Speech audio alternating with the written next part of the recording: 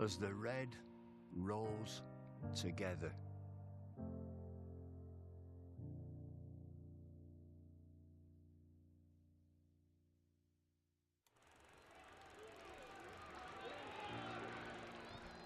"1864. We were first class then, and we're first class now, with a dream to spread cricket through Lancashire's towns, where girls and boys, with willow and leather, become more than a badge, but the red rose together." A club where more than legends are made, but friendships, obsessions, moments replayed on our screens, in our minds, in our hearts forever. 'Cause it's who we are, our DNA, the red rose together. Statham, Briggs, Jimmy, Freddie and Joss, Chappie, Sir Clive Lloyd, Carol Hodges, Kate Cross. What a roll call. It's a hard one to measure, with future names still to be written on the red rose together. We're all about people. It's what the red rose really means. Yeah, the ones signing autographs, but the ones behind the scenes. Our community, grassroots, the ones that feel tethered. Whether you're from here or belong here, we're the red rose together. And what about this place? Talk about world-class venues, internationals, gigs, events. You can choose from a menu of triumph, of disaster, of pain, or pleasure. We've seen it all at Emirates Old Trafford, with the red rose together. Red ball, white ball, lightning and thunder. Have you ever sat back? Have you ever just wondered how far we've come? The storms we've weathered, or how far we'll go, as the red rose together.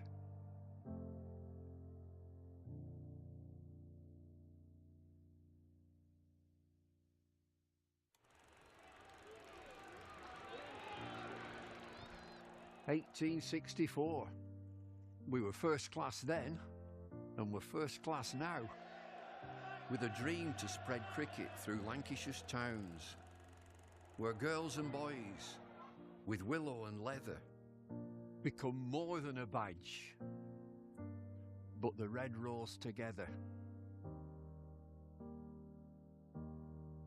A club where more than legends are made, but friendships, obsessions, moments replayed on our screens, in our minds, in our hearts forever.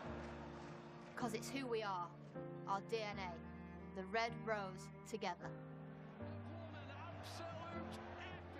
Statham, Briggs, Jimmy, Freddie and Joss, Chappie, Sir Clive Lloyd, Carol Hodges, Kate Cross. What a roll call. It's a hard one to measure, with future names still to be written on the red rose together. We're all about people. It's what the red rose really means. Yeah, the ones signing autographs, but the ones behind the scenes. Our community, grassroots, the ones that feel tethered. Whether you're from here or belong here, we're the red rose together. And what about this place? Talk about world-class venues, internationals, gigs, events. You can choose from a menu of triumph, of disaster, of pain, or pleasure. We've seen it all at Emirates Old Trafford, with the red rose together. Red ball, white ball, lightning and thunder. Have you ever sat back? Have you ever just wondered how far we've come? The storms we've weathered, or how far we'll go, as the red rose together.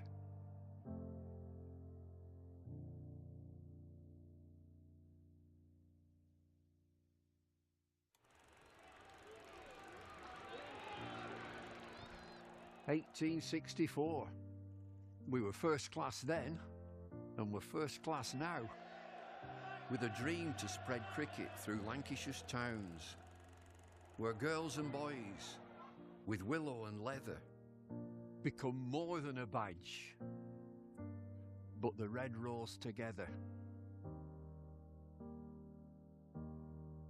A club where more than legends are made, but friendships, obsessions, moments replayed on our screens, in our minds, in our hearts forever. Because it's who we are, our DNA, the red rose together. Statham, Briggs, Jimmy, Freddie and Joss, Chappie, Sir Clive Lloyd, Carol Hodges, Kate Cross. What a roll call. It's a hard one to measure, with future names still to be written on the red rose together. We're all about people. It's what the red rose really means. Yeah, the ones signing autographs, but the ones behind the scenes. Our community, grassroots, the ones that feel tethered. Whether you're from here or belong here, we're the red rose.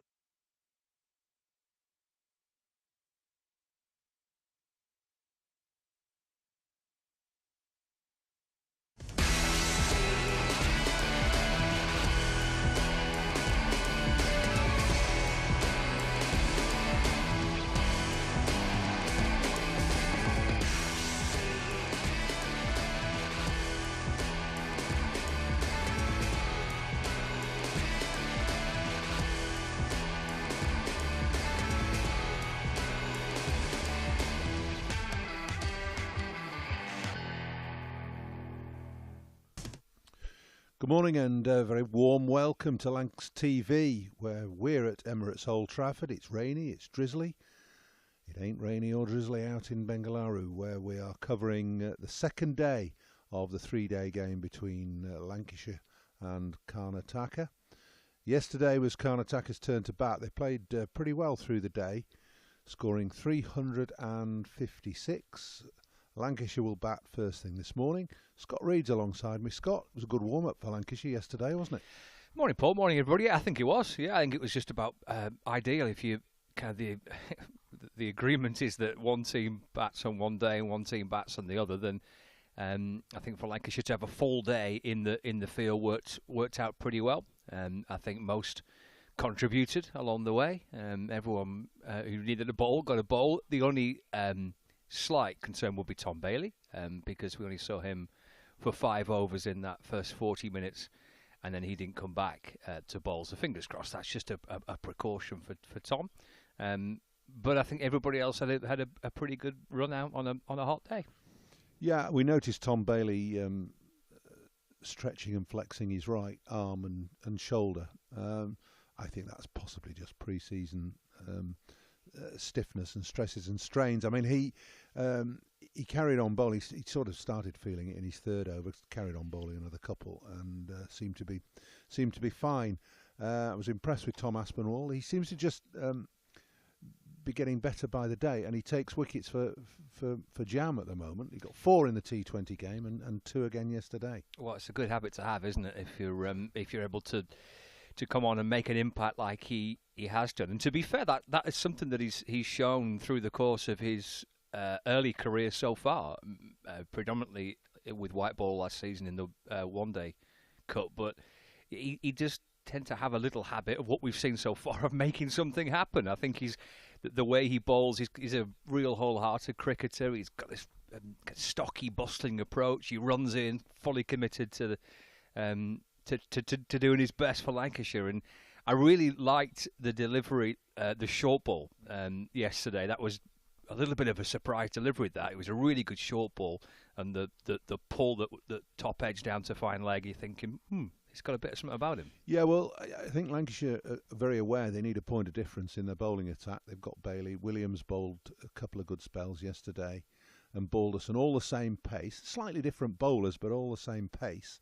But Aspinwall provides that extra yard of pace, and that is vital, not only to team makeup, but especially when you're playing here at Emirates Old Trafford. Yeah, I think having that little something different.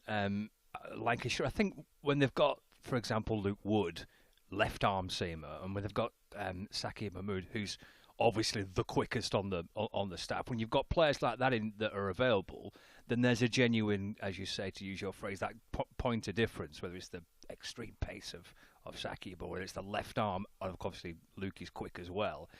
Then that's great. But those guys are not always available because of international call-ups, because of oh bless you. Yeah, it's an early morning. Just clear the airways. That. But obviously those two guys are not always available. And we know that Luke won't be available for the first few rounds of the championship because of the IPL. So, that little bit of something extra we saw from Tom Aspinwall, I think, will be quite exciting ahead of the new season.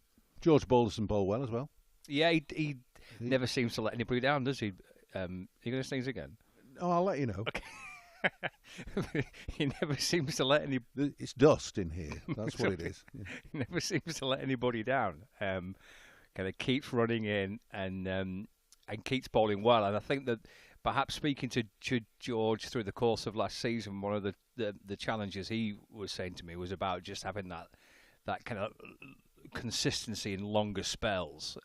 He does have a very handy habit of being able to take wickets in little clusters. He comes on and can break partnerships. He can take 2 or 3. Obviously, the other season, the hat trick that he got in that match at Essex, for example, would be a standout point of that. But I think for George, what he was saying to me last summer was just that consistency in longer spells. But he's a really reliable player, isn't he, for Lancashire now? He's a fabulous player. He is indeed, yeah.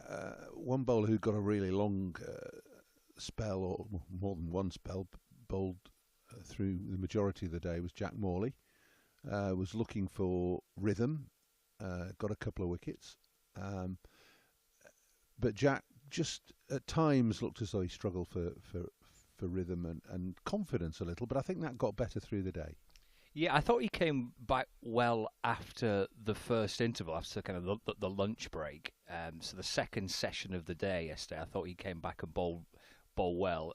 He did kind of ebb and flow a little bit for Jack. Obviously, he's bowling against players who are very accustomed and used to playing against spin and are good players of spin. So that's a challenge. And obviously, he's going from white ball to red ball, which he's not done too often, to be fair, in his career as well. But yeah, I thought as the day progressed, there were ebbs and flows, but he kept going, I think. Yeah, we caught up with Jack Morley after play and interviewed him. So I think we can hear from him now. Back out to India, who we got there? Oh, it's Jack Morley, who's joining us. Hey, Jack.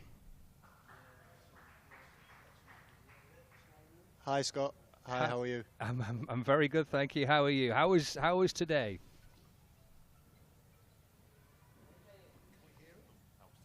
Sorry, say that again. How was today for you? Did you enjoy that? Yeah, it was really good actually.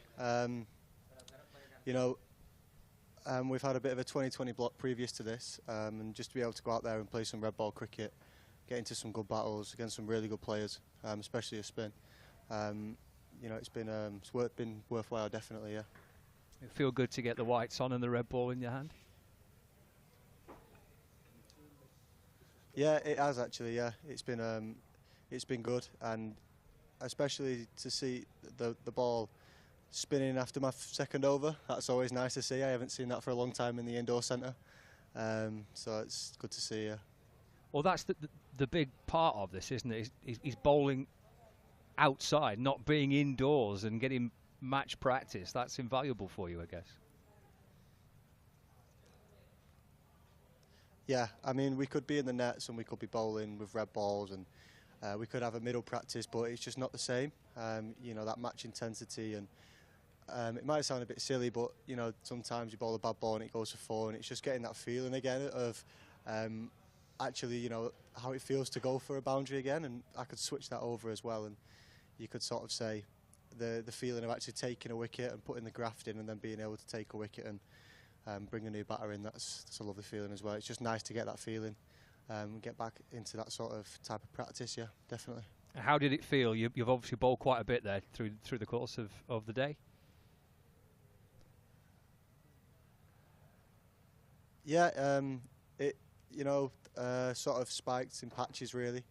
I think, you know, always starting your spell against good Indian batsmen can always be tough, but, you know, make sure get in outfields and just look to keep the ball at the stumps really. You know, there was a little bit of spin there from quite early on, and they were very good players of spin, but just try and keep the stumps in play.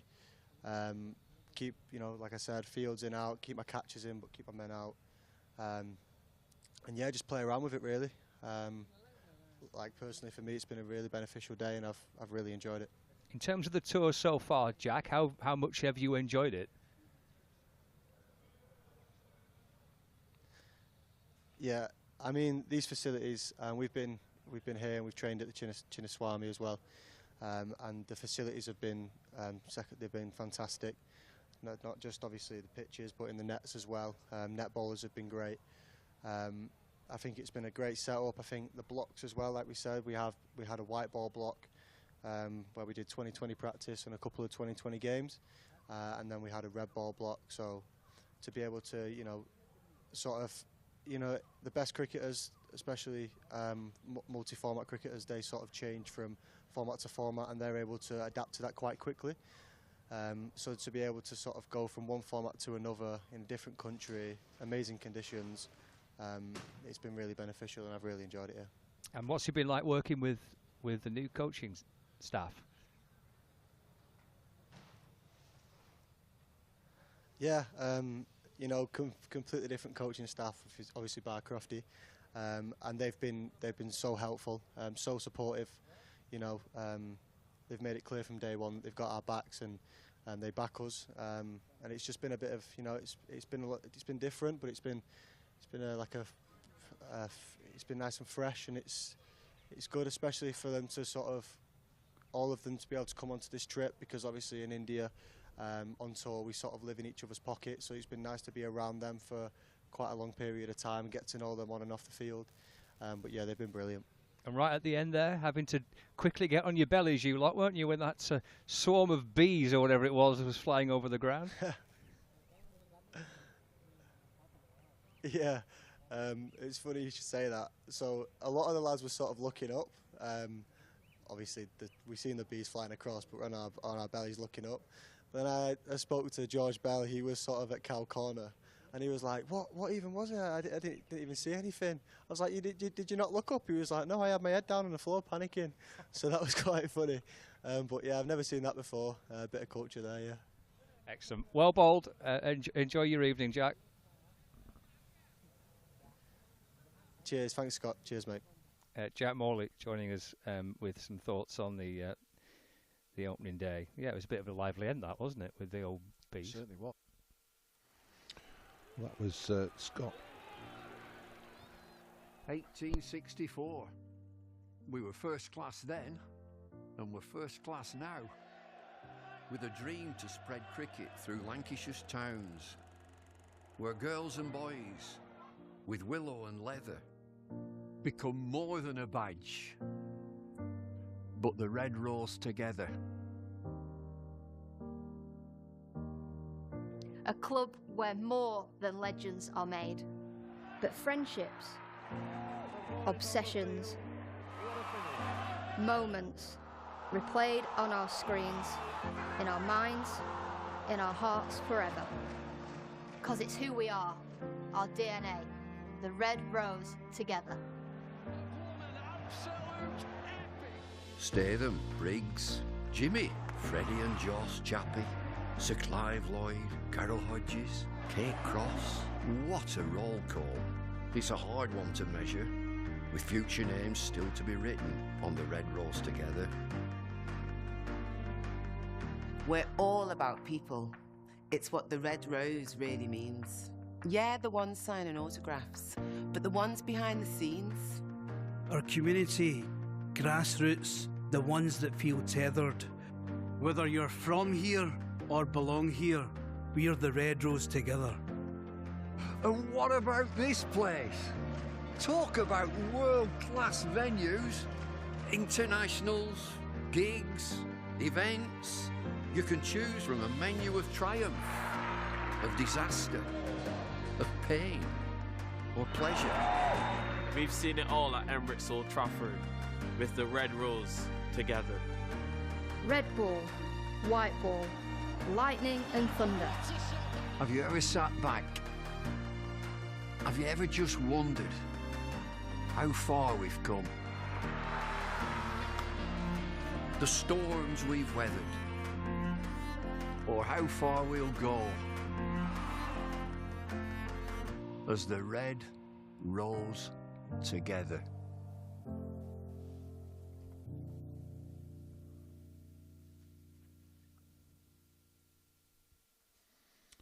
What a great little video that is, with David Lloyd leading the way for the Red Rose, Lancashire, and all things Emirates Old Trafford, right across the spectrum of cricket that's played through Lancashire. Jack Morley was upbeat yesterday, Scott, wasn't he?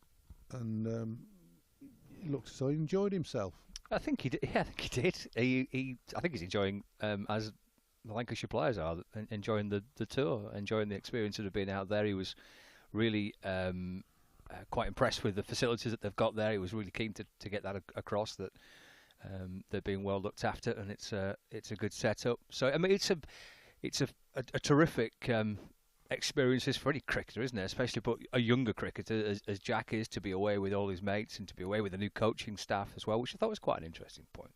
And that he's quite excited that all the new staff are there. It's a chance for everyone to kind of get to know each other a little bit, because you're in each other's pockets over the course of a couple of weeks or so. So yeah, I think he's enjoyed his trip so far. Good stuff. Right, down to business for the batters today. Keaton Jennings and Luke Wells opening the batting for Lancashire. Resplendent in their new kit, and they might have had a little bit of a nervous morning. They'll want to do well. Luke Wells facing the first ball. A little bit of swing, a little bit of bounce, and we saw that yesterday. I think this pitch might get a little bit quicker today. Goyal is the opening bowler for Karnataka. Just checking that front foot. Did seem quite a slow pitch, didn't it, on the first day? But yeah, it was difficult to the bowlers would just be easing their way in. Will Williams and Tom Bailey. Tom Aspinwall, as you mentioned a few moments ago, bowled with a little bit of extra pace, bowled a good bouncer to get one of his wickets. So there is a bit of bounce in there. I'm not sure it's what you'd call a quick pitch, though. That's good from Wells. Always good to get bat on ball early on. And as is customary, there's a quick sortie down the pitch to prod down a bit of turf and have a tap on the surface. Opening batters always treat pitches with a degree of suspicion when they get out into the middle. But I said there'd be an element of nerves there. It's not about actually nerves about batting an opposition. It's just a question of, this is my first innings of the season. And I want to get away to a good start. I want a few runs. I want some time in the middle. And Luke Wells will feel much better now that he gets off the mark with just a little nudge into the leg side. Yeah, I guess it settles everybody down, doesn't it? As soon as you get out there and feel bat on ball. Full day's batting ideally here for Lancashire, with the way that it's been kind of set up. A day in the field yesterday, so now a chance for the batters to get out there and spend some time in the middle. this familiar-looking opening partnership for Lancashire now. They seem to get better as the seasons go on. These two, Luke Wells and Keaton Jennings, they have different styles and different ways of playing, even though they're physically similar, tall left-handers, but they seem to complement each other really well.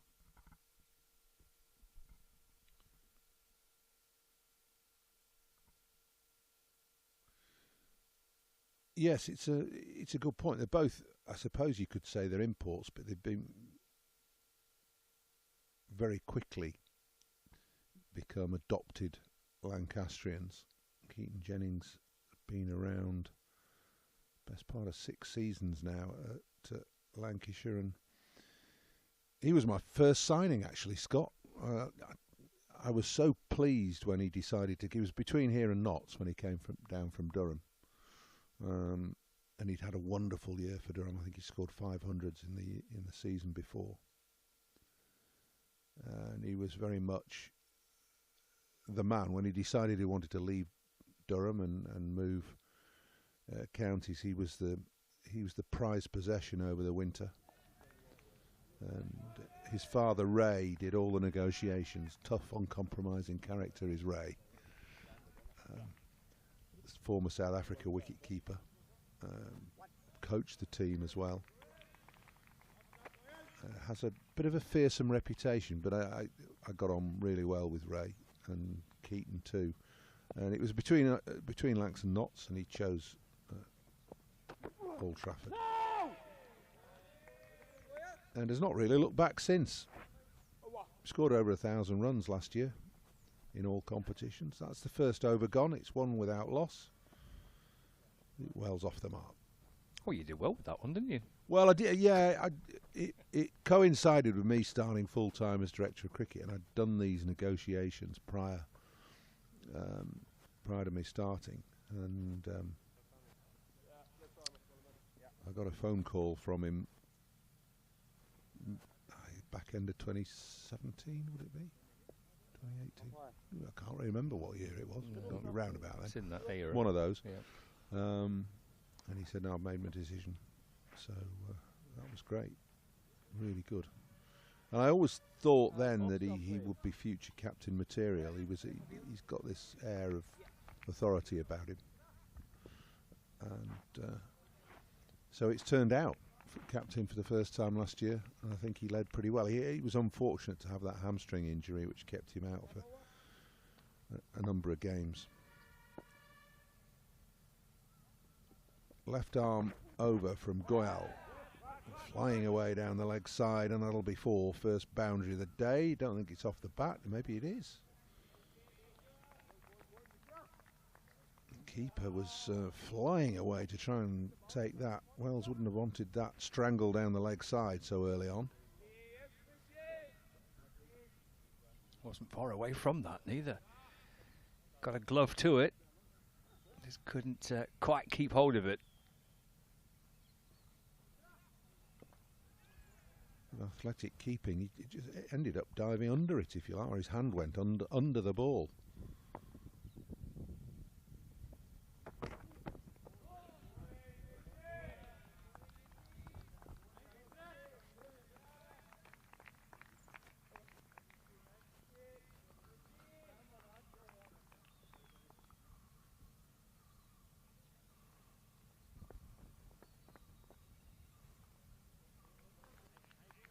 Luke Wells, another signing from another county, from Sussex. Glen Chappell instrumental in that one. Knew his father, Alan, well. And Luke had been having a tough time down at Sussex, took a punt. His career had almost come to a standstill. And we picked him up for a song, to be honest.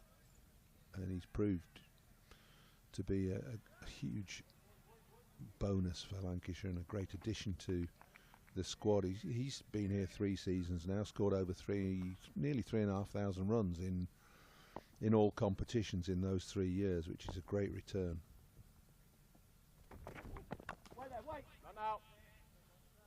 I think his development and progression actually has been fantastic to watch.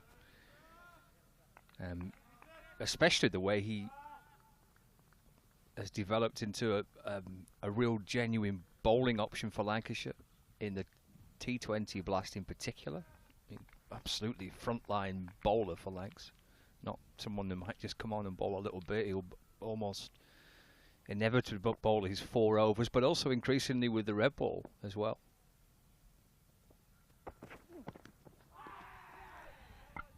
Gone. Well, that's a disappointment for Luke Wells, caught on the crease and just pushing forward at that. Good ball from Mishra. A little bit of swing, and that had a little bit of pace in it as well. It's a good catch by the keeper. Disappointment for Luke Wells.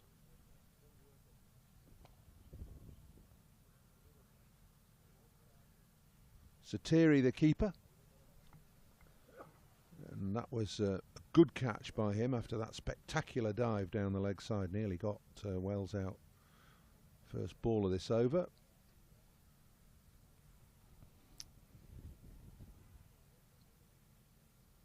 Subsequently called byes those that first ball of the over.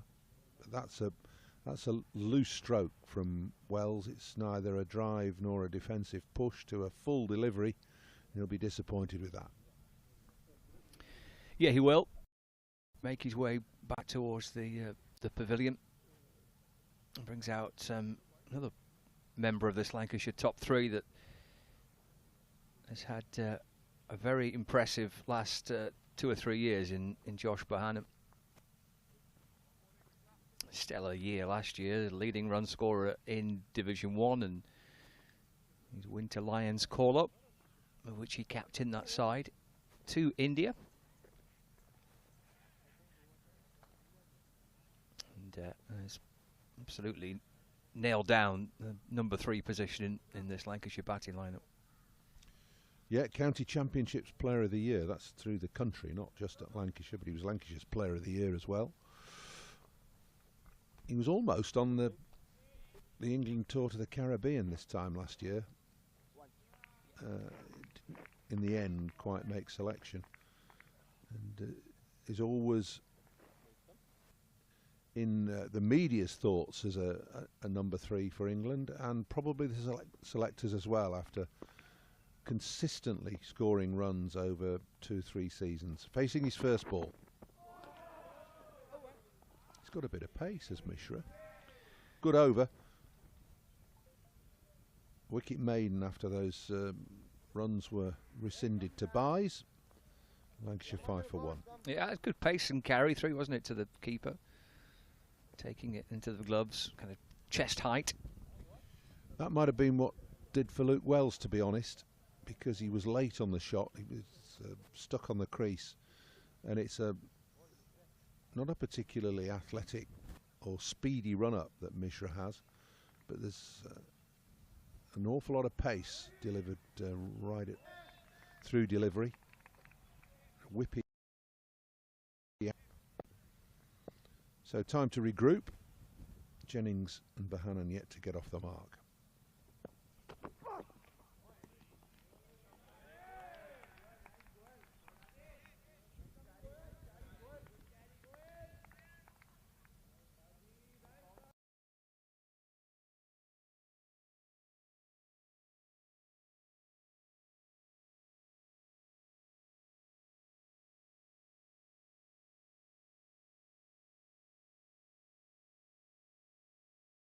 Yeah. 2. And I think the other one went as well, didn't it? Yeah, he said calves and hamstrings. It was hamstring that was the first one last year.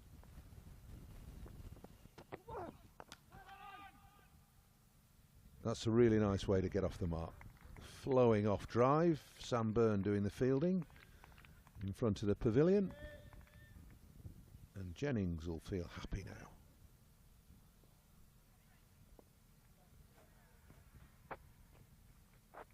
Yeah, lovely shot, just eased into it. Nice straight drive, gets the Lancashire captain underway.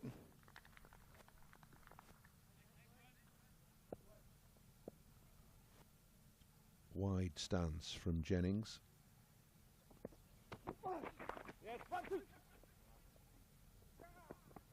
Wants 2 and we'll get 2.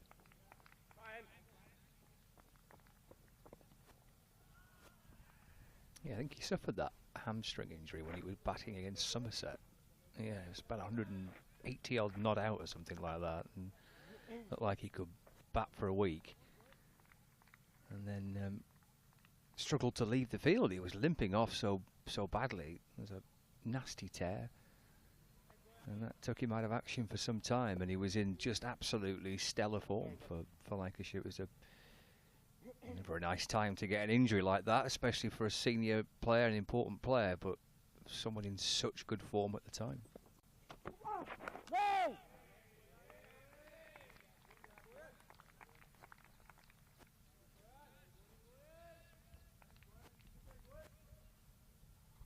It's such a philosophical way about it. I was waiting outside the pavilion at Taunton just to get an update on how he was, and Glenn Chappell came down and said, "Oh yeah, I'm not sure it's great news." And then Sam Byrne came out and told me, "Yeah, it's a hamstring injury." And Keaton came hobbling out of the dressing room, so I went, "Oh, I'm really sorry to hear that. You know, such sparkling form." It's like, oh well, these things happen.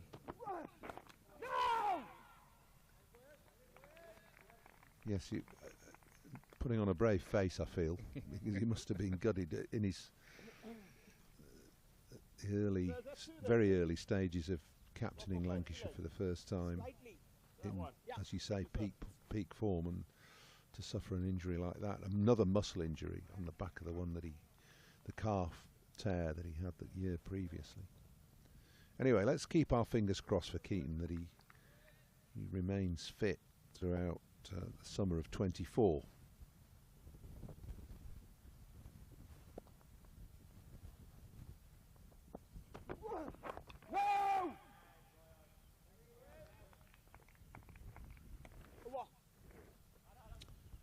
Three overs gone, 11 for 1, Lancashire. A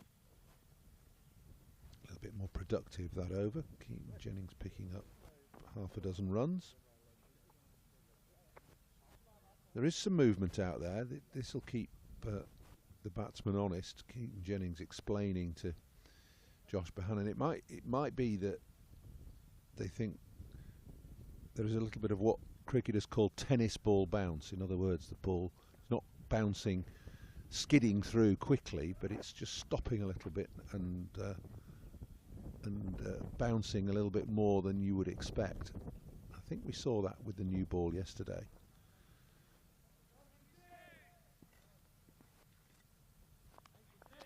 But it's going to be Mishra bowling again. And he's got a little bit of pace. Looks fairly innocuous from the run-up. Comfortably played by Bohannon, looks to have plenty of time. It's a nice contrast too, isn't it, with the two opening bowlers here, the right arm and left arm in combination. Mishra, the left armer. It's a different challenge for these two batters. Ball coming down from a different angle.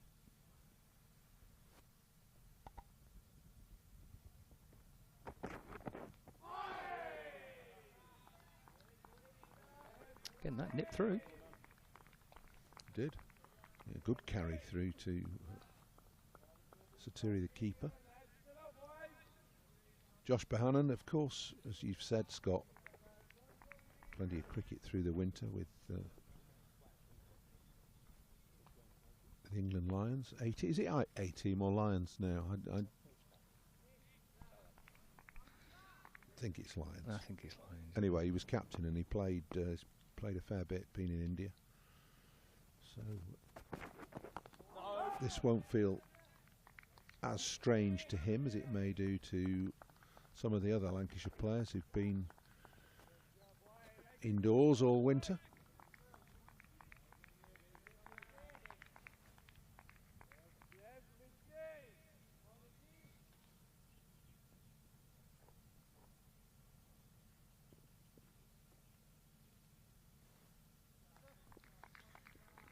Love the curries, that lot. The Lancashire back room.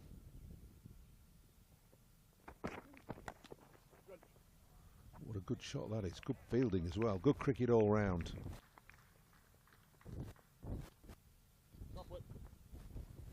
Bahanan gets off the mark with a single. Probably thought he was going to get 4.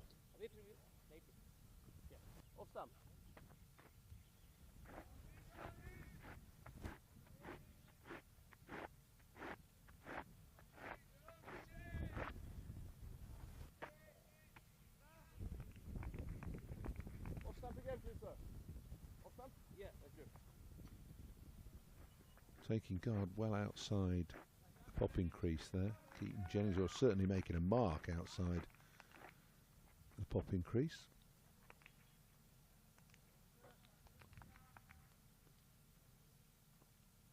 And then retreating, maybe where the front foot goes. Interesting approach.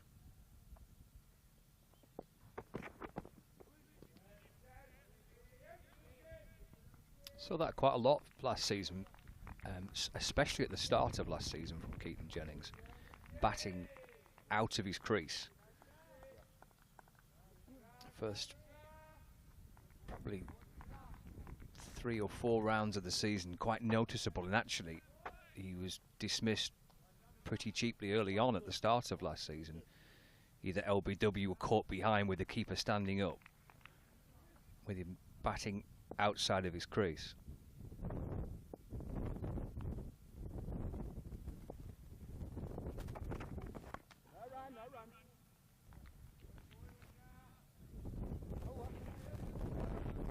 And the steady over from Mishra, just a single from it. 12 for 1 Lancashire. I suppose the approach is just trying to negotiate that early season kind of movement, either through the air or off the pitch. Yeah, I mean, if I have one slight criticism of Keaton Jennings, and it's especially evident in the early part of his innings, is that he tends to be a bit static in the crease. He gets set. We've just explained, Scott, you were saying that he takes guard outside off stump. That tends to a little bit nullify his foot movement. So he tends to play from the crease, if you like, and that gets him into trouble occasionally. The ball nips back, hits him on the pad, he's susceptible to LBW, and he hangs his bat out a touch outside off stump. Now, I'm being hypercritical here, but it gives encouragement early on to the bowler. And with my old bowler's hat on, I always try to look at where I would bowl at an individual, a batter, if I would still have the ability to run in and bowl at him, or the physical ability, that is. And he would encourage me to peg away on that off stump line, knowing that if I could nip one back, I'll hit him on the pads, and if I can get one to go away, I've got a chance that he'll nick it.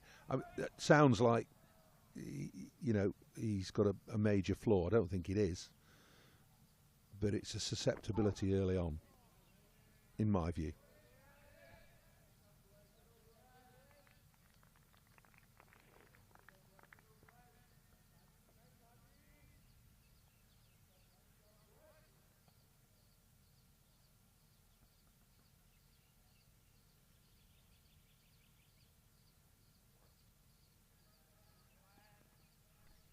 Having said all that, it's a method that's worked pretty well for him. He's played 17 test matches, he scores runs, 1,000 runs a year for Lancashire in all competitions, first class cricket as well. So it works. I've just glimpsed the scoreboard, Scott. It's working today. It was stuck on 47 for 1 yesterday. Look, there we are, 12 for 1 off 4. Target's 357. Happy days. Sprung to life on day 2. Let's just keep an eye on that, shall we, through the day.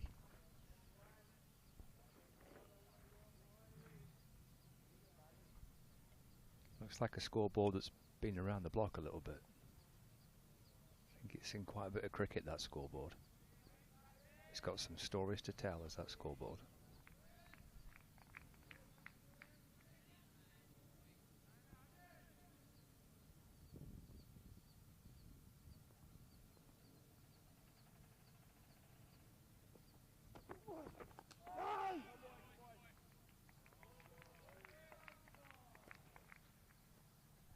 Good start this with the ball. Gohal and Mishra. Yeah, there's been no easy pickings really, just the one flowing off drive from Keaton Jennings. The ball that was slightly over pitched. Ah, now then. That must be another game going on somewhere.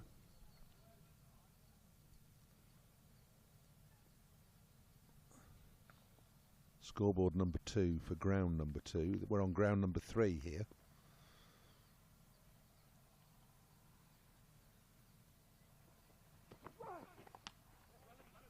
Whipped away by Bohannon dismissively. I'm not sure he timed it. No, he didn't. He got a bit of a leading edge on it. Looking to whip it away through mid-wicket. Picks up a couple of runs.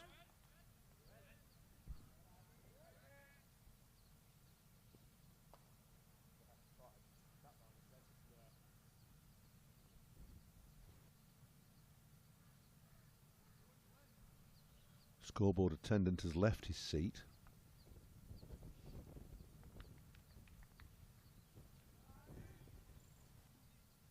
Maybe they just do it at the end of the over.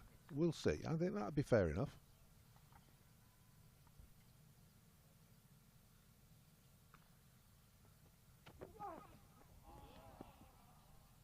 Take your time, Josh. 2 off the over, 14 for 1.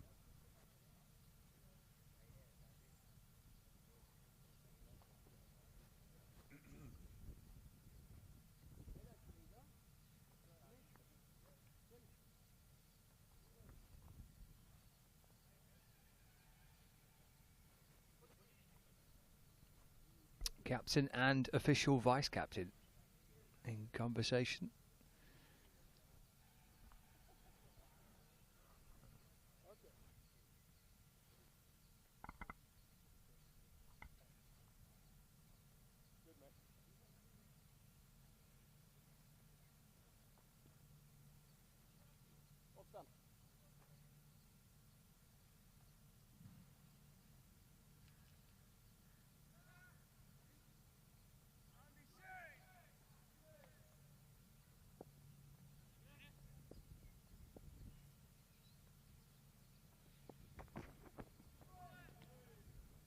He's got some pace, this lad.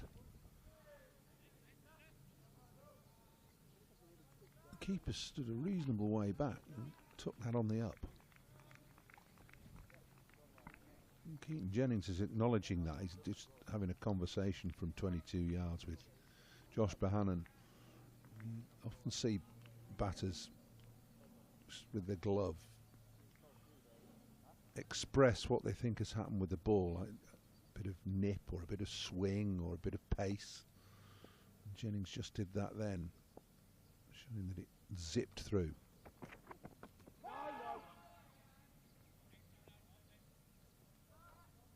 Now, when that defensive shot is played like that, that looks commanding. I like that. You know, I like that.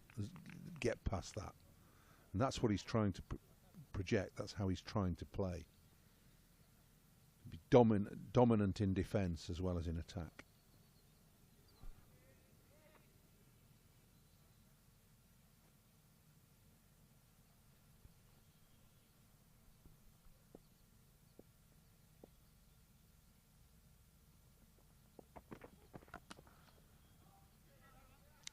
Lovely stroke through extra cover. Second boundary for Keaton Jennings. Yeah, there's plenty of talk, certainly over the last summer or so, with the way that England play their cricket. Now, this kind of positive approach and attacking approach, but you can be just as positive and just as attacking, almost in defence with the way that you play. That sense of authority, sense of trying to command.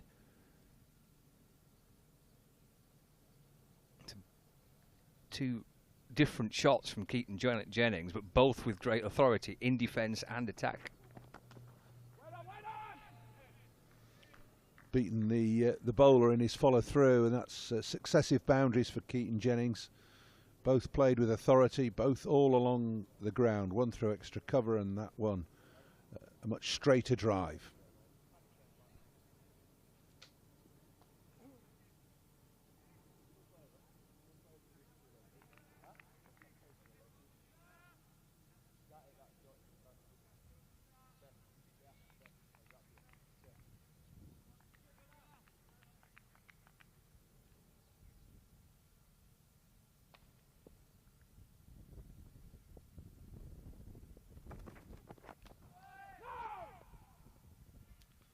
comeback from Mishra. Slipping in the Yorker.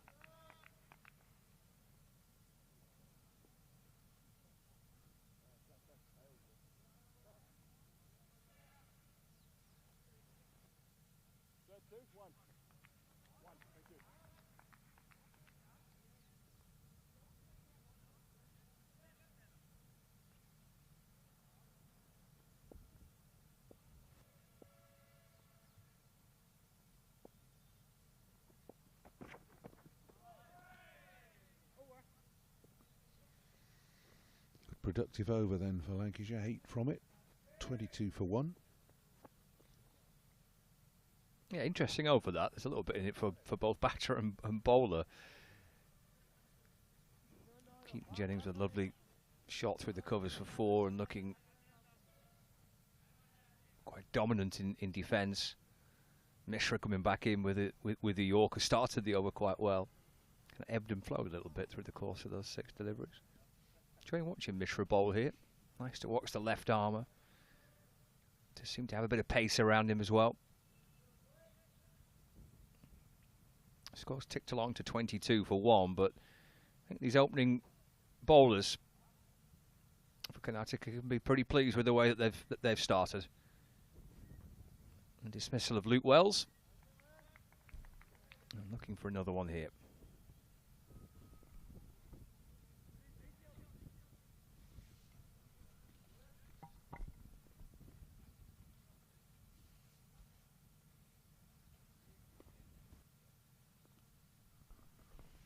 Start of the 7th over.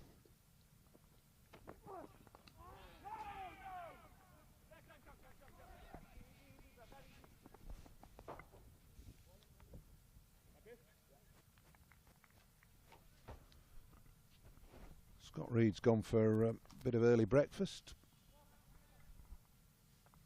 Callum Flynn's alongside me now. Callum, how are you? How are you progressing this winter? Yeah, fairly good. We've had a little trip out to India ourselves with the England physical disability side. Went to Ahmedabad in January. Sadly lost a 5-match T20 series 3-2 over there, but you know everything that people say about India, about us being such a good country to travel to play cricket in, is it's bang on. It's such a brilliant experience, and the 2 lads out in the middle here, Jennings and Bohannon, will be pretty used to it at the moment. They spent I think 6 to 7 weeks over there themselves. I was there when we was there. We bumped into them a few times as well. You were in the same venues, were you? Yeah, so we had a couple of games around the Modi Stadium, the 132,000. So they say. Don't know if it was does. it full? No, it certainly wasn't full for us. But we trained alongside the Lions. They was playing, I think, their final day of the 2nd match. So we kind of bumped into them in one of the training pitches. All of them was really good lads. They came over and spent some time with us. Some of the spinners got to bowl at, Jack Morley and some of them lads. So it was a good experience for us bumping into them. Great stuff. That's good. I think that any time you tour India, it's a fantastic experience, both from a cricketing aspect and a cultural point of view. All you've got to do in India is mention cricket, and you're welcomed with open arms. And the Lancashire players have said that consistently through the times we've been to Lancashire. I went out with the academy, went to Mumbai 2 or 3 years ago. That was a fantastic experience. We took our under-13s and under-15s along with us as well. It was a brilliant tour. And the lads now are having a great time. Being brilliantly looked after in Bangalore by the Hilton Hotel Group and the Karnataka Cricket Association.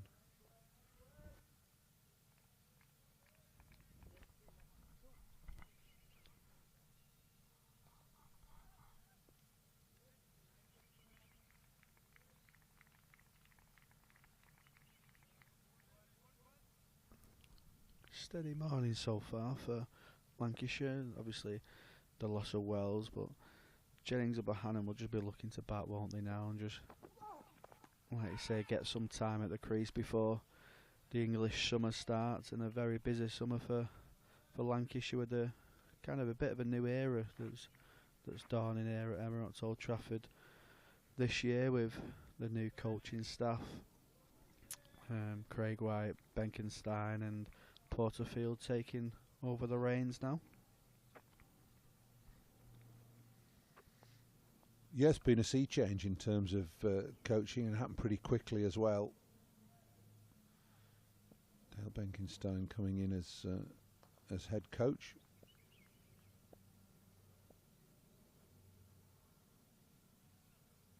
Quickly followed by Craig White and Will Porterfield.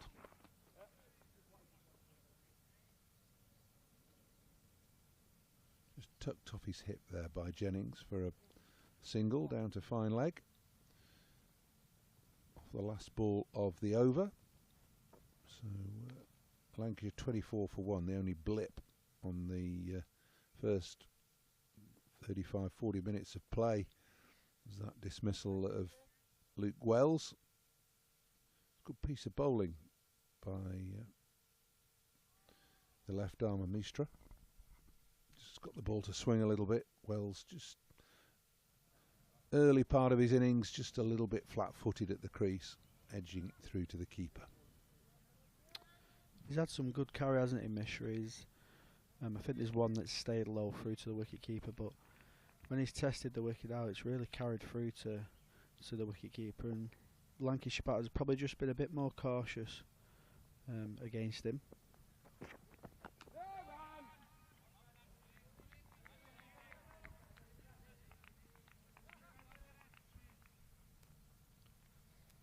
I was listening to the point regarding Keaton Jennings that you made, and I know it's very specific criticism in terms of, it's quite. He's been excellent for Lancashire, hasn't he? He's Mr. Consistent. He's knocking down the England door again, hoping to get back in the side. But do you think, going back to his first experience with the England Test team, it's maybe potentially a reason why he got dropped, as he clips off a 4 off his legs? Well, he scored hundreds for England, didn't he? I mean, he scored one in Mumbai in 2016. He scored 100 in Sri Lanka as well, proving very adept in subcontinental conditions. I question whether I was asking David Lloyd yesterday whether he thought that Jennings would still fit into the framework of the way that the current England team play, and David was firmly of the opinion that he would, and that he was on reserve for the tour of India. He made 100 when he was out there with the Lions, but he didn't get the nod, did he? When that's stayed low and missed off stump. Yeah, this pitch and these bowlers will keep the batters honest all day. So, in answer to the question, I think Keaton Jennings is firmly in the selectors' minds as part of the batting squad. Yeah, he's been knocking down the door consistently, hasn't he? He's been scoring over 1,000 runs for Lancashire consistently in the past few seasons. He's been scoring big runs as well when he gets hundreds. They're not the very big hundreds. Scott Reed mentioned the one against Somerset where he sadly got injured. He could have gone on to bat for another day the way he was batting, and he could certainly do that again for England. Like you say, I think there's some question marks still over maybe number 3, Ollie Pope. He's struggled, except the one innings in India, a little bit again, but maybe he could sneak his way back into the top 3 that way. Jennings and Duckett look Crawley and Duckett look pretty set, opening the partnership for England at the moment. But I thought England might have just took a punt on Keaton Jennings in that Test series. He's a brilliant player of spin. His height, the way he gets down to the ball and sweeps against the spinners. I thought he could have really suited the, as they say, the Bazball style for England in India. Difficult team to get into, let me tell you.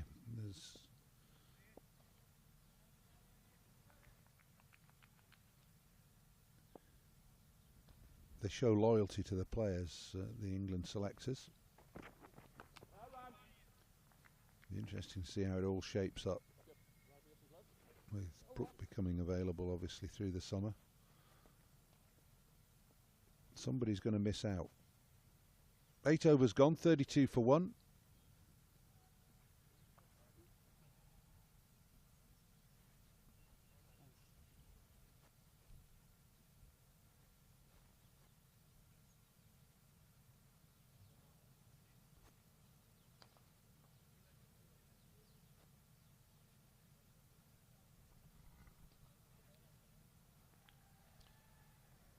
Jennings 23, the dominant partner. He's had most of the strike, to be fair. And Josh Bohannon just easing his way.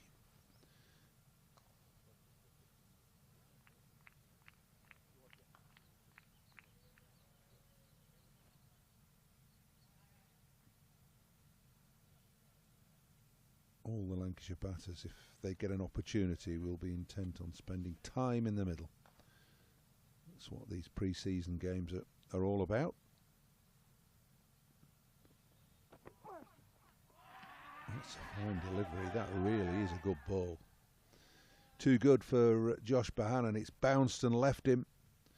Might have flicked arm or forearm or shirt on the way through, because it really did bounce. Not much you can do about that. And Josh Bohannon recognises that fact.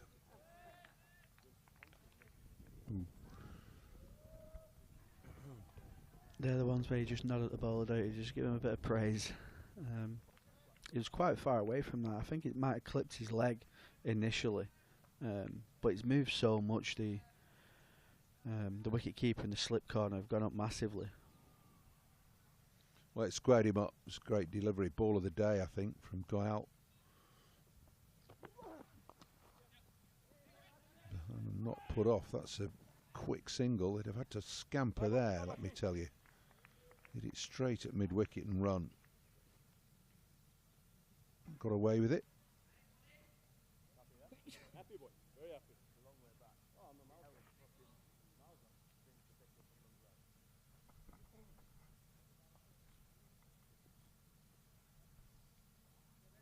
I think that's the most impressive thing about Bohannon, is his intent to score. Even though when we speak about intent to score, people think about boundaries and trying to hit the fours, the sixes, but he's constantly looking to rotate the strike and make sure he's not facing too many dot balls, and making sure he's ticking over with his partner.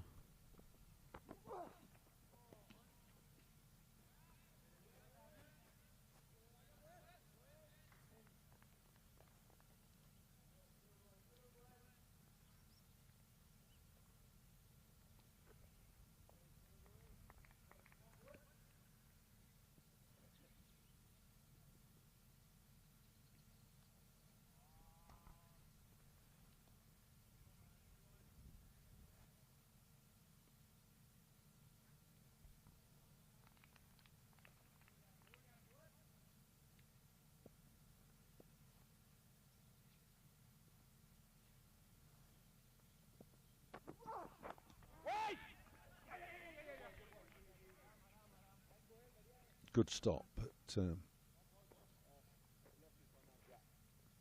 not prevented the single.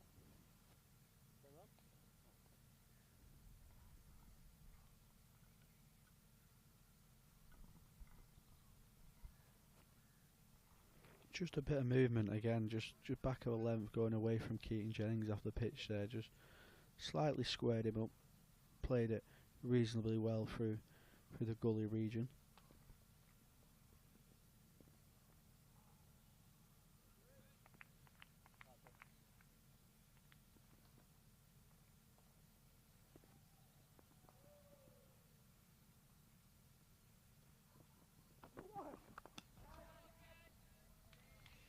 One hand off the bat, but it doesn't prevent it from going for 4 through extra cover. A flowing drive from Josh Bohannon.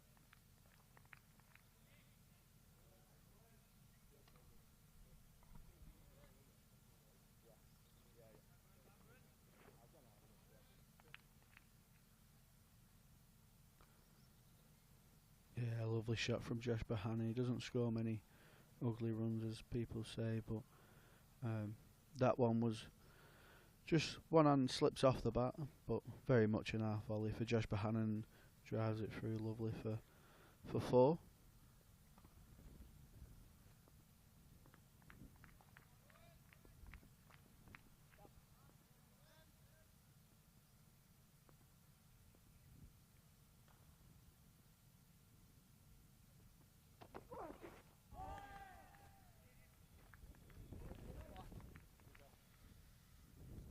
Nine gone then, 38 for 1. 6 off that over. Opening bowlers have bowled tidily, with a little bit of pace at times as well, and there's been enough movement just to keep both batters honest. Wicket taker Mishra. Good delivery to get rid of Luke Wells. A little bit of a symmetry to the runs from each bowler. Mishra, though, 1 over less than Goyal.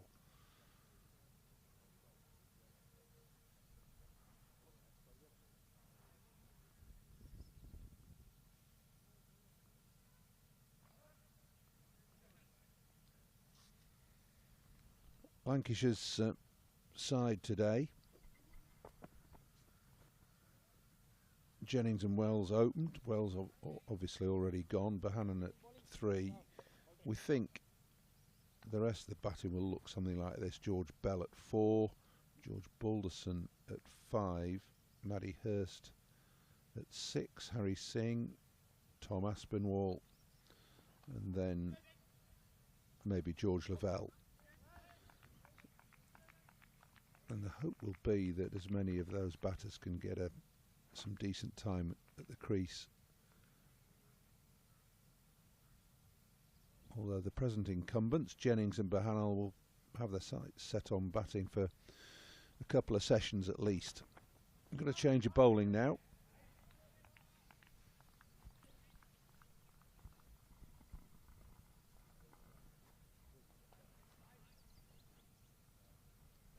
Batted number 11 yesterday, Pye. And has come on first change. Here at the Allure ground, the number 3 ground. 3 grounds at Allure. Deemed either 1, 2 or 3, or platinum, gold and silver, depending on your persuasion, basically. I quite like gold, platinum and silver better than 1, 2 and 3. Yeah, certainly a little bit different, isn't it? It gives it a bit more razzmatazz.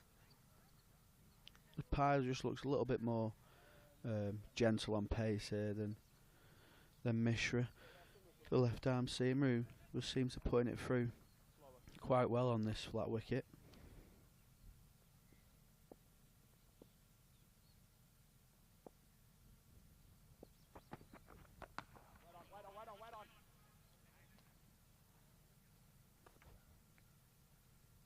Time for Jennings to get in position and play the pull, although still early days for Pye, and Jennings will be keen to just assess each of the bowlers before he plays anything too expansive.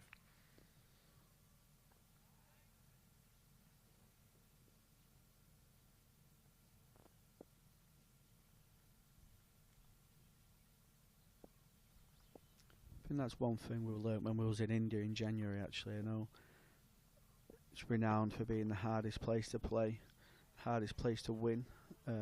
Pretty flat wickets, but you've always got one with your name on it as a batsman. So your technique is always being scrutinised, and your mental approach, making sure you're switched on at all stage with the heat, the conditions.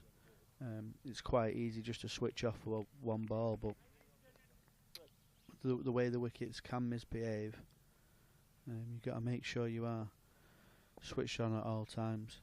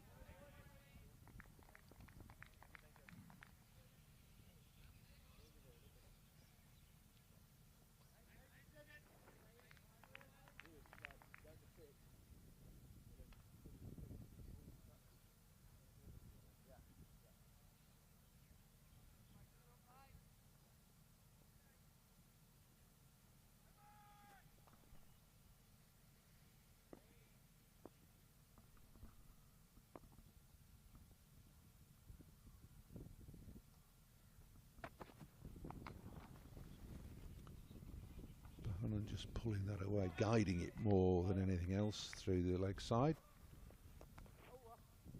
I'll just pick up one for that off the final ball of Pye's first over. 10 overs bowled then, 41 for 1. And Lancashire will be happy with this first 55 minutes or so. The only downside to that, the fact that Wells was out for 1 very early on. Dare say he'll be out in the nets now, having a few throwdowns and whatever.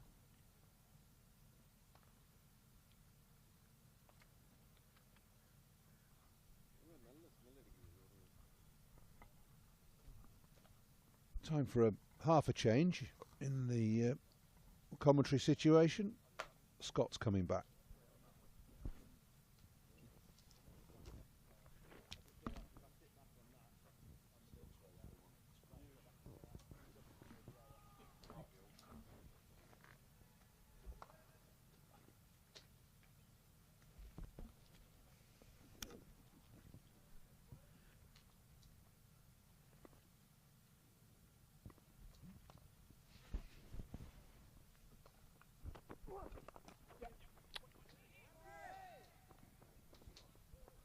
Gayal into his 6th over. He probably won't continue for much longer in Indian conditions. They don't often bowl the seamers for more than 6, 7, 8 overs in a spell. Not like English conditions, so we'll probably see some spin pretty soon. Morning, Callum. Morning. These cricket seasons are getting earlier and earlier.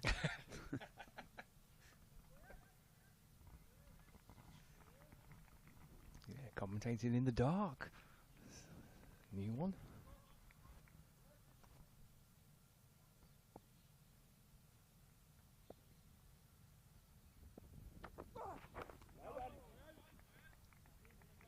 Yeah, over number 6 for go out. I think Lancashire yesterday were operating the seamers in particular, kind of like 5 over little bursts. So quite a bit of spin through the course of the first day. Certainly into the middle session, the final session. Jack Morley bowled thick end of 25 overs yesterday, so a bit of Luke Wells is also. So I expect quite a lot of spin as the day progresses. Plenty of options as well.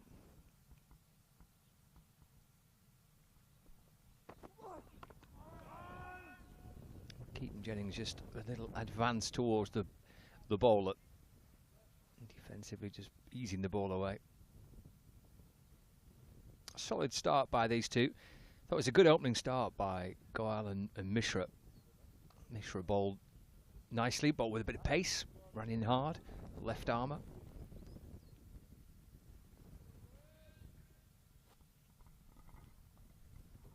Yeah, they both started really well, didn't they? There was a bit of shape, a bit of seam movement, and the seam movement is still there. Goyal got a few against Bohannon to in his previous owner, 2 going away to him.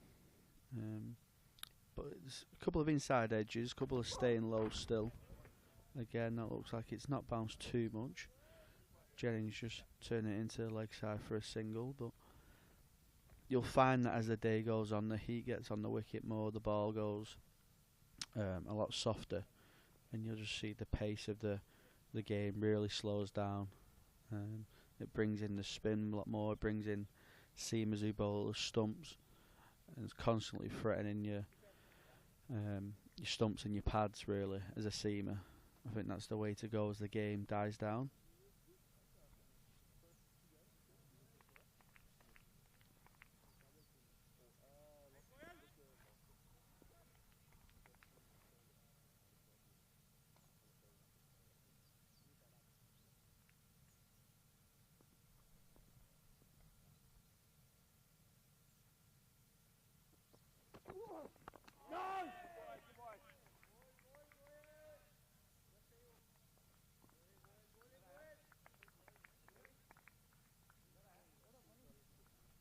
That's one of the many great aspects about touring is the different challenges you face, the different conditions you face, the different bowlers, different ways you have to find to score, to defend.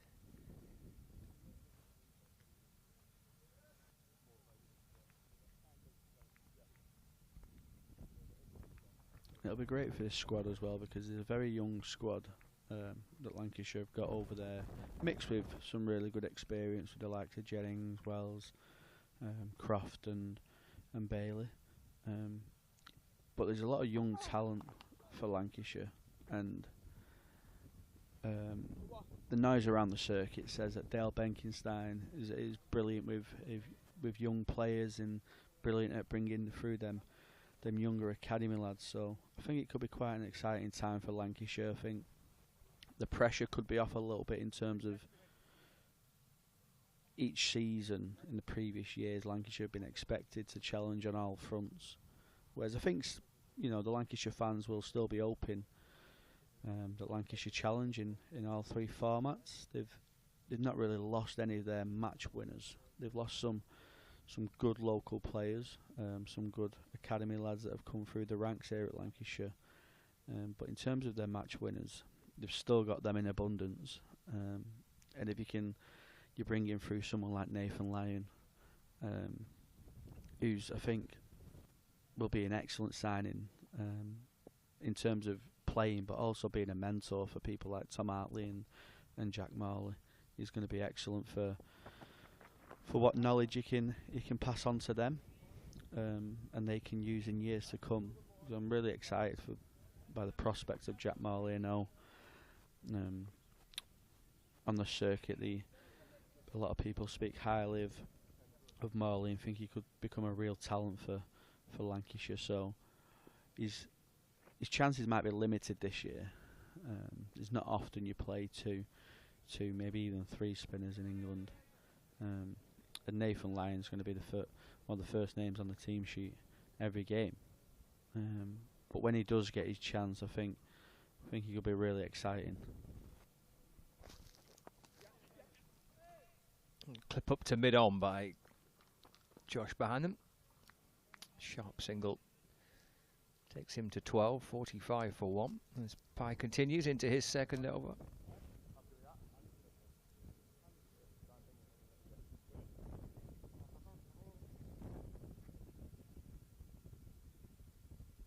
Spoke to Dale Benkenstein probably about a month ago, actually, and he's in the middle of the England-India series, in which obviously Tom had made such a big impact. I didn't time that, Jennings, but he'll get 4 for it.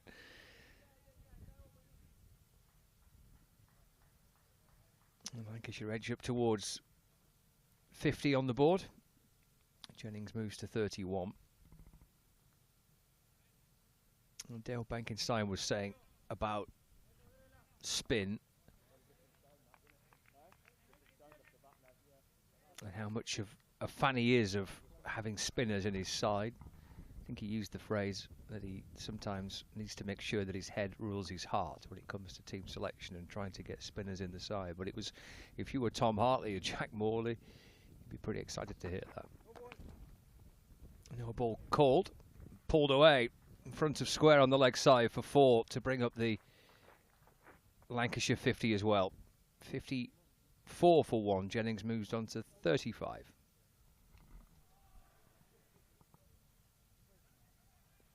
Yeah, Jennings seems pretty comfortable against Pye. He's really slowed the pace of the game down. He's a bit more military medium than Mishra, who was sending him through to the wicket keeper. So Jennings just needs to make sure he stays switched on. He's, like we said previously, in India there's always one with your name on it, and if you switch off at any minute you can always get that delivery which surprises you.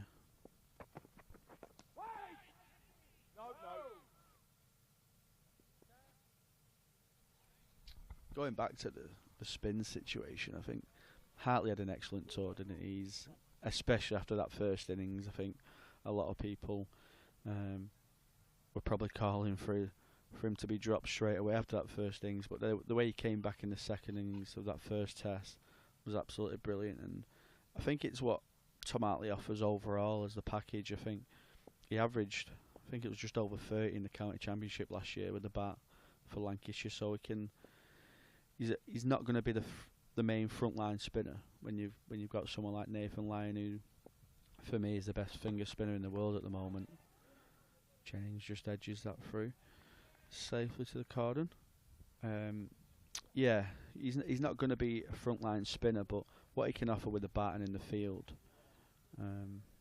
he could suit Lancashire's balance in the way they want to go, and they're going to have to try and produce more results than what they did last year. I think we ended up on 10 draws last year. So if they can turn some of them draws into wins, they'll be up there challenging.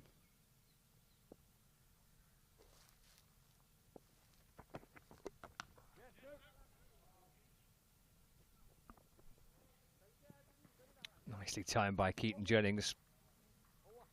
Just paddling the ball away through the leg side. Productive over for Lancashire.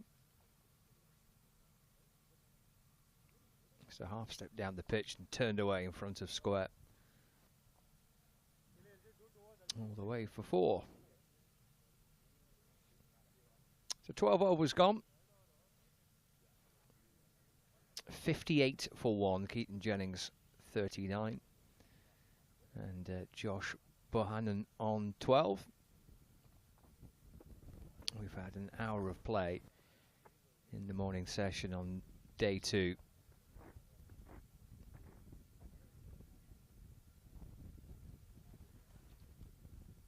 So the captain and vice-captain out in the middle, preparing for the new season, which, as Callum mentioned, will see the arrival of a certain Australian international.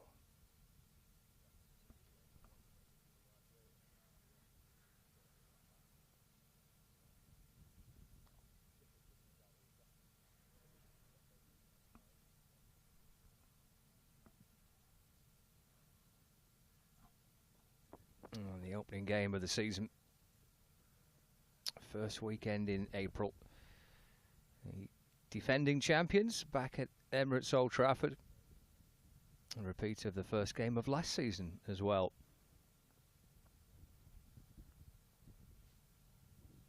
A coverage of Lancashire and Thunder across Lancs TV. Another busy summer on the way. Looking forward to watching Lancashire Lightning, watching the Thunder as well. The season starting on the 5th of April.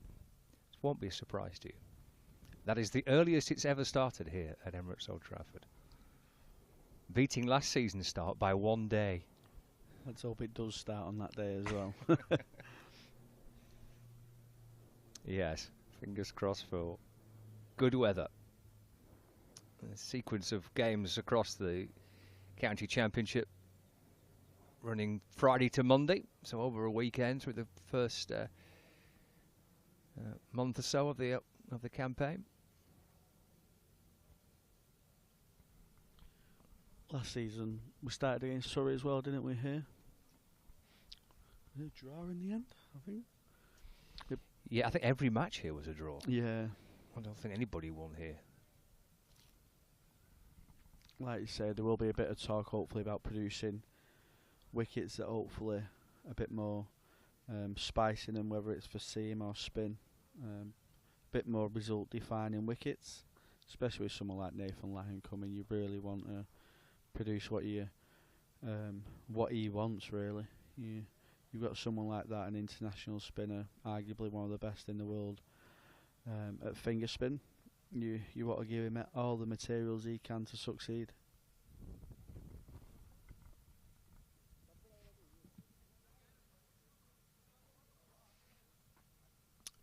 To start as well for Lancashire, I think last season's top three in the first three fixtures.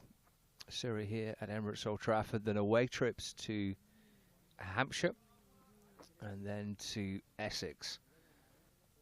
So, got to hit the ground running against some strong opponents. He's been a really strong, competitive Division 1 for a number of years now. You've got to be a good side to win it across 14 games, a long summer. That consistency to win the county championship title. Lancashire have come close on a few seasons since 2011, but haven't yet got over the line to win the title for over a decade.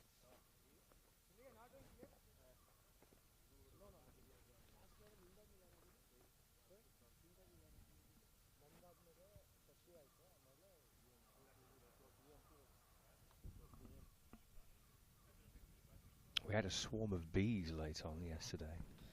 Yeah, I've seen that. Thankfully, I've never been on a cricket pitch when something like that's happened. I've seen it on numerous of times on the telly now. I think Sri Lanka it's happened quite a few times, India. I won't like to be on the pitch when it does happen. Nobody believes me, but it happened at Durham. There we go. This is yesterday. Blimey. Everybody hit the deck.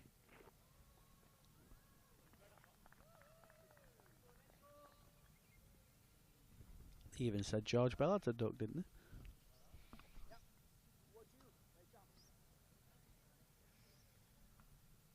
Apparently he'd no idea what he was ducking for.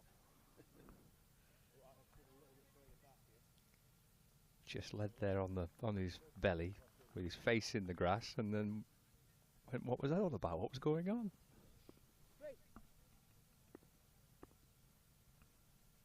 Back underway after the drinks break.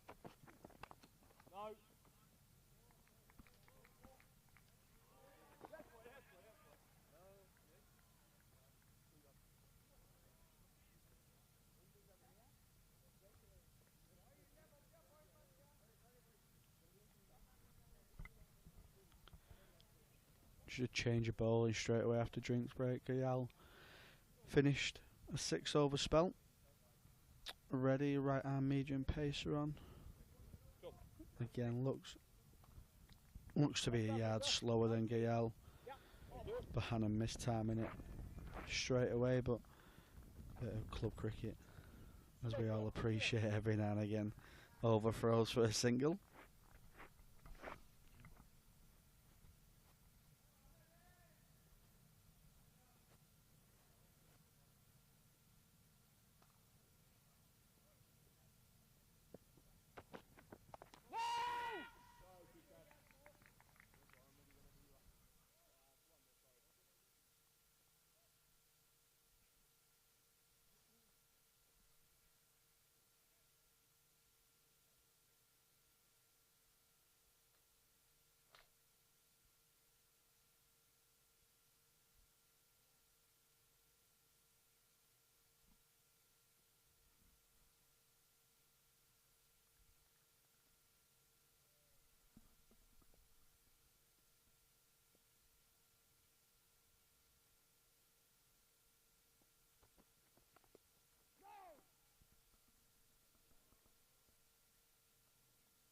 Yeah, and just play calmly, carefully away by Keaton Jennings off the front foot.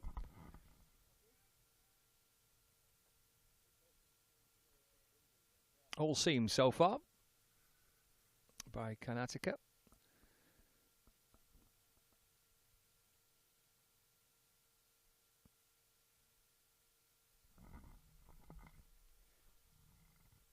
Jennings and Bohannon looking pretty comfortable as well, aren't they, against the seam? Lancashire scoring at a pretty healthy rate of 4.72, so I'll be very surprised if Spin isn't on in the next over or two. We know Pye went for, I think it was over 10 in his last over. We've gone for 18 in his two. So I think a change and a change of pace, something a little bit different will be offered up soon.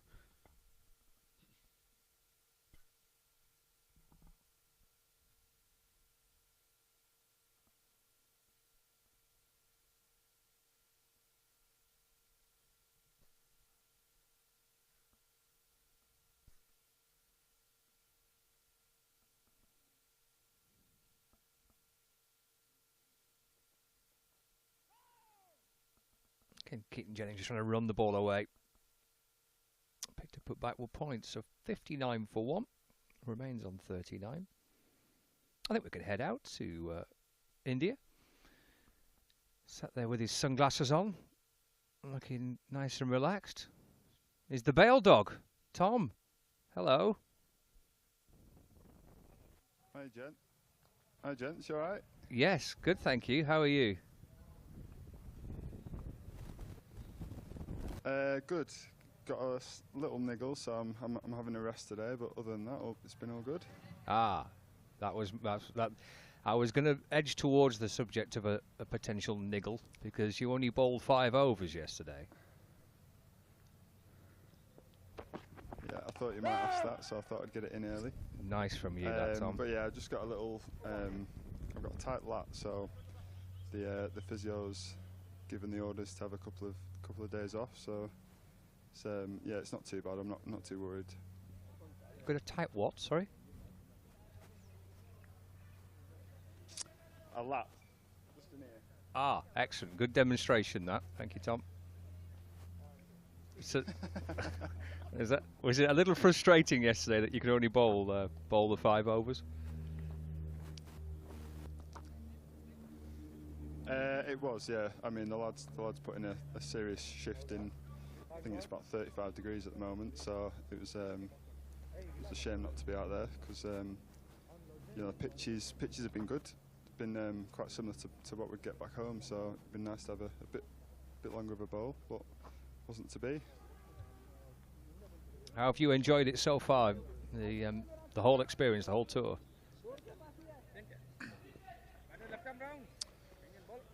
It's been good. It's been tough with the heat. I think the lads have had enough of curry, so have I. But yeah, I mean, like I said, the conditions have been surprising, really. You know, you usually expect tired pitches and turning pitches in India, but you know, it's helped the seamers. There's been a lot there for the seamers. So in terms of practice, we couldn't have asked for much better. You know, you're not allowed to complain about the heat when we're sat here in Manchester and it's dark and cold. You do know that, don't you, Tom? Well, I've been in Australia all winter, so I'm actually looking forward to some cool weather.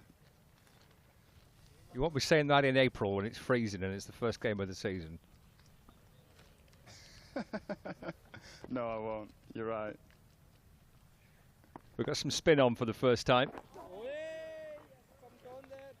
It's defended away by Josh Bohannon.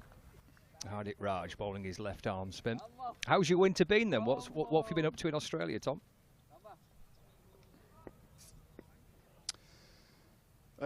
Just playing a bit of club cricket. I went out there last year. You know, it just gets me out of the indoor centre and that ice cold running track that Webby has us running on Thursday mornings. So it's nice to get away from that and yeah, enjoy some time away. Whereabouts in Australia?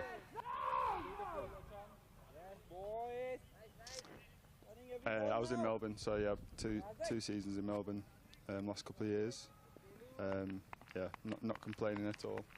How beneficial is that? I mean, I know you're saying a bit tongue-in-cheek about the cold, but actually to try and play as much as you can through a winter, how much does that benefit the summer, do you think?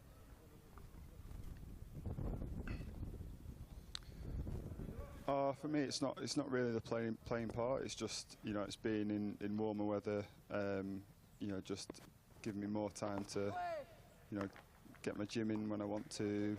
You know, do my running when I want to. Yeah, and that indoor centre can be a tough place, especially when you're doing 5 months there, like the lads have been doing. So, yeah, it's just whenever you get the chance to get outside, you know, you've got to take it. And building up towards another busy summer as a seam bowler, Tom, how does that kind of progression go? What do you have familiar plans in place now? You're an experienced player. Do you know what works for you to get yourself ready for the first game of the season?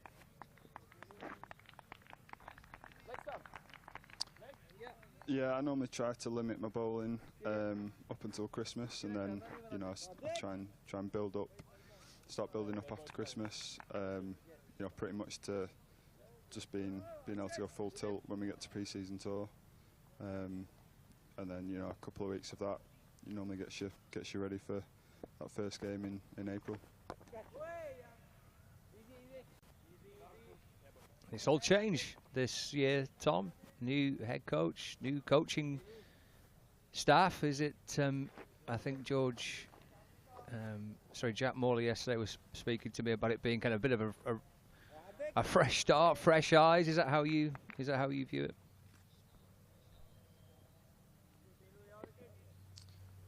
Yeah, definitely. Like, you know, we've not had the success that we probably would have wanted over the last few years. You know, having a strong side.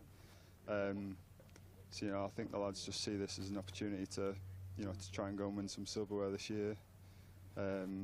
Excited with the 2 overseas signings that we've got. And yeah, you know, the lads are just looking forward to hopefully what will be a successful year.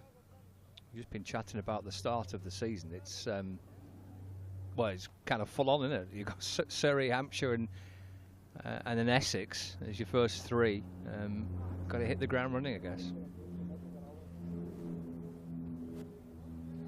Yeah, we do, but, you know, we see that as, you know, if we come away with 3 good results there, you know, we're right in it. And then that month of May looks a tough month with four fixtures. But, you know, if we can, like you say, hit the ground running, lads have been putting in the hard work. You know, and we'll be in a good position, I think. And just finally on this one, this game, Tom, are we hoping to see you perhaps have a bowl again tomorrow? Is that a little bit too early to say? Are you likely to be involved at all again?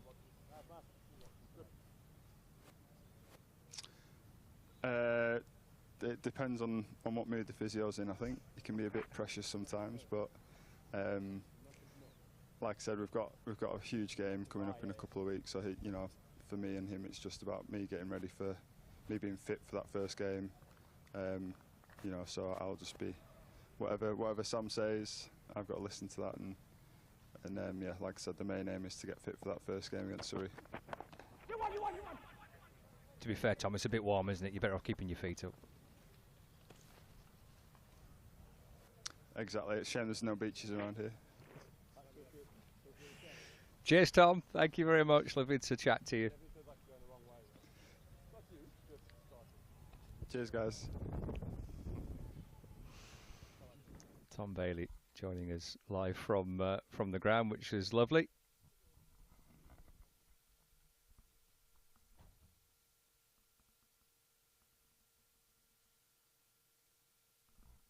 My favourite interviews last season was with Tom, when I thought I'm going to ask a really hard-hitting question here, which is unusual for me because normally they're a bit rubbish. I said, is there a good competition between you and Will to see who's going to be the leading wicket taker this season? I thought that's quite good, that, isn't it? He went, not really. We're both just really desperate to get off the pitch and get our feet up. We're not bothered who takes the wickets. It's just a typical fast bowler's response, that, isn't it? Then as well as leaving it down to the physio. I've got a feeling there'll be the physios there saying, oh, I don't need to bowl tomorrow. Maybe just leave me off the pitch.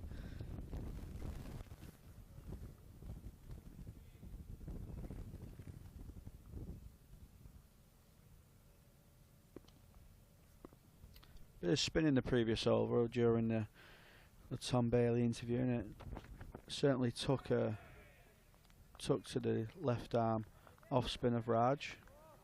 A few just turning to Keaton Jennings at the back end of the last over.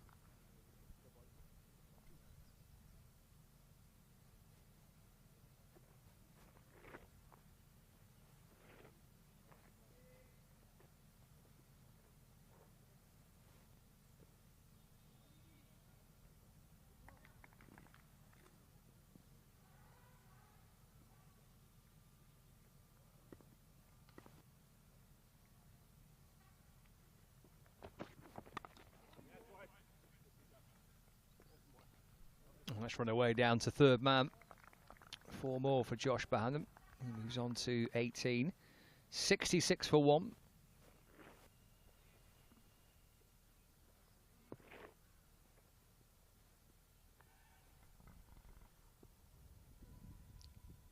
A bit frustrating and unlucky there from Reddy. He's bowled 3 or 4 deliveries in that little corridor, and a couple of them have stayed low and misbehaved a little bit. And that one didn't look like it got up too much. The toe end of Bohannon's bat, running away to third man for 4, but Reddy will just be looking to keep hitting them areas there, keep testing Bohannon's patience.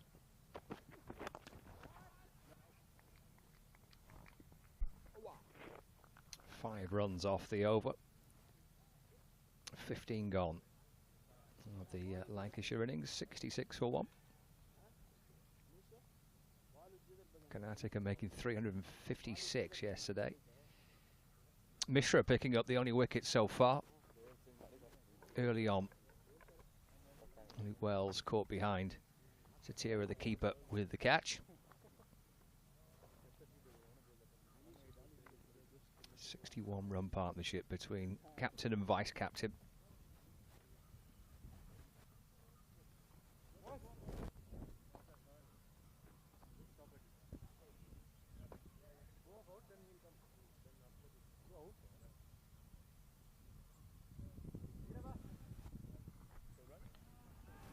We spoke earlier on about Keaton Jennings and how he was knocking on the door of England again and potentially hoping for a call-up at some stage, but Josh Bohannon has got to be in the mix at some stage. A leading run scorer in the county championship last season. A consistent performer for Lancashire over the last few years as well, and he scored a nice 100 for the England Lions in Ahmedabad.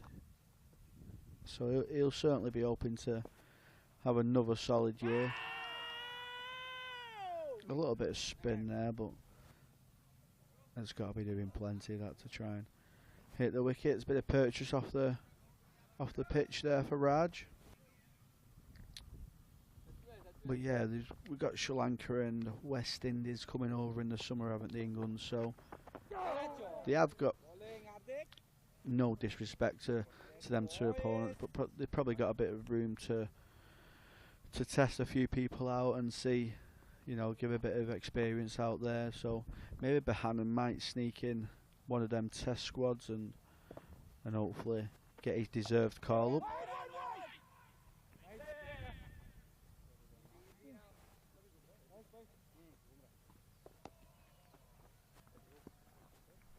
Forced away off the back foot by Keaton Jennings, and a good start, but he does get through for a single.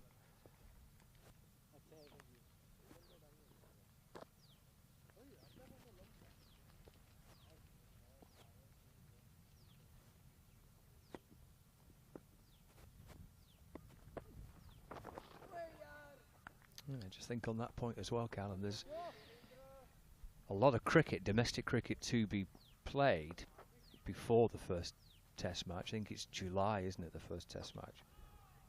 So you're looking at 2 months of the season. It's quite a long time for loss of form, for injury. It potentially opens up chances for plenty of people.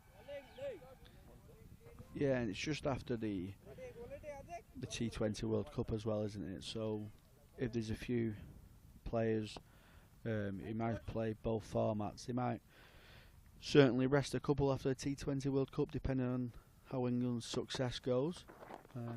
But Bohannon's got to be in that conversation. I think if there's a spot that's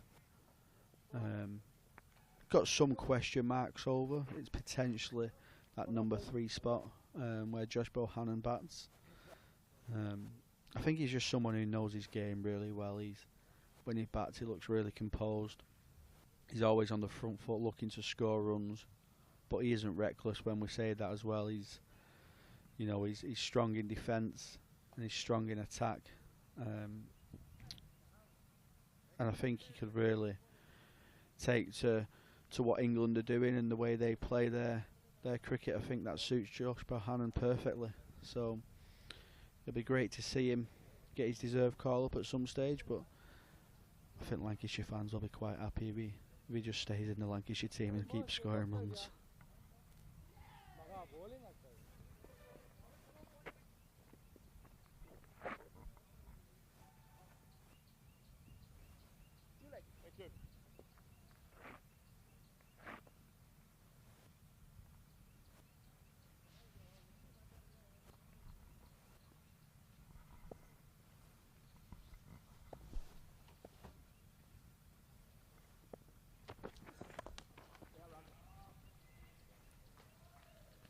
Driven down the ground by Keaton Jennings. Bobbles its way over the boundary rope for 4. Lancashire captain edging towards 50. Callum Flynn takes a break and Paul Allett's back alongside me. Yeah, good steady progress this by Jennings and Bohannon, isn't it? Keaton Jennings looking more assured by the minute. Josh Bohannon playing himself in nicely.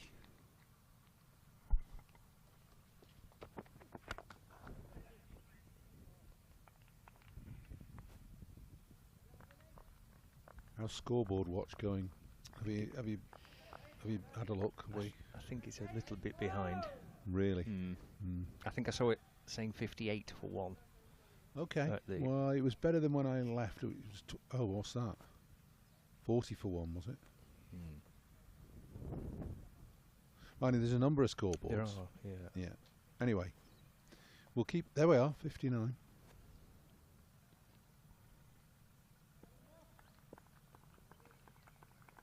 Chair's still vacant, isn't it?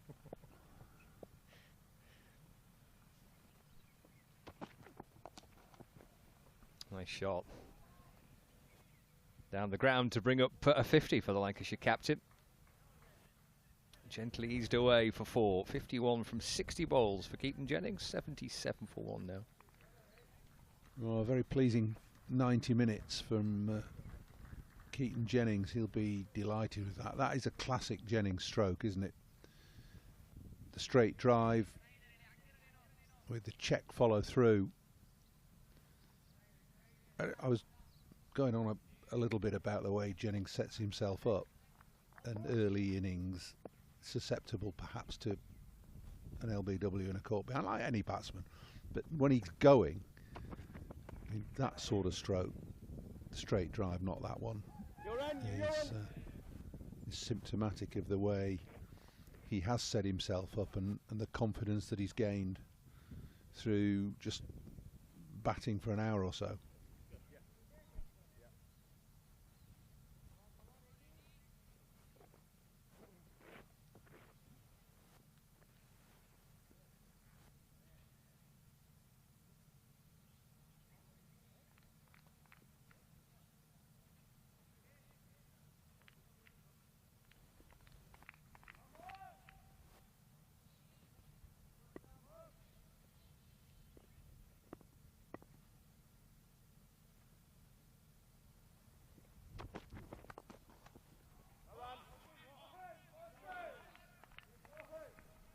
shot too from Bahanan. Lovely cover drive, not bringing many runs, but wonderfully executed. Yeah, it was a bit of a hand stinger, finger stinger, wasn't it? Yeah, it was firmly hit, wasn't it? Straight to the fielder.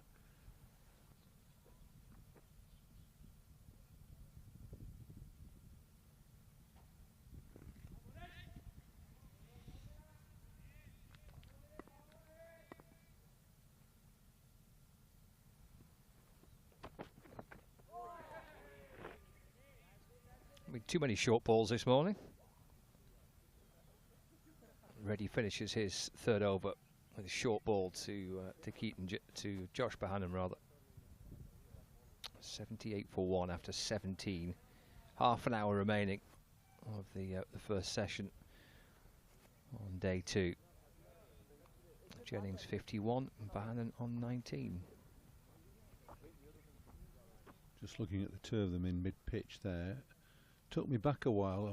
We were in with David Lloyd yesterday, going back to his era. Clive Lloyd and Harry Pilling used to bat together. There they are. Look, Jennings at 6'4" and Bahanan not quite as diminutive as Harry Pilling was at 5'3". Josh is probably 5'8", 5'7", whatever. But there was some great pictures of Lloyd and Pilling in the middle of the pitch having a conversation in between overs. Be a bit of a tester, I think, for Lancashire when the spinners come on. Raj is into his third over now. Keaton Jennings has got a good reputation of batting against spin. He'll help himself to that. It's only a single. Yeah, the success he's had at test level has been in the subcontinent, hasn't it? With centuries in India and Sri Lanka for England.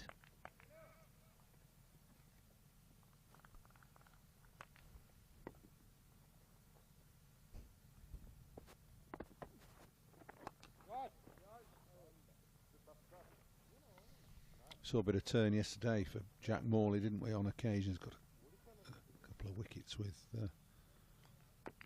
perfectly pitched SLA deliveries. One call at slip, one LBW.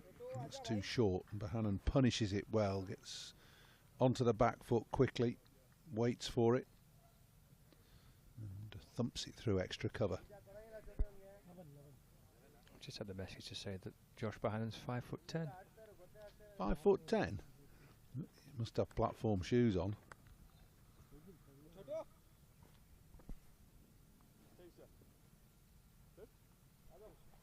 Who's it from, Josh?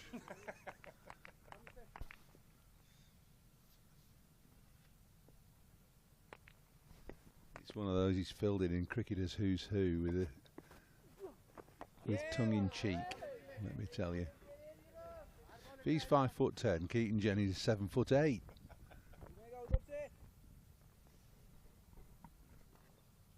Who sent you that, Gary? Well, Gary probably thinks he's 6'4".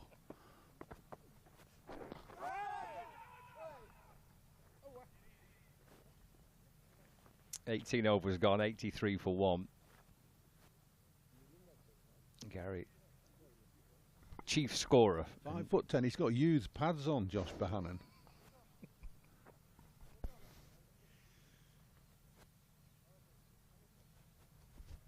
And Keaton Jennings is a good foot and a half taller, isn't he? So he must be 7'2".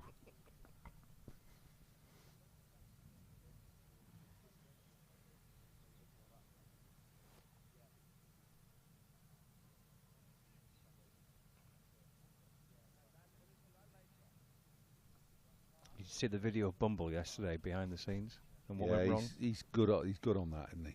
Very good. Technically inept. Oh yeah. I mean, you know, let him loose in there, flicking switches and levers and all that sort of stuff. Went to bars at the end, didn't it? Went to the test card. Pulled the plug. Yeah. If you didn't see this, it's behind-the-scenes video that Bumble did, going into the control room here at Emirates Old Trafford. We'll have to play it out at lunchtime, won't we? You can get it, I think it's on YouTube anyway, isn't it? It's on Lancs TV. Yeah, I think so. If you're feeling down or low at 25 to 6 in the morning in the UK, have a look. It'll brighten your day, brighten your morning.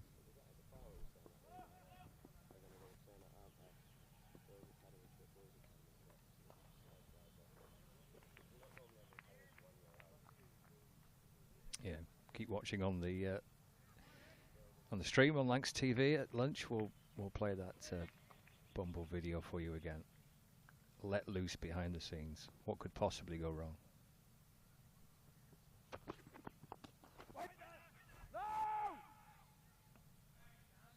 Getting a good-looking shot by Bohannon. He's picking out the fielders at the minute. Yeah, I don't think he'll mind that too much. The fact is he's locating the middle of the bat regularly, which is good.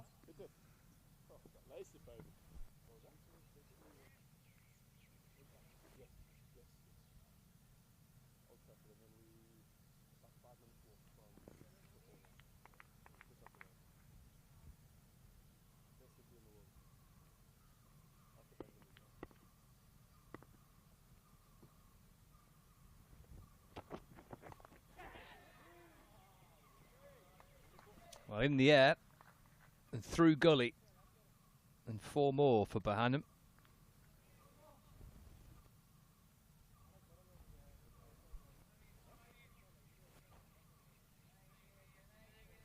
Yeah, I'd just like to see that again if we could.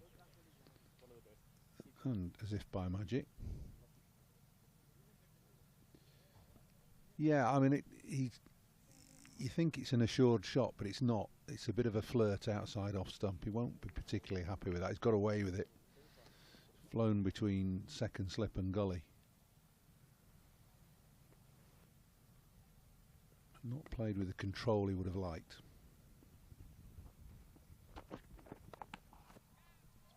That was.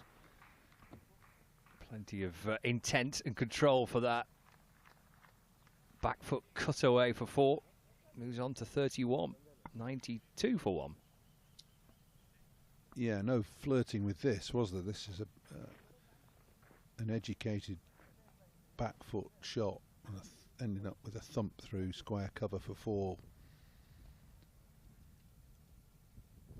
Like all shorter batters, Bohannon is very, very good to anything slightly short and wide. Good cutter, good puller. Into the 30s now.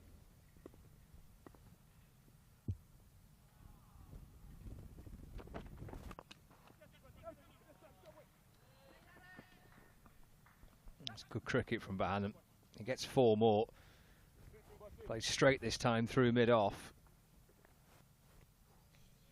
It's as if that first 4 of the 3 has just spurred him into being a little bit more decisive and positive, because he certainly wasn't in the... I know the intent was good on the first 4 to try and steer it down to third man, but he didn't get over the ball at all. And the 2 subsequent shots have been of the highest class. Back foot, front foot, and all along the ground.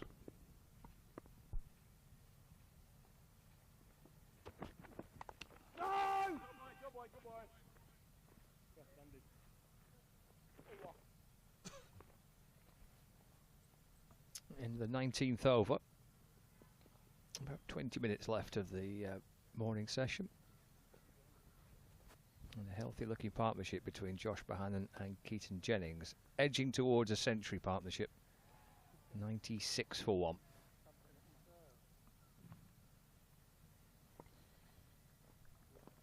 Yeah, it's it'll beg the question at lunchtime if these 2 are still batting. I think, how long do they want to play for, and how much practice do they want to give to some of the other players? So you've got a young middle order today, Bell and Hurst and Balderson, and I think it's important that they get time in the middle. But you look at the two senior players out in the middle now, Jennings and Bohannon, they'll say, hang on, it's important that we have time in the middle as well. It'll be interesting to see.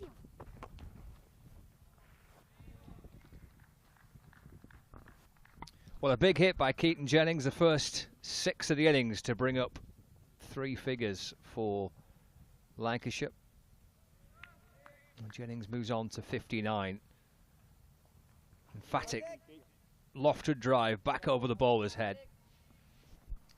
Yeah, the width on that delivery just gave him room to get his hands and arms through. Flowing, lofted drive.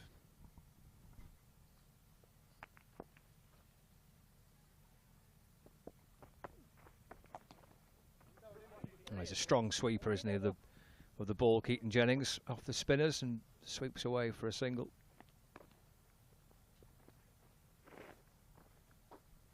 Yeah, conventional sweep and the reverse sweep.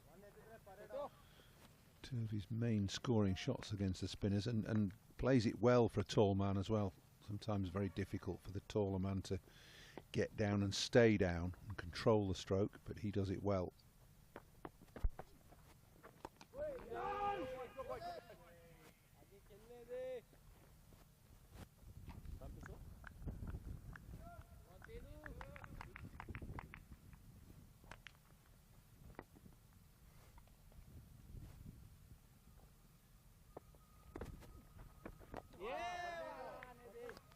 Interesting listening to you talk to Tom Bailey earlier. He's done a lat, has he? What's one of them? Well, I wasn't sure, but I knew you weren't sure. Pointed somewhere under his armpit, somewhere. Oh. Yeah. All right. As long as it's not a rib. Yes, buddy, that's it. Well, he said he definitely said lat. It's on his right side, isn't it? Right arm. Yeah. Yeah. Okay.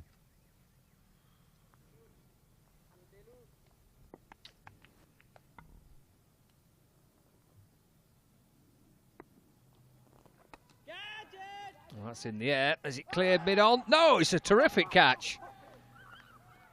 Fabulous one-handed grab. Running backwards at mid-on. Up to his right-hand side. Great catch to bring the end of Bohannon's innings. Bohannon looking to hit against the spin, against the slow left armour, and paying the penalty. That is a good catch. Didn't look as though he was going to get anywhere near it. And in the end, it's a great one-handed grab above his head, diving away to his right.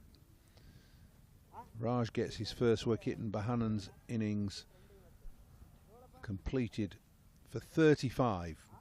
He'll be a bit disappointed with himself for not being able to go on and get a half century and more, but it was a fantastic catch. It really was.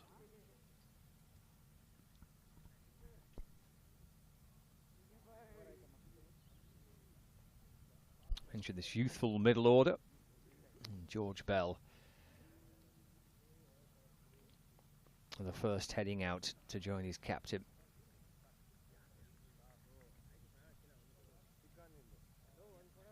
And a very impressive and exciting start to his first-class career.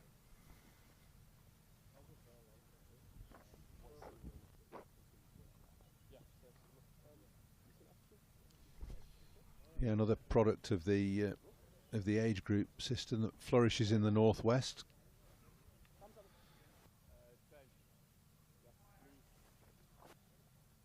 Came up through the academy, played schools cricket for representative cricket based in Alderley Edge, which is Cheshire, but that sort of close Cheshire-Lancashire liaison has worked well for years and years and years, going back before me, through myself and Neil Fairbrother and the Crawleys.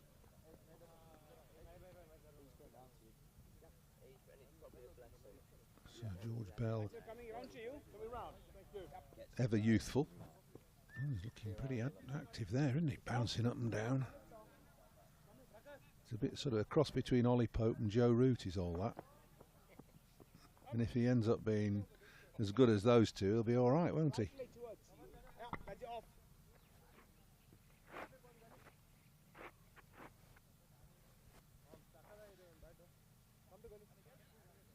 point. No. Just in front of the crease. Ashish, akade iru. Crease ikade iru. Go to solpa. Crease ikade iru. Solpa, just to. Ache ba. Center. Very strong. Center. No, that was correct. Yeah, center. And it was the final ball of the over. Nishal taking a very impressive catch to bring to an end Bohannon's innings. So 103 for 2.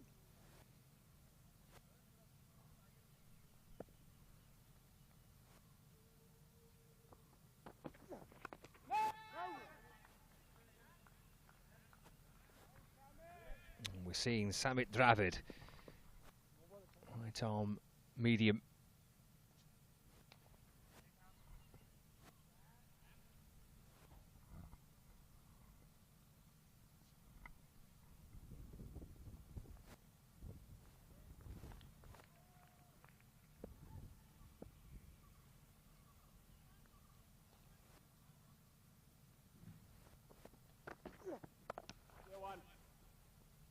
Just run away behind square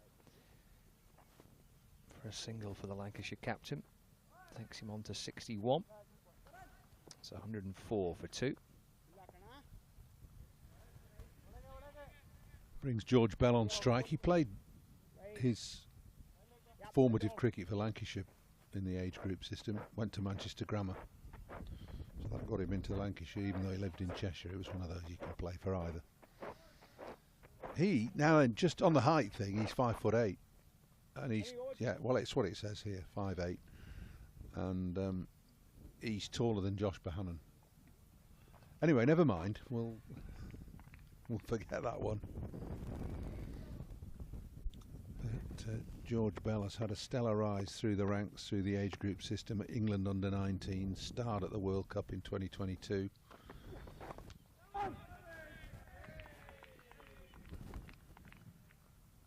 Busy, committed.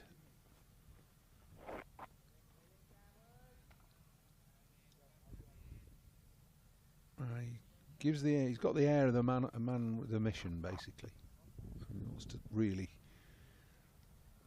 continue to cement his place in this Lancashire team and go on to bigger and greater things.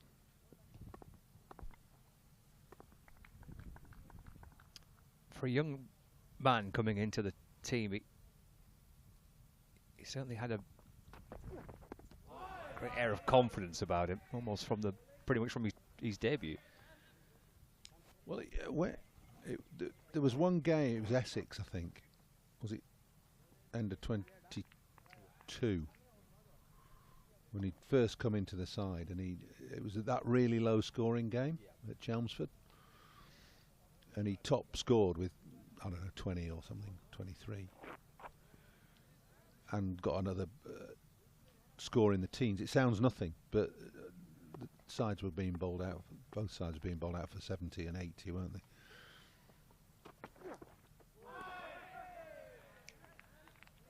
Does that a bit too often, too early in his innings. Just feeling for a ball. There's no upside to that, playing a defensive shot to a ball a foot and a half wide of off stump, posing no threat, nowhere near your stumps. Leave it alone.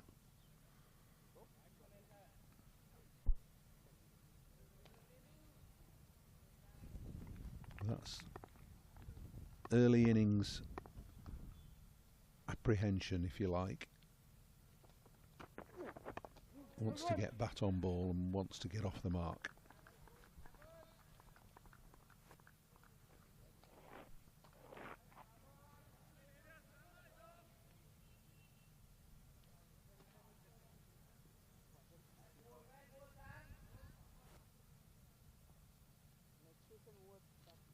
Yeah, that game you referred to, Paul, it was a real gutsy innings from George Bell.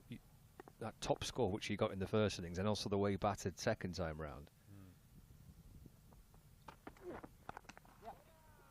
Just nicely eased away.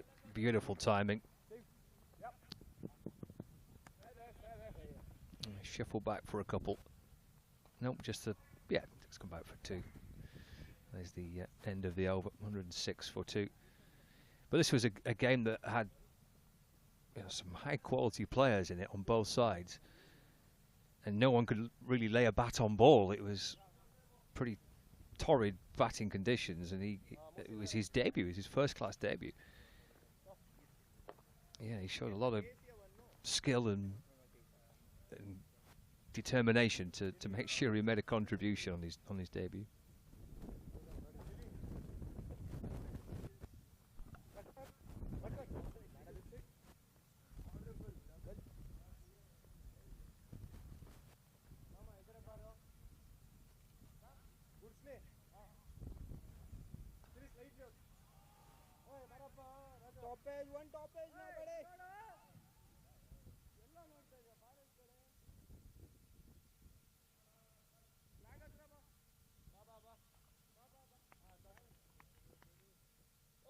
Sorry, lost my flag. Thank you.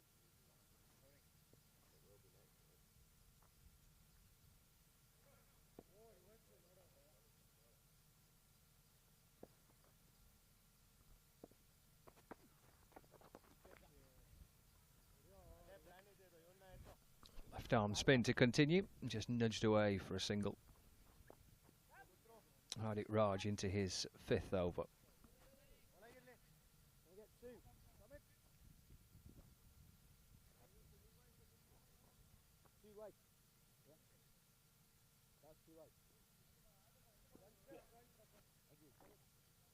Left arm round, 5 to come.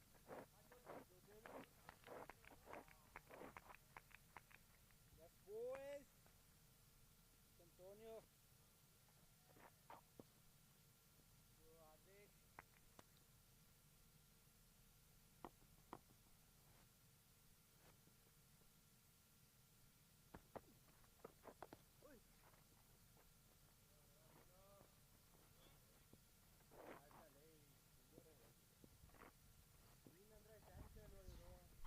Not long to go before lunch now, just 7 minutes or so. It's a good ball.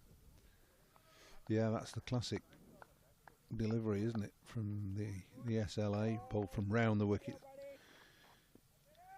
angling in, dipping and then spinning away from the right-hander.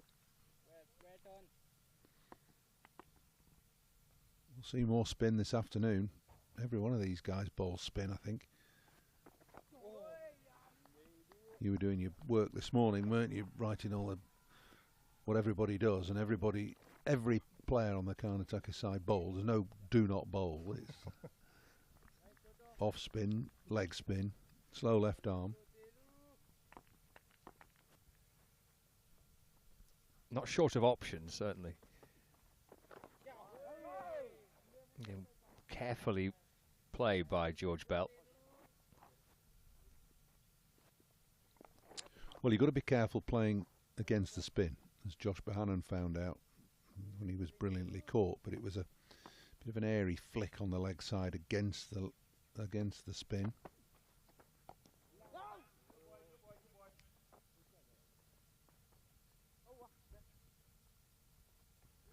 Raj rattling through his overs. 5 he's bowled now.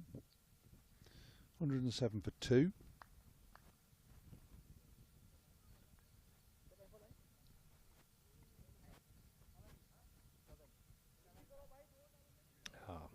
There's Tom with his dodgy lat. And Sam Byrne, the Lancashire physio.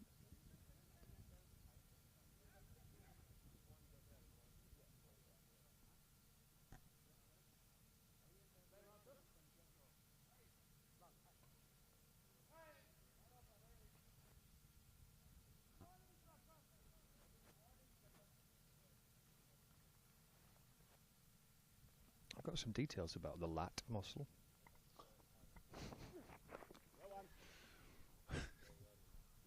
Would you like to know more? Well, I'm always up for a bit of do-it-yourself medical knowledge. Yeah, go on then. Is this via the Next door? Oh, next door, right? Okay. Yeah, a man with great medical knowledge has sent me this. Yeah. Is this the one with the tape measure? A large flat muscle covering the width of the middle and lower back. That's in the air, and that's caught. And that's an unusual looking dismissal. George Bell looking over his shoulder. Out for 2. Lancashire lose a third wicket on the stroke of lunch.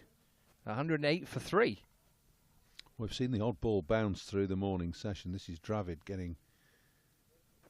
Oh, actually, it got himself in a right tangle, did George Bell there. It was a good short ball in at sort of chest-throat height. And it took Bell by surprise. He was trying to steer it away on the leg side. It got big on him. And all he could do was fend it off the leading edge to the keeper, who took a simple catch. So that's good bowling from Dravid. It's worth another look.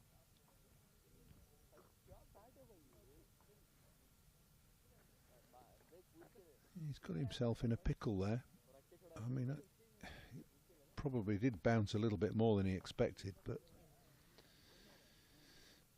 anyway, good stuff from Karnataka. Unlucky for George Bell, he's gone, and it's 108 for 3. Back to the lad. Yeah, go on. So a flat muscle covering the width of the middle and lower back, apparently. It connects the bone of the upper arm to the spine and the hip. Okay. Sounds a fairly major piece of muscle, that. Does a bit, doesn't it? Yeah.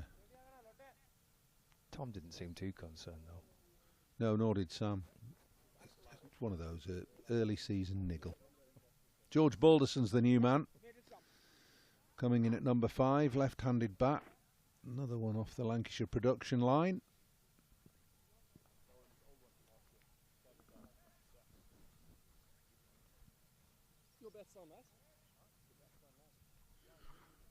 Academy and England under-19s.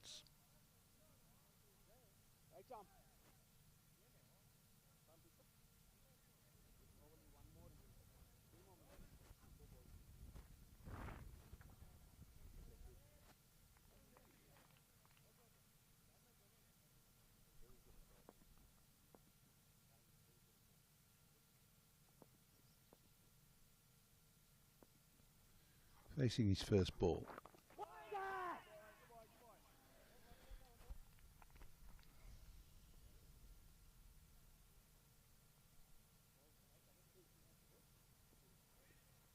Yeah, successful summer last season, especially with the bat for George Balderson. He reached the magical figure of 100 in first-class cricket for the first time last summer, and then went and did it again a couple of months later.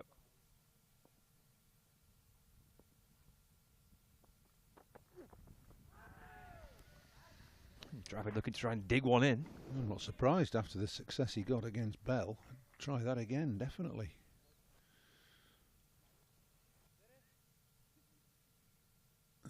Said Balderson, another product of the youth system. This time he did come through the Cheshire ranks into the academy, captained England under-19s, and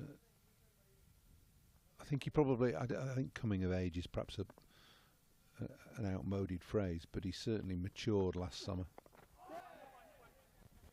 and be looking to spring on from those hundreds he scored in the championship last year.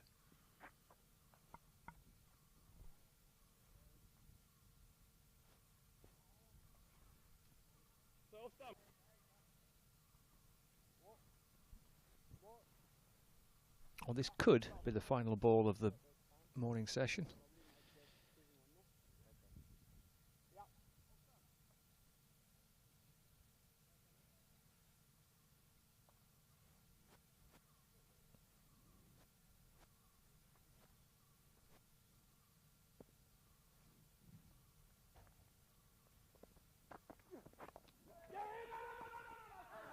They think of a quick single, sent back, run out chance. George Balderson having to leap back into his ground. Almost a run out on the stroke of lunch. Yeah, just settle down a bit. There's no reason for getting quick singles in this stage of the game. Just lost a wicket, don't want to lose another one, throw one away unwittingly. Going to get one more over in by the looks of things before lunch.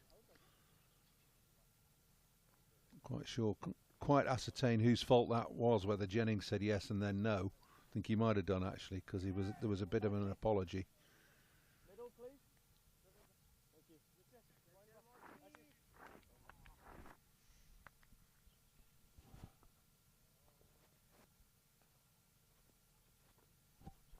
So 1 over left before lunch, being over of spin.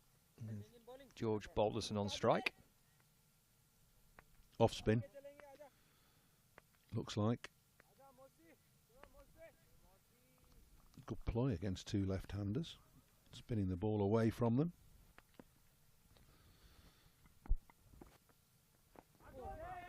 Three around the bat as well. Worked away through mid-wicket for a single.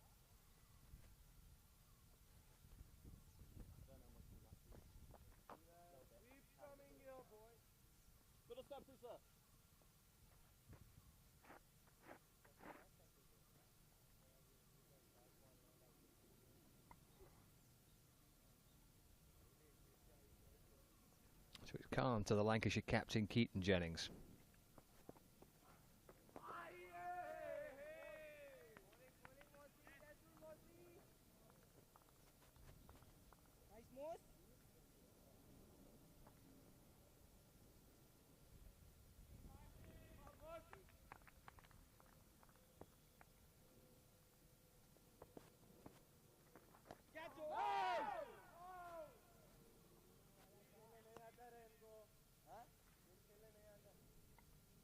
There is spin, but it's slow turn.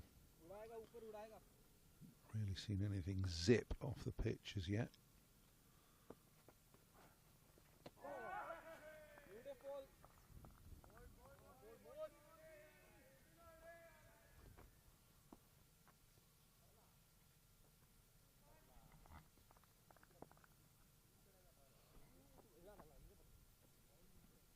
The second slip in position.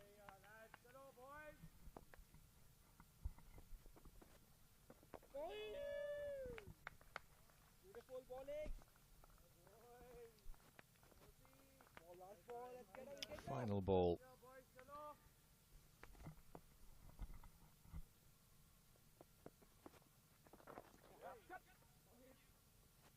Keaton Jennings wants runs. Just eased away off the pad for a single. And that is the end of the over. And that is the end of the session. 111 for 3. Lunch on the second day of this 3-day game. And the Lancashire captain heading off with 64 runs to his name, Paul. Yeah, very satisfactory morning as far as Keaton Jennings is concerned. Personally, he'll be disappointed that Luke Wells didn't get a little bit more time at the crease, and George Bell too. Josh Bohannon making a useful 30-odd. So the Lancashire batters just easing themselves into their work. Wells out early. Jennings and Bohannon then batted very nicely together. Good partnership for the majority of the morning before Bohannon chipped one was brilliantly caught by Nishal, back pedalling at wide mid-on. And then Bell got a bit of a snorter from Dravid, could only punch it in the air to the keeper. So wicket apiece for Mishra, Raj and Dravid. And 7 bowlers used overall by the Karnataka team this morning. They batted first yesterday, made 356 in the day. 3 wickets apiece for Wells and Morley, and 100, the star of the show, the captain Ravi for Karnataka. In response, on the second morning, Lancashire get to lunch on 111 for 3.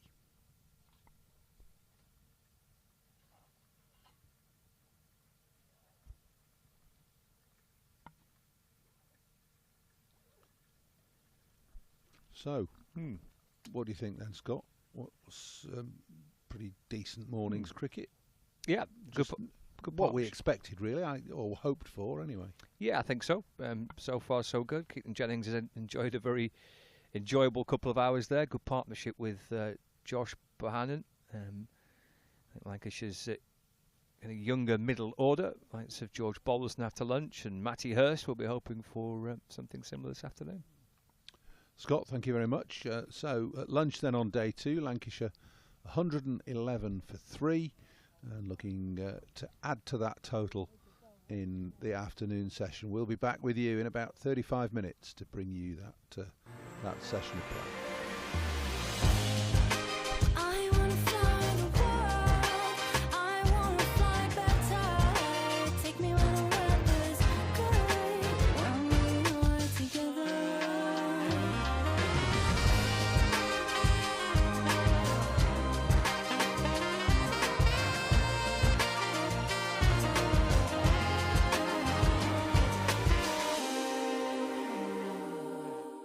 This is a call for hungry dreamers and hard-working self-believers.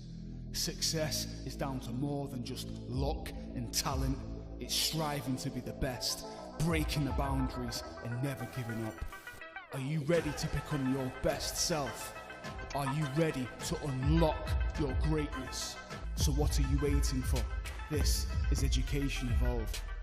This is UA 92.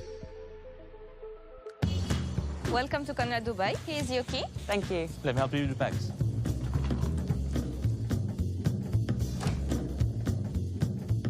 Nice room. How's that?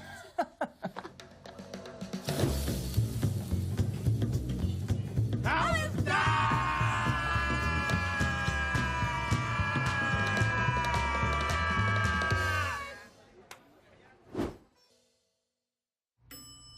How's that?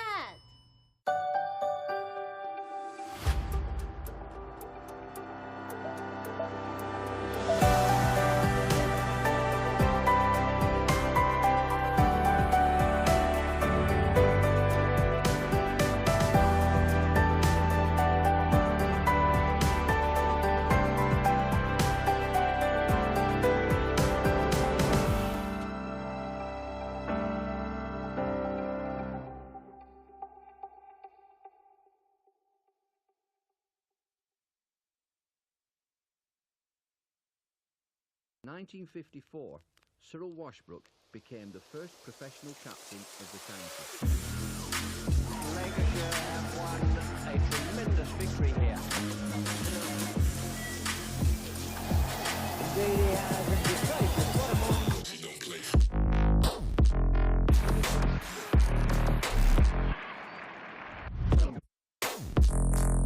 Well, the real suspect came from Hagen's Fairbrother. Fine chance, 2 runs at the winning hit. On come the crowd.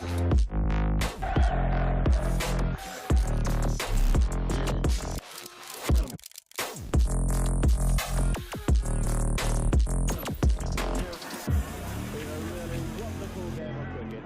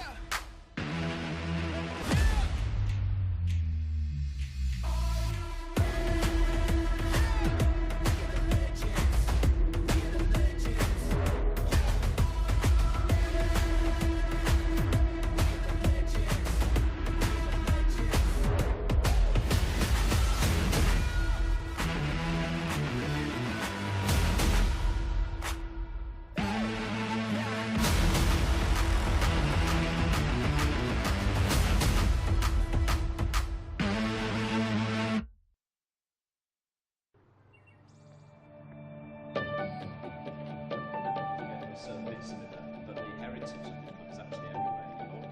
So there will be a new heritage of the English over the last year. So many people say they're both.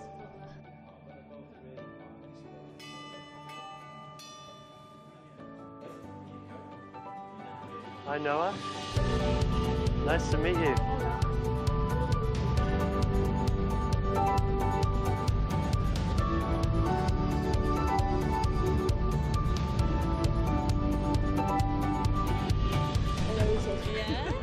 Can you believe it? No. No. I can't stop smiling. I'm just trying not to.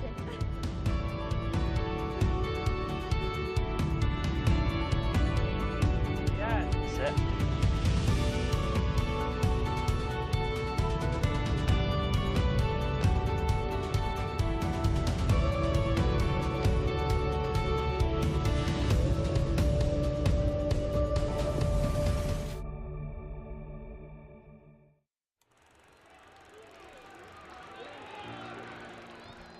"1864. We were first class then, and we're first class now, with a dream to spread cricket through Lancashire's towns, where girls and boys, with willow and leather, become more than a badge, but the red rose together." A club where more than legends are made, but friendships, obsessions, moments replayed on our screens, in our minds, in our hearts forever. 'Cause it's who we are, our DNA, the red rose together. Statham, Briggs, Jimmy, Freddie and Joss Chappie, Sir Clive Lloyd, Carol Hodges, Kate Cross. What a roll call. It's a hard one to measure, with future names still to be written on the red rose together. We're all about people. It's what the red rose really means. Yeah, the ones signing autographs, but the ones behind the scenes. Our community, grassroots, the ones that feel tethered. Whether you're from here or belong here, we're the red rose together. And what about this place? Talk about world-class venues, internationals, gigs, events. You can choose from a menu of triumph, of disaster, of pain, or pleasure.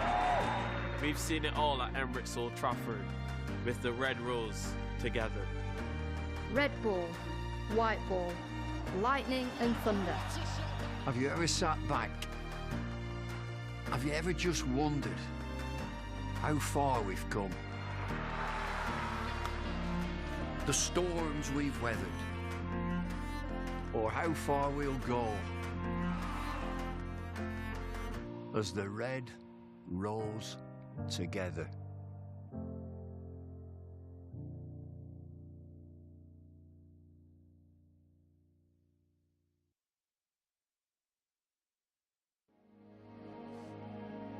Old Trafford was the place, the destination for you. Absolutely. And here I am. I had a very good upbringing. I was very fortunate in having excellent parents. My mum, my dad, my brother Darius, who was... He got you into cricket, really, didn't he? into Well, your cricket. father played tennis and was quite sporty. Dad was the captain of Grand Medical College. Was he? He was a doctor. Never had any coaching as such. We used to get fielding practice and just being in that club, savouring the atmosphere where all the great men played, using its facilities as a, you know, out on the pitch. A lot of people tell you, gosh, you could have easily got 100 the way you were going and all that. No, man, I was just pleased to be not out and there. And then first over after lunch, although I'm blowing my own trumpet here, that I was the last person to get a test 100 at the Brevin Stadium. Against England? Against England. I'm sorry, Paul. Welcome to Emirates Old Trafford for another edition of Beyond the Boundary.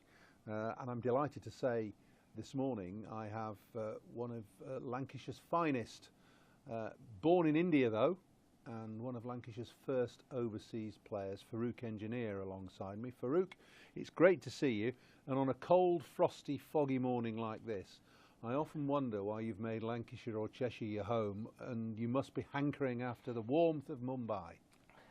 Very good morning to you, Paul. Lovely to see you as always.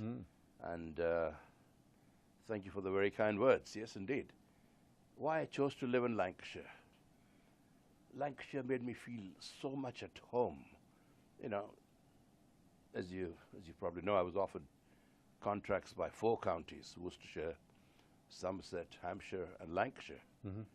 But somehow Lancashire had a ring to it. You know, Lancashire had a great history. You know, you had great players, the great wicket-keepers like George Duckworth and all that before me. And Lancashire just seemed, and funny enough, I was a Lancashire supporter living in Bombay, never having seen a Lancashire match, but like people are Manchester United supporters, you know. And so Lancashire, as soon as they offered me the contract, you know. Yeah, there's something about doing a little bit of research for this. You said that you came to Lancashire because of its history and because of the ground. So that must have sparked the imagination of a young Farouk engineer. Indeed. Playing Old Trafford. I playing. mean, world famous. You played through the 60s for India and into the 70s. Yes. So Old Trafford was the place, the destination for you. Absolutely. And here I am. Yeah, and here you are, and here you still are. Still are, very much so. Now, let's talk a little bit about your early career, because you were from a reasonably well-to-do family. Your father was a doctor, and you were a Parsi, which is the last Parsi to play for India. Was that a slightly different upbringing to the rest of your yes. in Mumbai? When the British ruled India, yeah, I think the Parsis were the ones who came in greater contact, because the way we lived, you know, for example, I mean, we had bacon and eggs for breakfast. You know, I mean, how more British can you get? So there was no no Muslim upbringing then at all. No, I'm not a Muslim. No, I know, Yeah. I know. Or a Hindu or anything like that. But the traditional Hindus have like a chapati and vegetables and all that for breakfast. A lot of Hindus don't eat eggs, you know? And of course there are religious restrictions. You know, the Muslims don't eat pork, and you know, and I respect all religions. You know, and I've been brought up to do that. But the Parsis, I mean, just eat, drink, and be merry. Our religion says 3 things: good thoughts, good words, good deeds. And you've carried on being like that through your I'm not career. sure about all the deeds, but yes, indeed. I had a very good upbringing. I was very fortunate in having excellent parents. My mum, my dad, my brother Darius, who was... He got you into cricket, really, didn't he? Well, your father played tennis and was quite sporty. Dad was the captain of Grand Medical College. Was he? He was a doctor. Yeah, yeah. And having a surname like Engineer, you know, you don't see the funny side of it, being called Dr. Engineer all your life. But Dad was the great character. Yeah. He came here in his later years and watched me play. He was a hot favorite at Old Trafford. I mean, Dad never used to really drink, and people used to get him pints and pints of bitter. So after the game, I used to see him in the lounge and say, "Dad, what are all these beers?" They keep on getting me these, and I don't want it, you know. But he is a wonderful human being. Yeah. You know, and I'm truly blessed for that. And in your, you played, or you were associated with the Brabourne Stadium and the CCCI, weren't you? Indeed, as a kid. Which is one of my favourites. It's one of the best grounds in the world. I couldn't agree with you more. I couldn't agree with you more. Fantastic setup. Even now, it's now. a shame that due to political reasons, you know, Mr. Vijay Merchant and Mr. Wankade couldn't agree to terms, and not even a quarter mile from each other. That's right. You Well, know, the main stadium is the Wankade Stadium, which is down Marine Drive. Indeed. You know, and the Brabourne Stadium is, I mean, they still play cricket there, but Brabourne Stadium has got a lot of class. You know, it has. The Cricket Club of India, yeah, the traditional, yeah, you know, the Brabourne Stadium. These are really. It's like the Lords of India. Absolutely, indeed. And did you play in your formative years there, or did you just play the odd representative I was invited game as a cricket member, an honorary cricket member, as a youngster, and that itself was a great boost to my career. You know, I can't thank the CCI enough for that.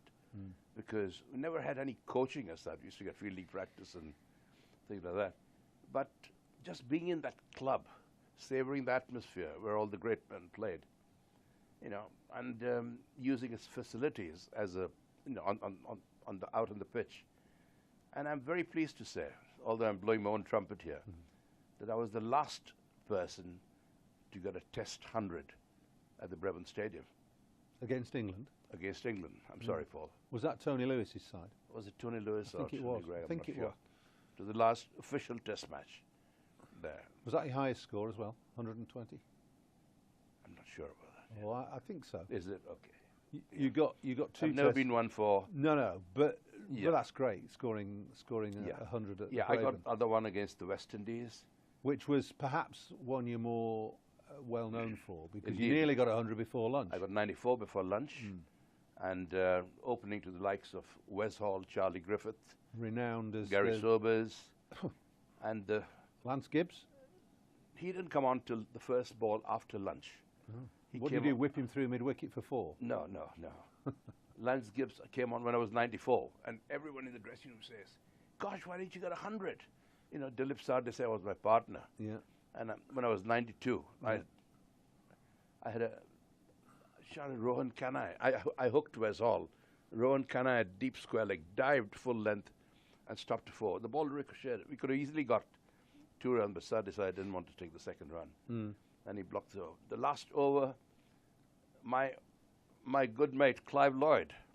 Yes. I had a cover drive of Charlie Griffith, and Clive dived full length, and it touched his fingers, and again he could have easily got 2, but we took 1, and Dilip added the rest of the over. I mean, I'm not blaming Sardesai for that. I think most people would settle for 94 before lunch Yes, in a indeed. Test match against that attack. I was more than happy. But a lot of people telling you, "Gosh, you could have easily got 100 the way you were going and all that." No, man, I was just pleased to be not out and there. And then first over after lunch, I see Lance Gibbs come onto ball, and I hit him straight for 6, straight out of the stadium. I think the ball is still travelling. They never found it. That's how I onto the beach. On the beach, yes, indeed, yes. Yeah. Well, when did you were renowned as a flamboyant cricketer, and slightly unusually in those days, and even now, you kept wicket obviously, but you opened the batting as well. I mean, that was quite a test for any individual to be able to keep and then open the batting. I didn't consider it a task. It just came naturally, and I think it was an advantage to me because just having kept wickets, you're coming to open the batting. So your eyes already, you know what the pitch is doing, what the conditions are like. You're as near the pitch as the previous batsmen were. So you're halfway there, really, And I preferred fielders behind me than all. I had some big gaps in front too. I used to lift the ball a lot. You did. I can lift him. Was your phrase, wasn't it? You used to say that to. That was one of your famous phrases in the Lancashire dressing room. Yeah. I think I can lift him. Yes. So, in other words, hit it in the air. Indeed. And I used to play the scoop and all these stupid shots those days that the T20 people in IPL play these days. I tried to hit the ball where there were no fielders, and if I lifted the ball in that direction, I knew it was pretty safe because there were no fielders to catch them or stop them. I mean, I remember watching you as a schoolboy, sitting in the ladies' stand, opening the batting for Lancashire in the John Player League. And you became symptomatic with the way the new game, it was a new game, should be played. You used to whack it through mid-wicket from ball 1. You used to work the ball. Yes. In a similar vein, I'll blow your trumpet for you now, to Viv Richards and more latterly Kevin Peterson. That's the way you played. Yes, because I used to come right behind the ball. And when you come right behind the ball, the gaps open automatically, especially between mid-on and mid-wicket. So you're virtually playing with a straight bat, but you're placing the ball at an angle. And that gap gives you so many fours because there's never a fielder between mid-on and mid-wicket, unless people are going for runs nowadays and all that. So I got a lot of runs in that area. So people thought I could only play on the onside. So when England came to India, Tony Gregg or Tony Lewis. Oh, he's an onside player. They packed all the onside and started bowling on the offside. And that's where I got all my runs. But yeah, I enjoyed my cricket basically, Paul. But was this a conscious effort to play that way, or was it just a natural way of playing? It was a natural way of playing. I mean, you must have had a fantastic eye. Yes. Both as a keeper and as a batter. Definitely helps. I was never coached, which is perhaps a blessing. You learn from your own mistakes. Mm-hmm. You know how we improved? I looked into a mirror when I got out sometimes, Okay. and I tried to play that shot, why I missed it. Yeah. And the mirror told you everything.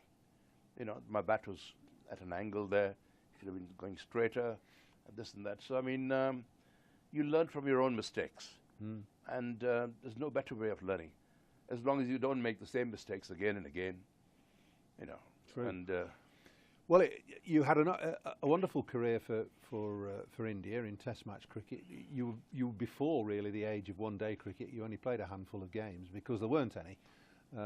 I played the first World Cup in the first World Cup, Cricket World Cup. Right. Yeah. When Sunil Gavaskar got some batting practice, he decided to, Yeah, he did. Lords. He did.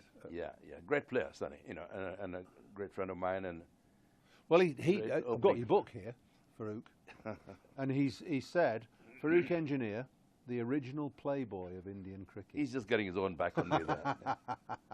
But Sonny and I are very dear friends. And, yeah.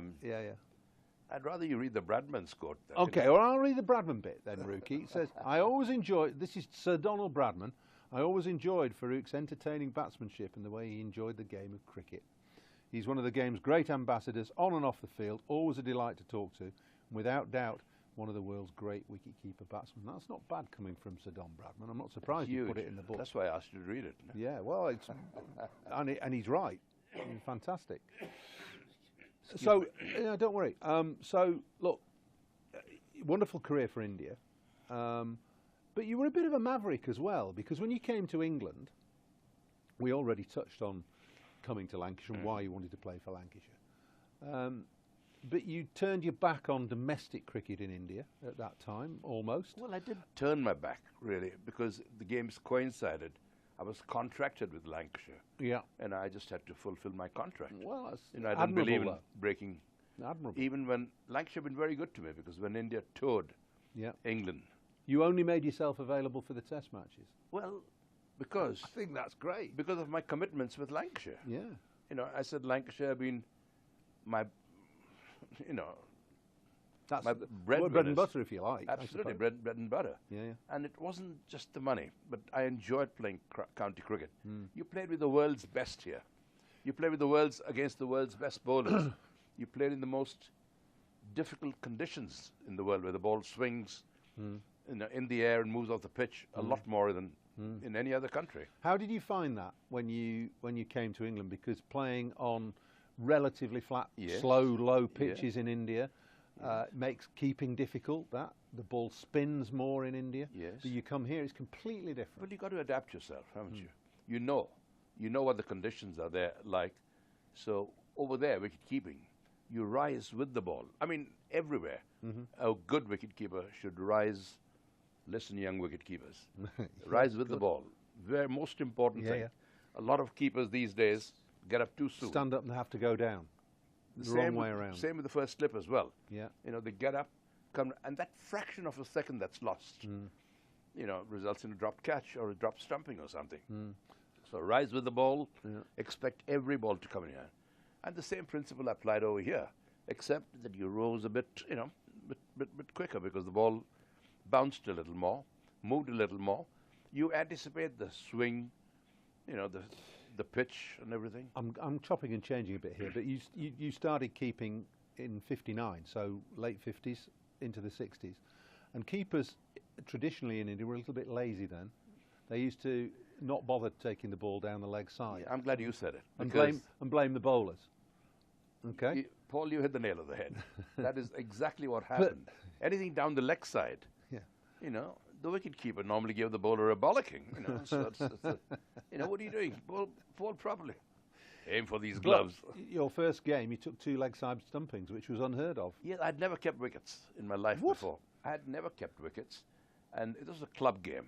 Yeah, yeah. And my brother, Darius, was a very, very good off-spinner. He used to rip, he used to give the ball a rip. He used to turn the ball from outside the off stump way down the leg side. Yeah. You know, and I knew that he did that because I'd watched him play. I played him in the back garden, so I mean, you know. Yeah, yeah. And I was amazed that batsmen used to go for the on drive and miss, and they were out of the crease. And the ball just went for 4 byes. You know, why doesn't the wicketkeeper come round? You know, gather the ball and stump the batsman. And that's exactly what was in my mind. As soon as I saw the batsman step out, I was way down the leg side. And the same thing I followed, keeping to Brian Statham over here. Because Brian Statham, he never realized how good he was. Great bowler. Mind you, they used to pick the seam those days.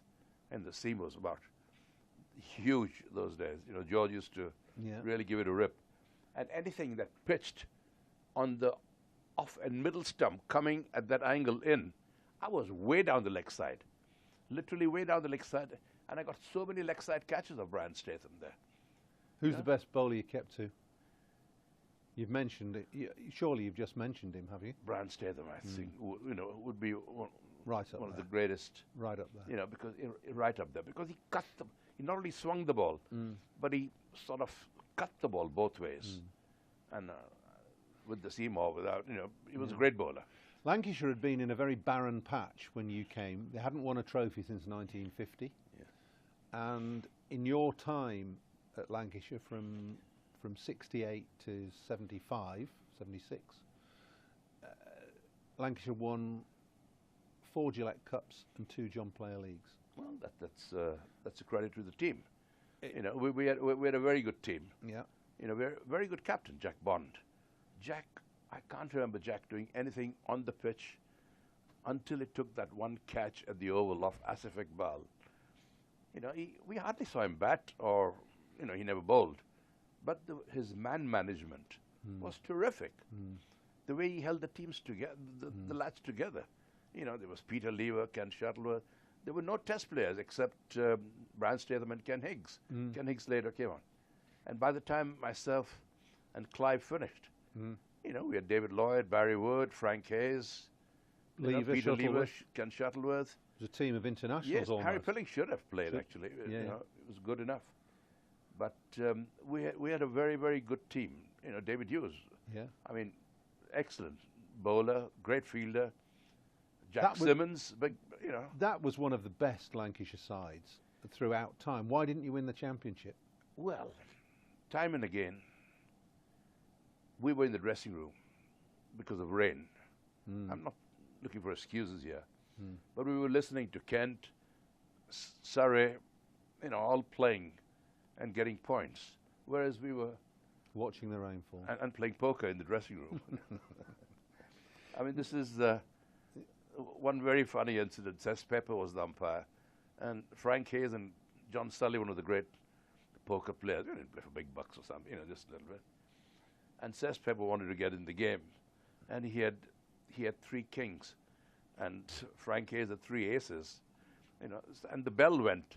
Umpires had to go out, but Cess Pepper wasn't leaving his 3 kings alone. Anyway, I saw both the hands, and I thought this is getting out of hand. So I said, Cess, you know, just show the cards, and, you know, because we got to go out on the pitch. And myself and Frank were batting, out batting. And as Cess Pepper lost, as we were walking out to the crease, I said to Frank, don't get the ball anywhere near your pads, you know. But this is what we enjoyed the game. Yeah. You know, there wasn't great money in the game. You know, we played, you know, when I joined Lancashire, and this is perfectly honest, I never even asked them how much they were going to pay me. Really? No. It's not like you for it. No. We didn't have agents or anything like that. No. Because Tommy Hickson was the chairman. Yeah. He just said to me, Farouk, you'll be happy here with Lancashire. And I would have been very happy to get on par player, you know. Did they find you, they put you up, found you a house locally? They found me a house in Sale. Timperley, were you? Timperley, and Sale. And that's where I became very friendly with George Best. Oh, yeah. George was one of my, Well, the Indian playboy and the Mancunian he had playboy. just come from Ireland. Yeah. You know, new boy from Bombay. He was a new boy from Dublin or Belfast or wherever. You know. Yeah. But George and I got very, very close. You know, we went to the same club, Blinkers. You know, yeah. And it was good fun. He enjoyed a good curry. I'm sure. Yeah. You struck up a really good relationship, very friendship with not only George but with your Lancashire compatriot Clive Lloyd. Indeed. Well, I mean, you and Clive were inseparable when you played here. Well, we were roommates. Yeah. You know, but the only. We don't want any stories, Rookie. Now. Are you sure you don't want that one? But Clive, you know what I was going to say. Clive was a phenomenal cricketer, wasn't he? Bobby Charlton. Oh yeah. Again, I got to know him very, very well. In fact, Matt Busby, Matt Busby and Louis Edwards wanted to be the godfathers to my children. Really? You know, and in Bombay, we don't have godfathers and all that. So No. we didn't even, you know, I passed it off just very lightly. But I used to play golf with Bobby. Yeah. You know, quite often at Mir. As well. And India and Pakistan were at war. And I was about to make this crucial putt. And Bobby said, Rookie. He was the one who gave me the name, Rookie. He said, have you heard about this war between your country and Pakistan? I said, yeah, but what a time to bring it up. I'm about to make a crucial putt. He said, well, just wondering if you had thought of going back home and helping your countrymen out, you know. I said, I'll go when the fighting gets near my village. And he said, which village do you come from? And I said, Oswald Twistle. Right in the heart of Lancashire. But I mean, when Bobby sadly passed away recently, yes, you know, I lost a very dear friend. Yeah. Because Bobby and Norma and myself and Judy used to, you know, socialize, yeah, a bit too. Great man indeed. Very good. What a great footballer. But these are the memories. Some great memories. Manchester. This is Manchester. Yeah. This was Manchester United.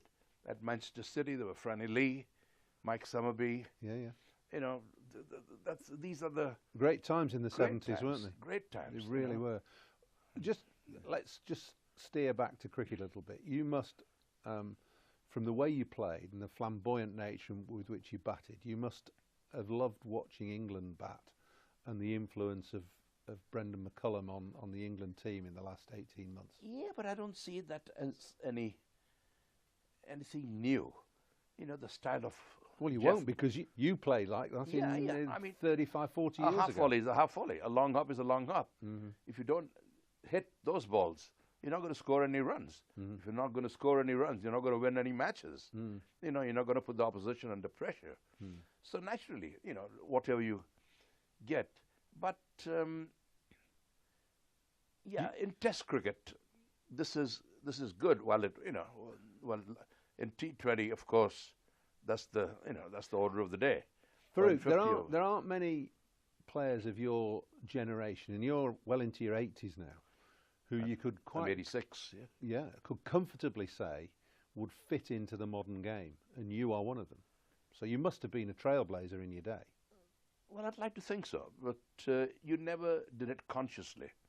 You know, it just came naturally, as you just said it earlier. I was never coached, and perhaps that was a great help. You know, you see the ball, hit it. My first aim was to get runs, to score runs, not to defend my wicket. If I could score runs whilst defending my wicket, you know, I'd rather do that. If the ball was absolutely unplayable, of course, you had to, you know, to block it. But I looked at it this way, that almost every ball a batsman can score a run, because there are gaps in the field. You just angle your bat here and there, and there are singles available. So, I mean, there's no need for people to play. I used to tell Jeff Boycott, you know, in Lancashire, Yorkshire games, I said, hit the ball, you're too good a player to be blocking, you know, everything. And the reply I used to get was, "Naught to do with thee." A man from Bombay, you know, didn't know what the hell that meant. That's right. But I got the brief here. But you know, he was a great player, Jeff Boycott. Don't get me wrong, because when he batted, I had to go really sideways. He was right behind the ball. Shows the greatness of a player. Yeah. You know, to see whether, you know, the ball was coming and all that. So he was a great player indeed. I mean, he must have been to score all those hundreds and, you know, all those runs. But he could have scored them at a slightly quicker rate, I think.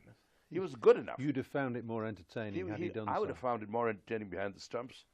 But he was good enough to do it. That's the thing. What about the great... With Paul Allott. Welcome back to our coverage of Lancashire's pre-season tour up against Karnataka in Bangalore. The players are heading back out after the lunch interval. And the Lancashire captain, Keaton Jennings, at lunch, unbeaten on 64, with Lancashire 111 for 3. A pretty useful morning session, that, in particular for the captain, who batted nicely alongside Josh Bohannon. And they'll be hoping to bat a little further this afternoon. The plan being that Lancashire bowled yesterday, Lancashire will bat today, and it will just kind of play its course out over the course of tomorrow. So I think just trying to get something for both the bowlers, for the fielders, for the batters. You want everyone to try and have some kind of contribution, don't you, Callum? Yeah, it's exactly that. Making sure, some of the batters are just getting some time out in the middle just before the summer, making sure the bowlers get some overs under their legs, because like Tom Bailey was saying before, it's bowling and batting in the indoor school on concrete floors is totally different to running on grass and how heavier it is on your legs. So the bowlers will be grateful to get a few more overs under the belts. Not too many, I don't think.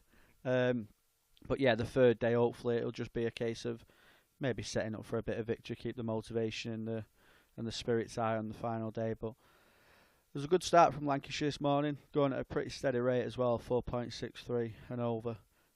Jennings was really positive with Bohannon, until sadly Bohannon was caught at mid-on by a pretty spectacular one-handed catch.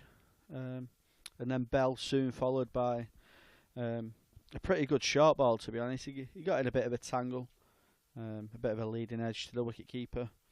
But Lancashire was kind of cruising, wasn't they? And they've just lost a couple of wickets just before lunch, but they'll still be happy with the progression they've made this morning. I think for the Karnataka bowlers, you mentioned the catch by Deganishal. It was a fantastic catch, wasn't it? One-handed diving backwards. Pretty spectacular catch. And I thought the tempo actually was set pretty nicely by the opening bowlers, in particular Mishra, the left-arm seamer, bowled nicely at the top, but bowled with some good energy and some good pace. And it's been a good game of cricket so far. Yeah, and another day, them opening bowlers probably would have got 3 or 4 wickets quite early. The shape and the movement they was getting in the air and off the pitch was quite positive for them and was good signs. And since then, the balls got a lot softer, and the variable bounce was coming a little bit more into the pitch. Well, we're underway after lunch, and we're underway with a 4 for Keaton Jennings, the Lancashire skipper, with 4. Turned away through the leg side. Snap of the wrist from Jennings. The ball bouncing out towards deep mid-wicket for 4. So he moves on to 68. So it's 115 for 3. Samit Dravid getting us back underway with after lunch. Having picked up the wicket of George Bell in the morning session. Short ball that Bell got himself a little bit tangled up with. And it was taken by the keeper. And Dravid with his first wicket of the match. Yeah, it's a similar ball to that first one, wasn't it, that you got a Bell with. Obviously, there's a bit of height difference between Jennings and Bell, so you've got to get it a lot higher to Jennings. He's pulled that quite comfortably in front of mid-wicket for 4. 115 for 3. Let's put a little uppishly off the back foot, just steered away to mid-wicket.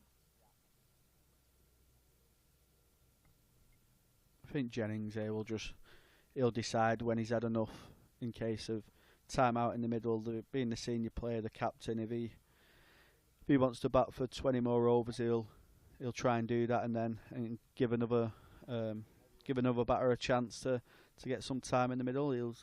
as the senior player, he'll kind of demand that to the coach Dale Benkenstein.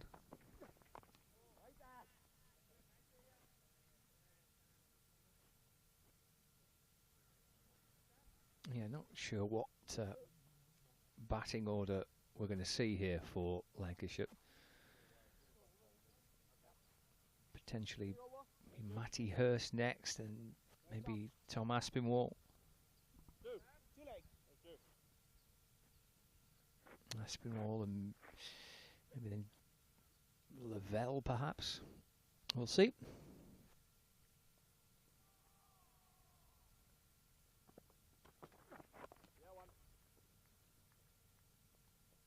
Easy single, just nudged away through square leg. Takes Jennings on to 69, so 116 for 3.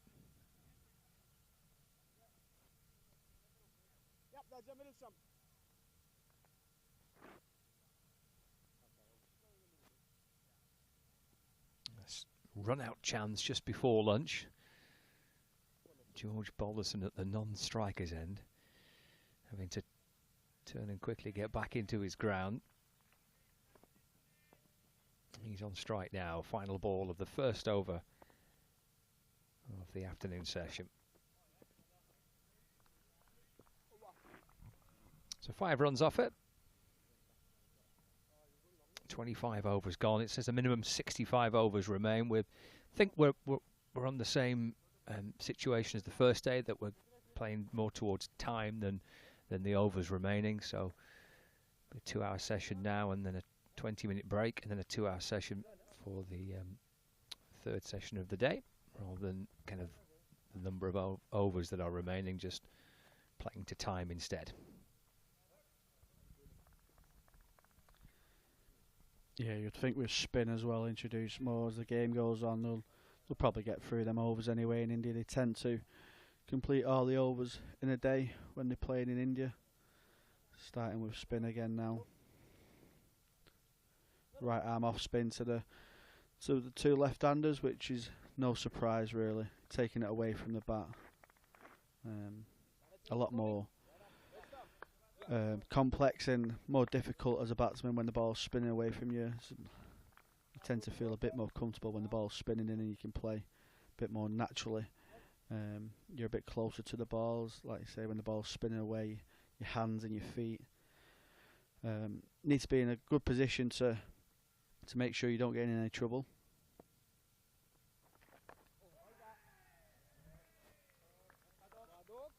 See straight away from lunch, though, Jennings looks like he's been a lot more positive. He was positive before lunch, but it looks like he's just trying to up the ante a little bit and go through the gears.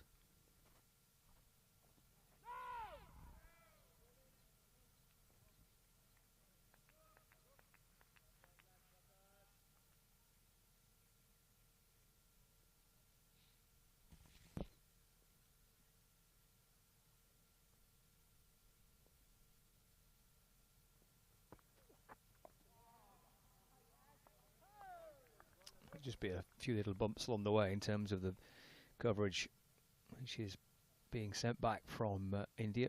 Just be a few bumps on the live stream. Hopefully things will settle down.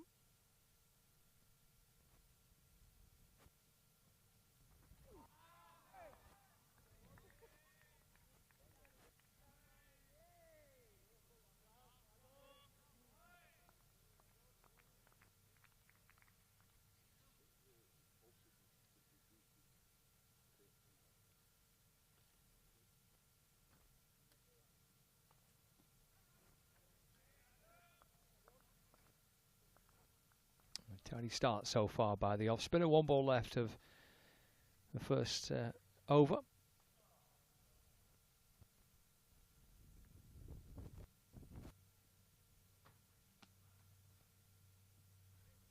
Doesn't get away with the maiden. Struck nicely away off the back foot by Keaton Jennings. Takes him on to 73. Yeah, it was a bit of a mixed bag in that over. The 2 balls previous was really nice deliveries, really nice flighted. Just getting a bit of purchase off the pitch as Jennings signal to Balderson, but then that final delivery just dropped a little bit too short. And like Paul Alex said earlier, the spin is pretty slow, so once it does spin, you've still got plenty of time to get your hands in a good position and get your hands through the ball. And Keaton Jennings did that nicely there.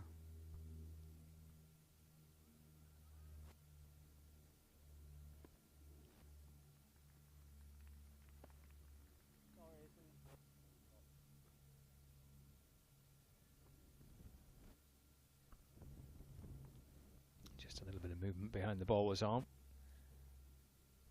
2 slips and a gully in place. Almost deflected back onto the stumps.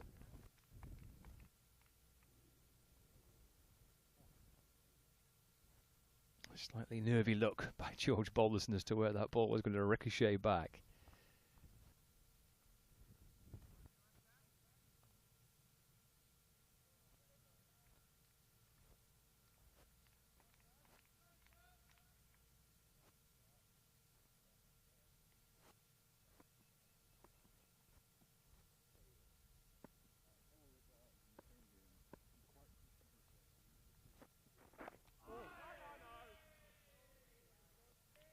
Well kept out by George Balderson.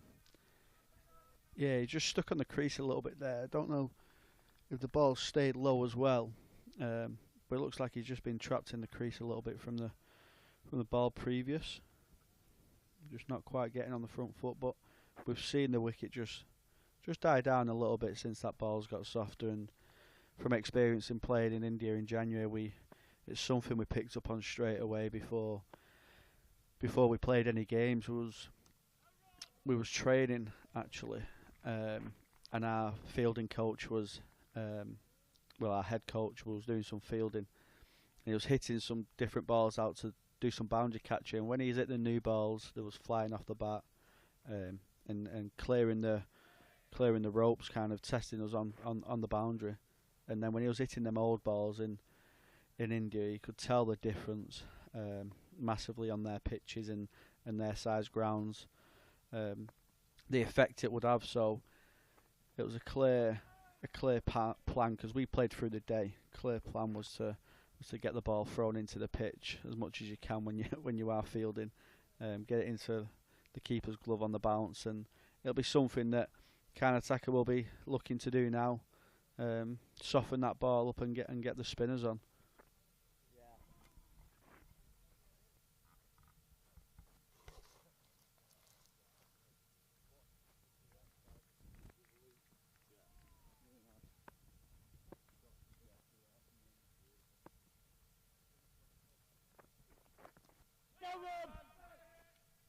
How much did you enjoy your tour personally? You had a good trip?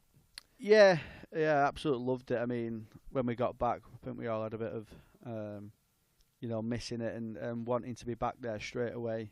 I think there was a bit of comprehension about going over there at first. There was a bit of nerves about India, the food, and stuff like that. But we stayed in a lovely hotel. The food was amazing. The culture, just the Indian vibe, how crazy it is. It was a once in a lifetime trip, and we're hoping to be back there pretty soon. They've got, India don't do things by halves when it comes to cricket. They're very hopeful to hold a physical disability World Cup. I think they're planning for December. I don't know if that'll be too soon for all the countries, but it'd be brilliant to be back there. It's the hardest place to go and play, to go and win, but to come away with a 3-2 series loss, and the 3 games we lost, we probably lost within 4 over stints in each game. So it was really frustrating. But the brand of cricket the boys played was absolutely excellent. We fully enjoyed ourselves. We kind of ruined the Indian celebrations in the last game. Obviously, they won the series 3-1 prior to the last game. And the last game was in the Modi Stadium, the Narendra Modi Stadium, the world's biggest stadium. So they was ready for their celebrations, and we won quite convincingly in that final game. Just to ruin their spoils a little bit, which was nice to win there because you don't get to play in stadiums like that very often. But yeah, the boys love the experience, and hopefully we'll be back there very soon, and hopefully we can come away with a victory next time.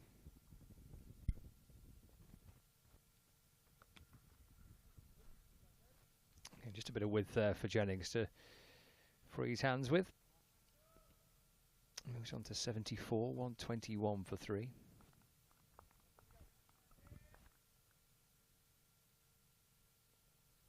Because it was your first tour as a team for some time, wasn't it? I think since COVID, is that right? Yeah, so the last time we played an international series was 2019 when India beat us again in the World Final in Worcestershire. So it'd been a while. COVID sadly put a halt to everything in the world, and it certainly affected disability cricket. So the physical disability cricket teams at the moment that we play are mainly India, Afghanistan, Pakistan and Bangladesh. So they're countries that really struggled to get back kick-started after COVID as well. So it didn't help in that aspect, but the level of experience is pretty vast. So I think I'm the most experienced in terms of caps for the England team, with probably around just short of 40, whereas India, they've got 80 to 100 international caps because they have a lot of local series with Nepal and Sri Lanka and other countries. So in terms of experience, I've been around the squad for 12, 13 years, so I'm only averaging 3 international caps a year really. So we don't get to go away that often, but there are plans in place and more countries are getting on board. So hopefully there's a bit more consistent touring schedule for us. And I know Jane Powell, the president of Yorkshire, who is our performance manager, I know she's doing excellent things behind the scenes with the rest of the disability, the ECB disability staff, to try and get more successful tours, because it's something that we do strive towards. We want to really. We're never going to be full-time professionals in our lifetime probably, but we've got to knock the doors down and the barriers down for the future people who can potentially make this a professional environment. So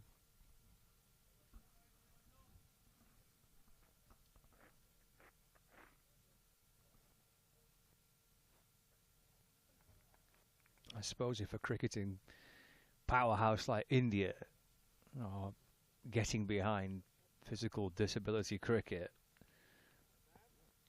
that's probably the best nation you can have, is it? To put their weight behind it, to try and help drive it forward as well. Yeah, and that's what we said after the 2019 World Series final when we got beat.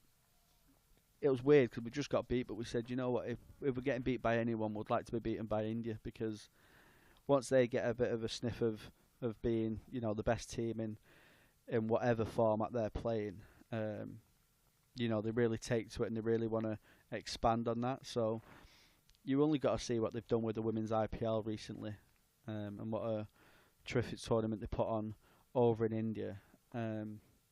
And when I was in India doing the post-match interviews, I was getting asked about playing potential test matches for physical disability, and it's something we've never spoken about in England, but in India they've done disabled wheelchair day-night test matches recently. They just don't do, they're not fussed. There's no barriers over there. They just go for it.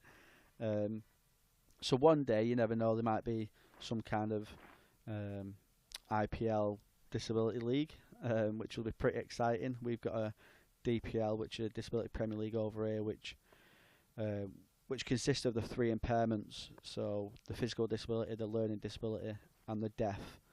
Obviously, the blind cricket play a completely different style of cricket.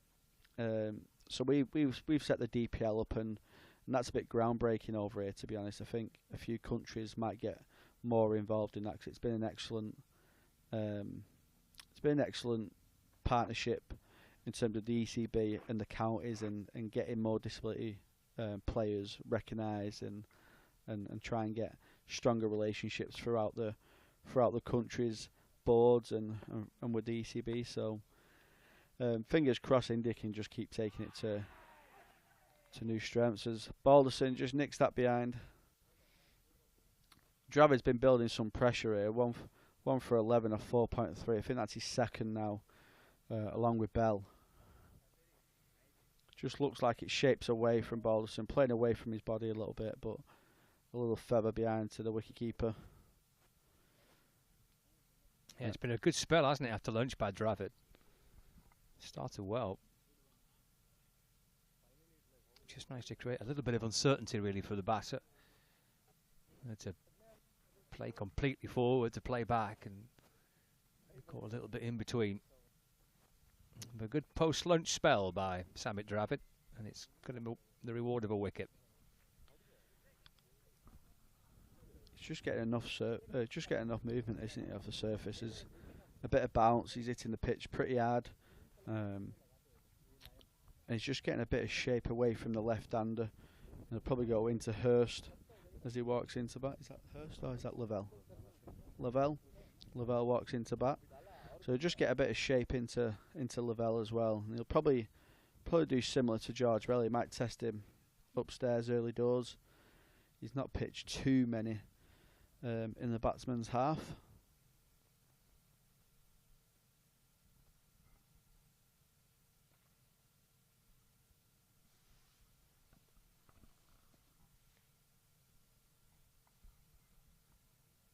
Lavelle, one of 3 wicket keepers used on the first day.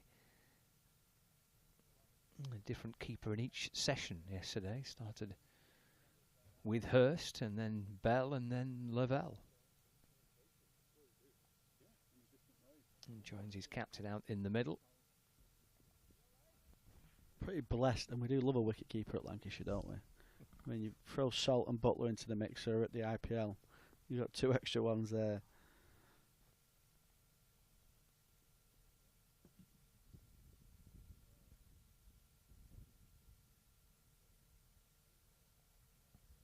That's an intriguing one. Who will take the gloves for that opening county championship game against Surrey?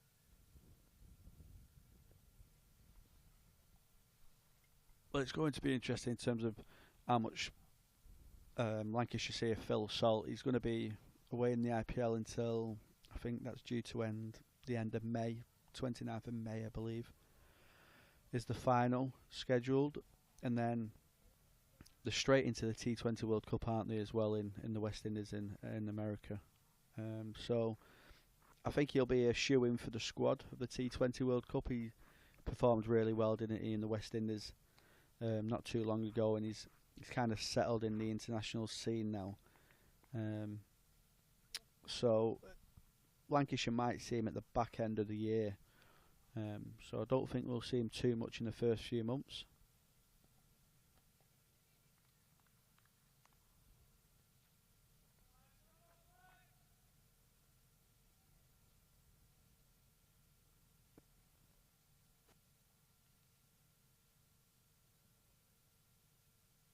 So Lavelle to face up for the first time.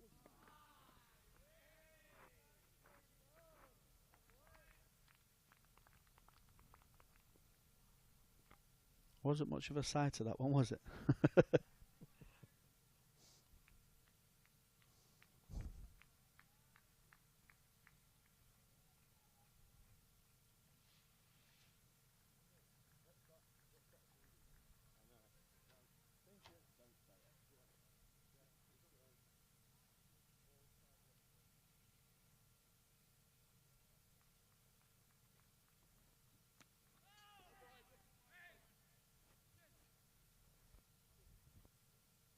That's the end of a very good over by Samit Dravid. Wicket taking over.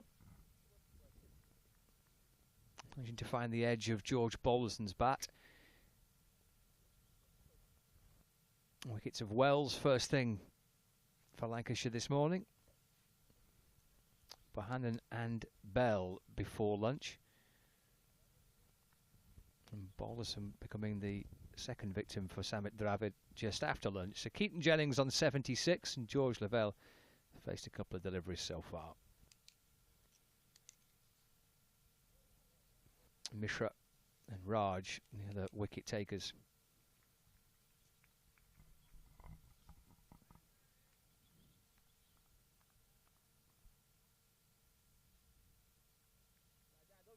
It's a combination of seam and spin to continue after lunch.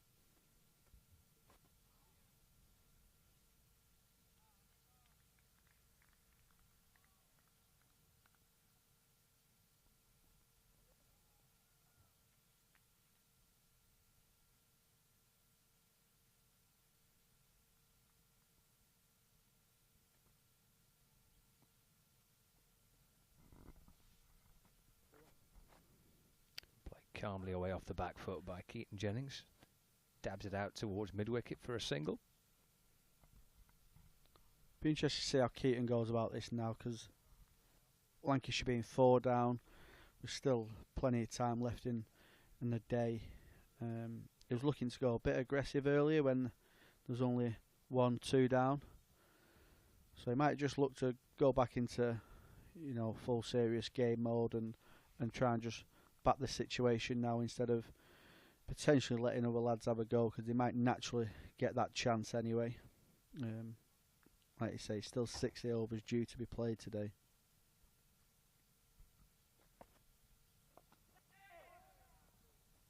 He's pretty quick between the wickets, Lavelle. Wanted a single straight away. Play towards mid-on, gets his first run.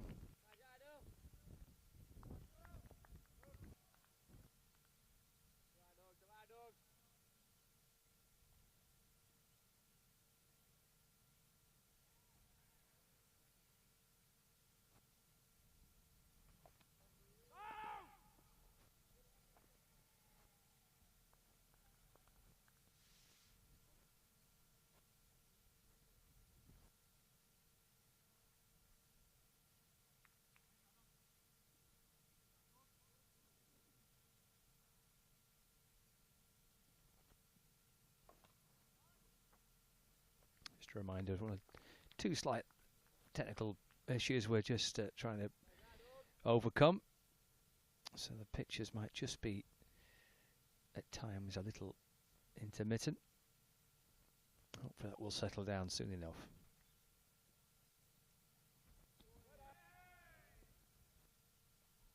Tidy over, just 2 runs off it.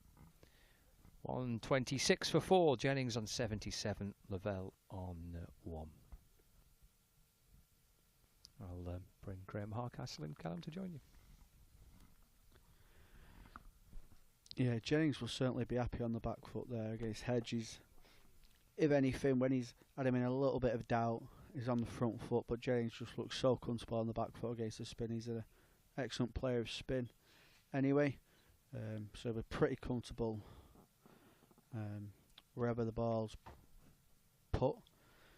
He's got shots all around the ground to spin, but when it's just that back of a length, the spin is really slow on this wicket, so it's quite comfortable to play in and just be pretty relaxed and comfortable under. Yeah, it's absolute manna from heaven, this for Keaton, isn't it, in the sense that when you look at his winter, he's been out there already playing in these conditions.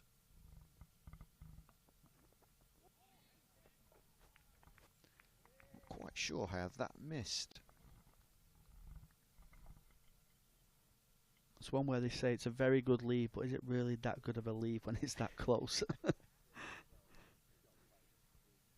Well, the bails haven't come off, so it's a good leave. Yeah, it's like you say about Jennings. He will be pretty comfortable, won't he, in these situations, in these conditions. He'll know what to expect, and he'll probably be passing a lot of advice down to the more inexperienced Lancashire batters.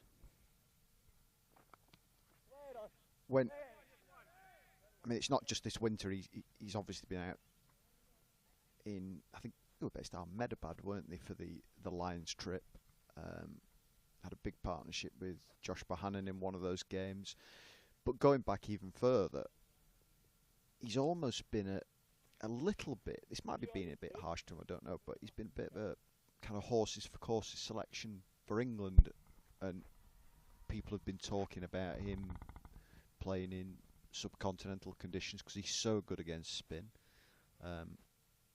He scored big runs in that part of the world, Sri Lanka, India. So, yeah, he's very comfortable playing in this part of the world.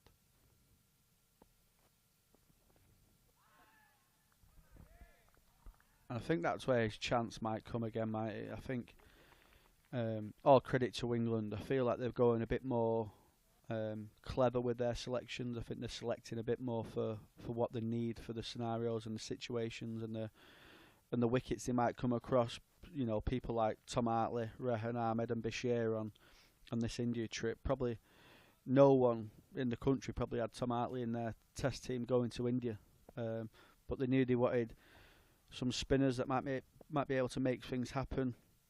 So they are selecting for the conditions, I feel, a lot better than what they might have done previously. So in the next future trips, maybe Jennings get to go in places like India, Pakistan, Bangladesh, Sri Lanka, and that's maybe where his chance might come again for England.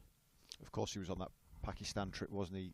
Was it winter before this one where they won 3-0 and didn't play? I feel he's perhaps been a bit unlucky with the weight of his runs and the quality of his performances for Lancashire, that he's not got a chance in conditions away from those, you know, maybe home series here and there.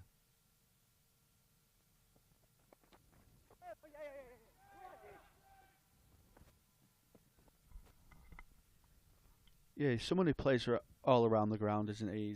He's pretty adept to the short ball.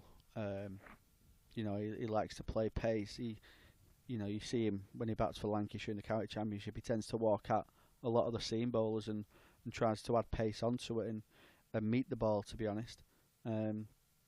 So you'd think he would suit places like Australia and South Africa as well.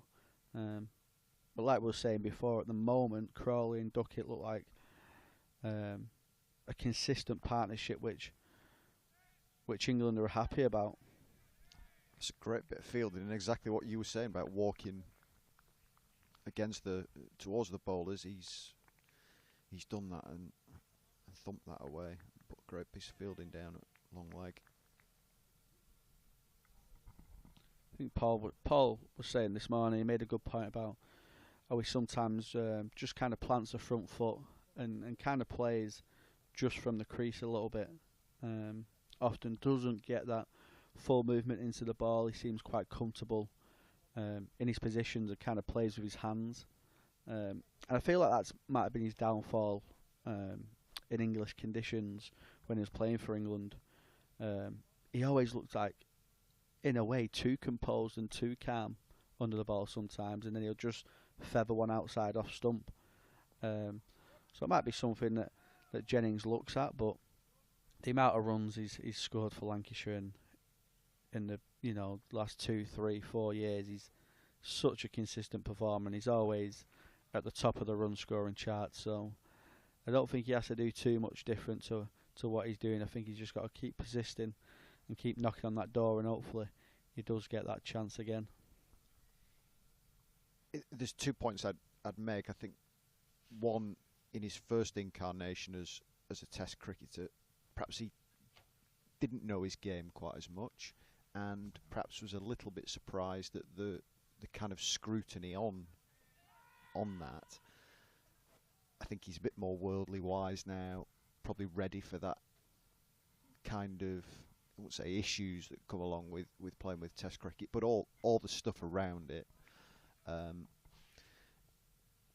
when you look at it on the county circuit, I don't think there's any denying that there are 17 other counties who would take him in a heartbeat.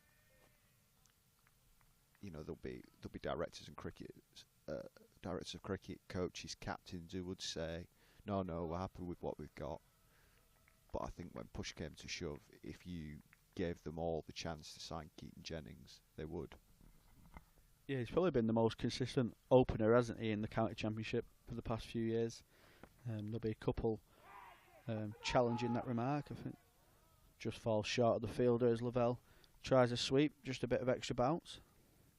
Yeah, a couple of people challenged that remark, but I feel like as an opener in English conditions, he's been absolutely superb for Lancashire. And I think the leadership role of captaincy has really helped his game as well. It's really matured him and put a lot of emphasis and ownership on his batting.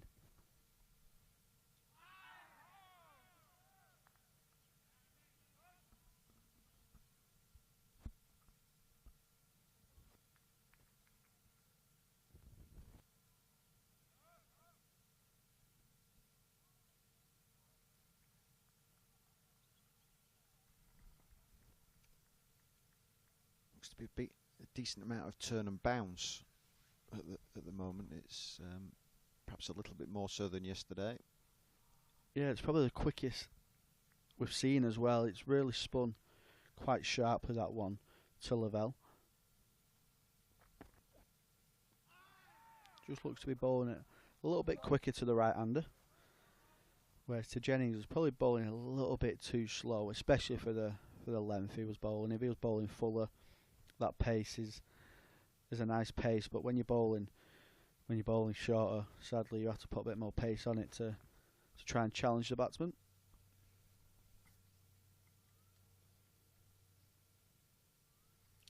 I'm right in thinking it was Ahmedabad that you were in this winter, weren't it?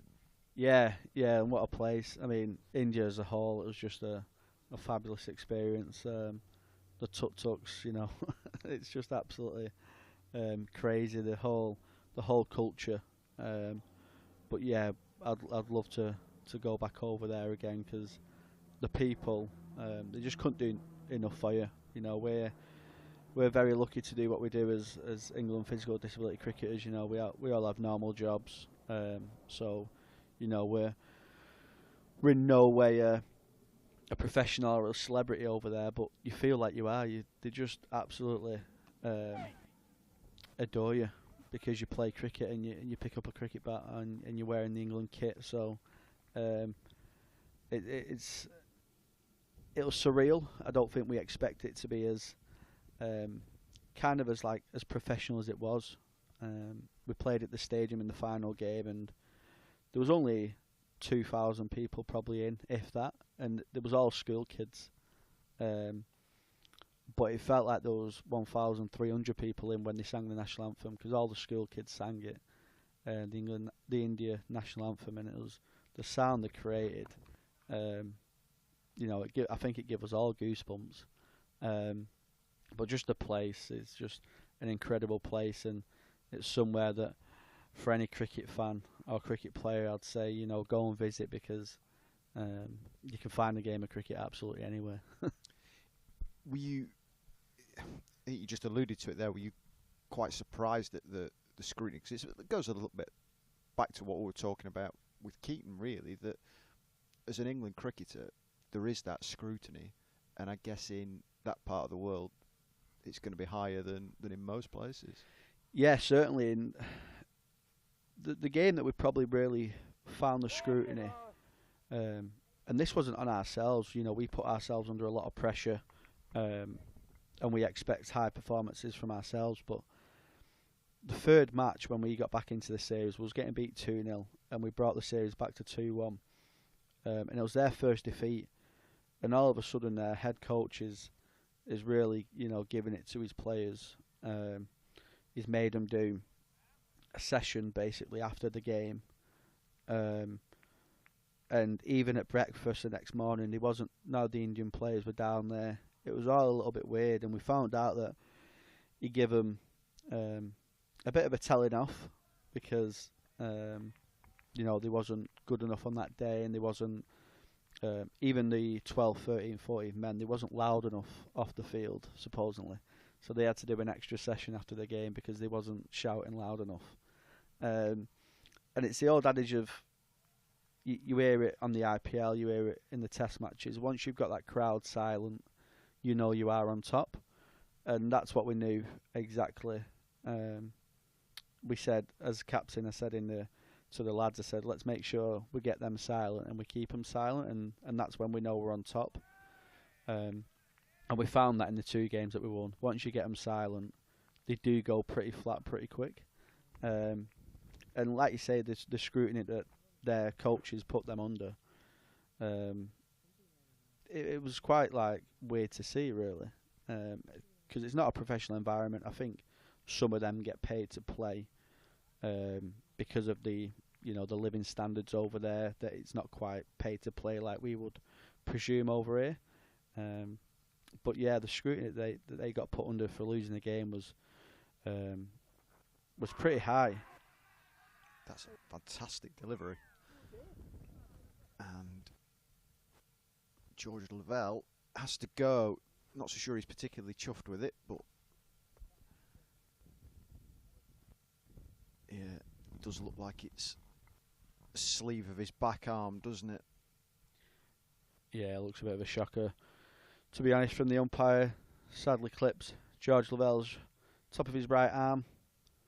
And Keaton Jennings just tells him to sadly keep walking, with a bit of dismay to the umpire. But Dravid's bowled a superb spell. Oh, hang on. Oh, decision overturned.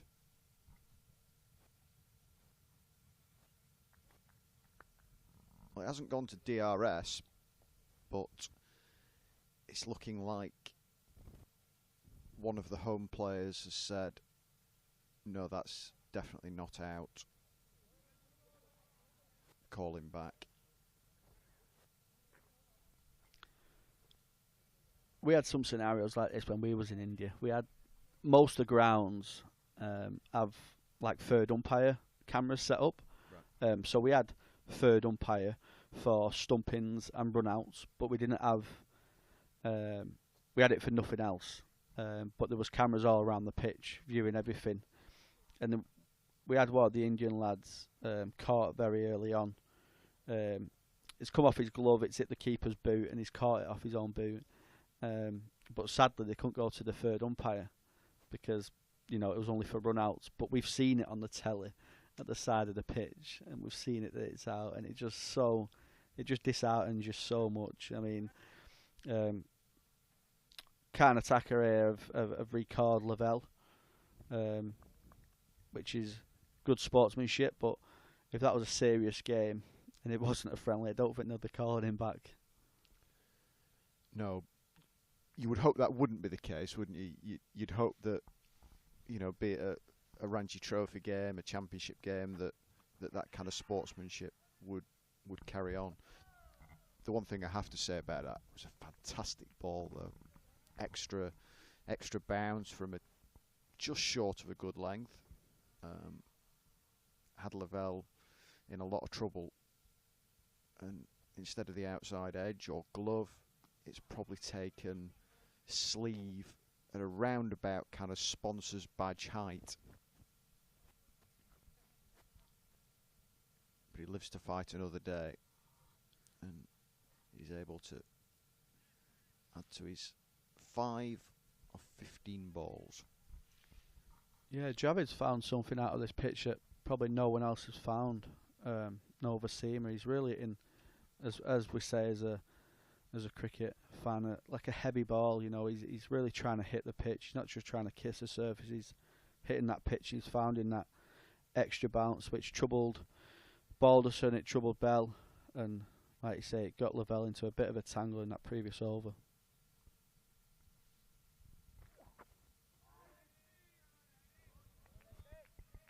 Plays that confidently.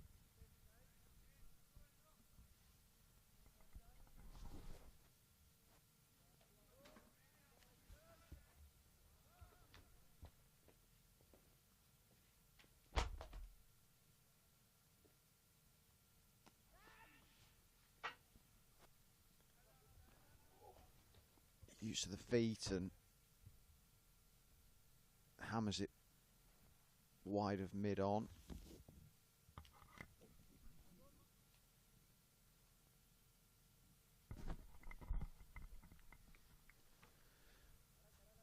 Paul, back to Jeremy.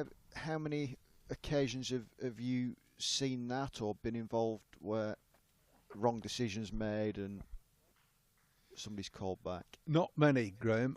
I was just next door with Scott saying he should do that more often. I mean, there's a propensity now to be able to use technology a lot more in cricket in England. George Lavelle benefiting from being reprieved and hitting a towering 6 over long on. I don't quite know. I think Keaton Jennings might have said something to the umpire about, are you sure about that or something, which is fair enough, he can do that. Look, we're talking about a warm-up game here.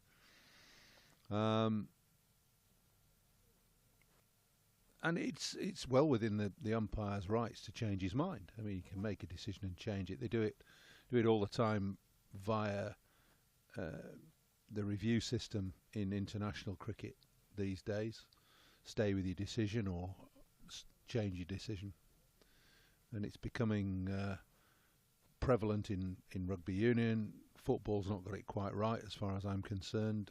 I think rugby, it's gone too far. They tend to go too far back in pieces of play, I think. From a personal point of view, anyway. I think cricket's got it reasonably well. I think I'm a little bit confused still about umpire's call. If the ball's hitting the wickets, hitting the wickets, But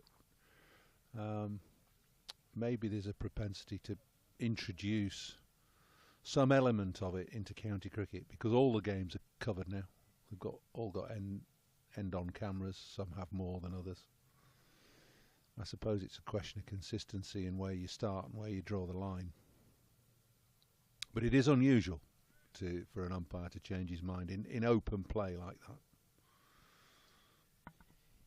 Yeah, you wonder, as you say, it was quite clear that immediately George Lavelle wasn't happy with that decision, and then on first replay it was very obvious why. And yeah, it's quite easy to do it in this kind of setting when there's nothing on the game. Do wonder what the fast bowler might have been saying if 5 to win and don't think 8 down. Don't think I'd have been very pleased if I'd been the bowler. Can you imagine what I'd have said? You can't do that. Well, you can, but no, you've given him. He's off the field. Look at him. Anyway, good for George that he's got a reprieve and an opportunity to go on.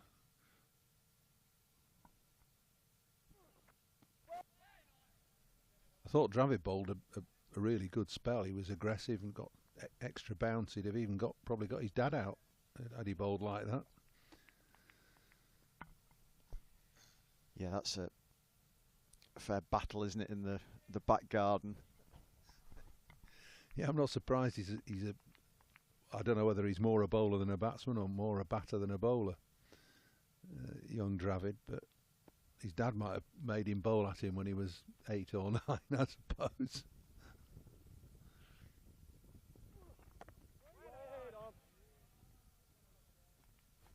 Yeah, you get mother popping her head through the kitchen window saying tea's ready, and dad said, no, it's not, no. No, I've got to keep batting. It's still light. Dear, they don't call me the wall for nothing, Ral would have said.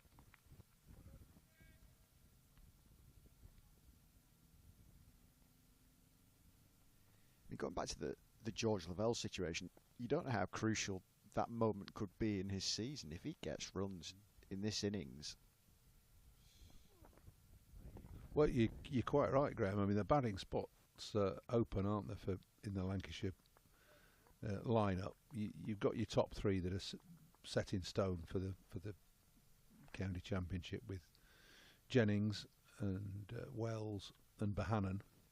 Then you've got the overseas equation, haven't you? You've got Bruce and who is available all year, so there's probably a chance he'll bat 4, 5, 6, something like that. But then you've got Bell, you've got Hurst, Balderson, and Lavelle all fighting for 1, 2, or 3 places, just depending how they go. Has he cut that to gully, or has he hit it into the deck? No, it's a catch. Yeah, catch. And it's a good catch. Yeah. So the reprieve for Lavelle doesn't last too long. One blow over mid-on for 6. that was too close to play that type of shot too, trying to cut it, got cramped for room and could only get it to gully. And no question about that mode of dismissal. He won't be being recalled for that. And Lavelle has gone for 14, 144 for 4. But yeah, I mean, even if, say, George Lavelle doesn't play in that first championship game, which I suspect is probably more likely than not, there could be an injury here and there that means he'll play in second or third game, and quite clearly there's a lot of cricket to be played before that first game anyway. There'll be friendlies back here. There can be injuries. So. This is my man, my tip for the top, Hurst. Matty Hurst. I really like the way he plays. I like his attitude. He's feisty. He can go a little bit too far at times with his attitude, but he's a young man and he's determined to do well. Not only, I think, is he got talent with the gloves, and he may be the first choice keeper. Who knows? There's 5 to choose from at times, but I really think he's a top quality batter.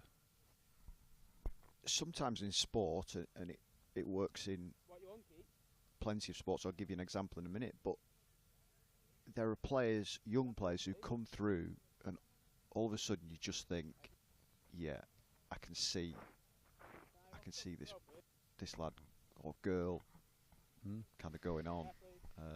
And on the drive in this morning, I was listening to a discussion about Kobbie Mainoo at Manchester United, been called into the England squad, and it seems like he's only played 10, 15 first team games, but sounds like he's the real deal.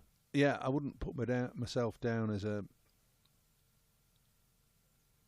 top flight football aficionado and selector or coach, but you can tell looking at him that he's got time, hasn't he? Time on the ball, and he's got great vision, and that's obviously been spotted way before he played his first team, made his first team debut for United. But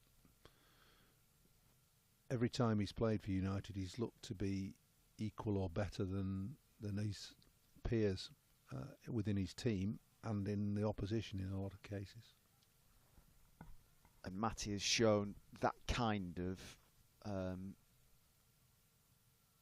ease in which he settled into first team cricket at Lancashire.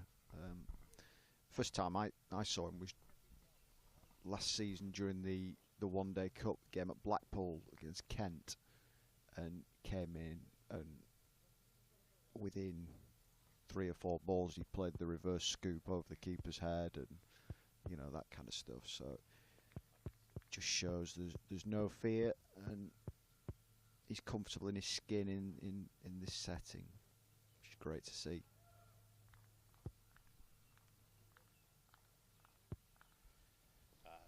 Yeah, that's not good. We can't do that. No. Keaton Jennings continues to show how it should be done and what he would have expected of more of his upper order batting partners.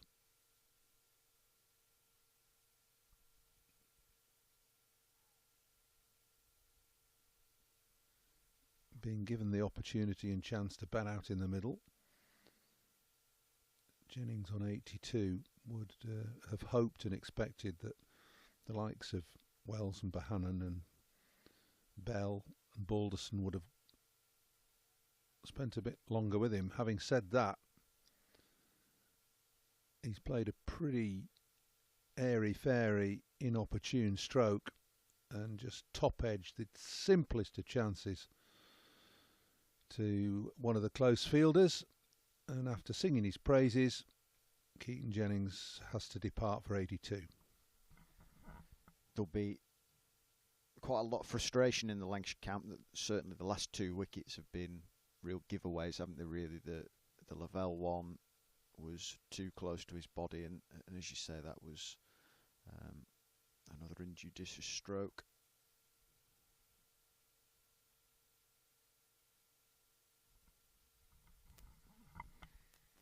What's the cue end?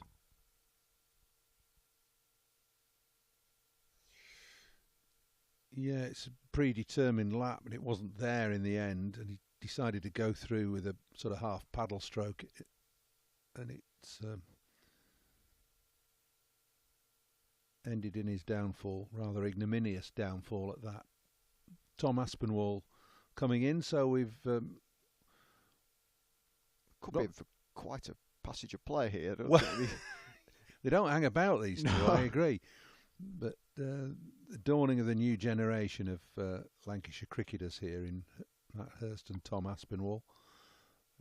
Wouldn't be surprised if come September you haven't seen both of these make a real impact on Lancashire cricket.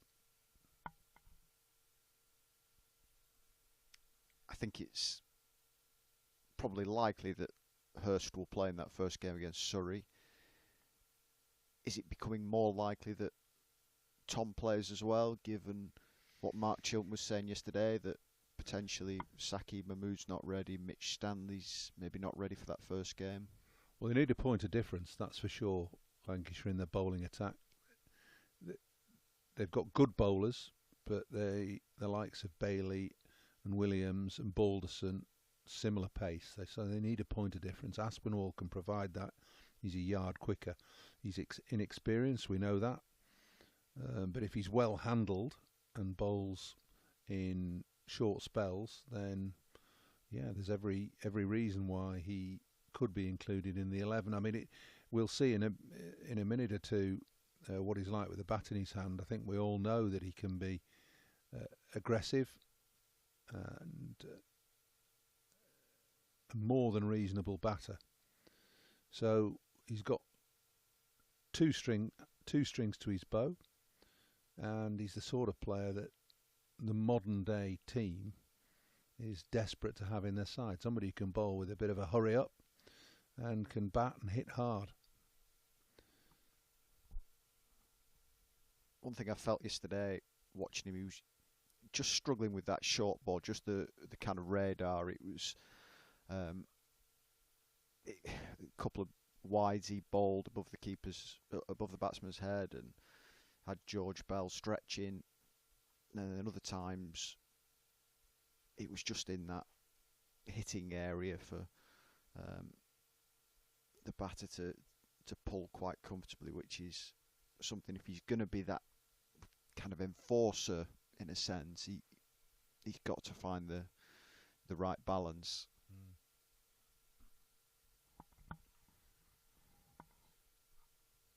Yeah, we're only halfway through the day, really, and Lancashire will be disappointed that 6 wickets are down. They've got the day to bat. Well, that's the arrangement. Keep batting like this, they'll be running out of batters to fill those slots, unless they all have another go. Anyway, let's see how Hurst and Aspinwall get on. They've got a good opportunity to show the new coaching team at Lancashire exactly what they can do, and that they mean business.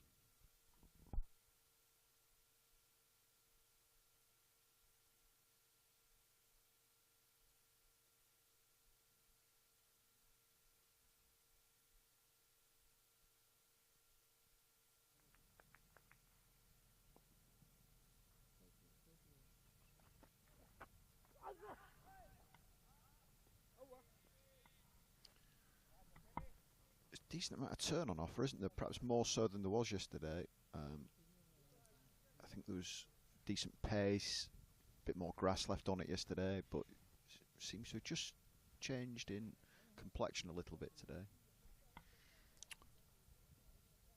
And that's the disappointing feature of Lancashire's innings. Just one partnership, that between Jennings and Bohannon. Jennings the constant through most of those. He's now gone.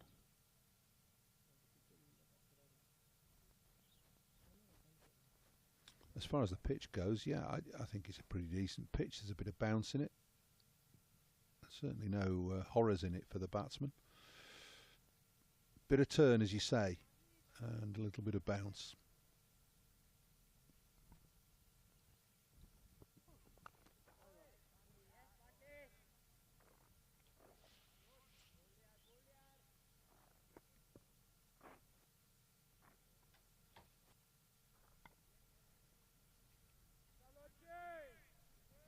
What's your history like with Bangalore? Have you been out there much? Yeah, I've commentated there a couple of times, and we played a test match there in 81, 82 tour, but I didn't play. So I wouldn't say I'm hugely well acquainted with it. I remember staying in one of the finest hotels that we stayed in 81, 82. It was the West End Hotel in Bangalore, which is still going and still flourishing. And I remember playing golf out there on a golf course which was in and around the horse race course, and it had browns, not greens. So they were sand greens which were oiled and rolled. But I'm showing my age now, Graham. It was 43 years ago. To your liking, browns? Well, they were all right at the time. It was a game of golf and getting out, and I loved my time in India. I thought it was absolutely fantastic. The sights, the sounds, the people, the food, the culture, everything about it. And I've been there a lot. I did 2 England tours, and I've been there plenty of times, latterly commentating and holidaying. I think that it's a great place.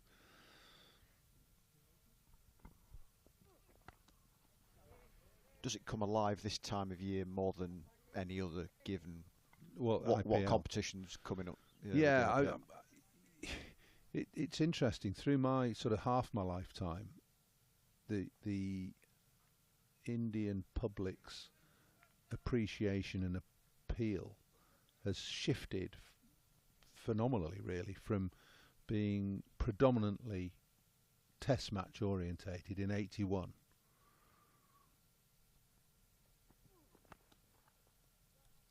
Well, that's a really good way to get off the mark from Matty Hurst. That's what he can do. Nice controlled off drive, timed beautifully.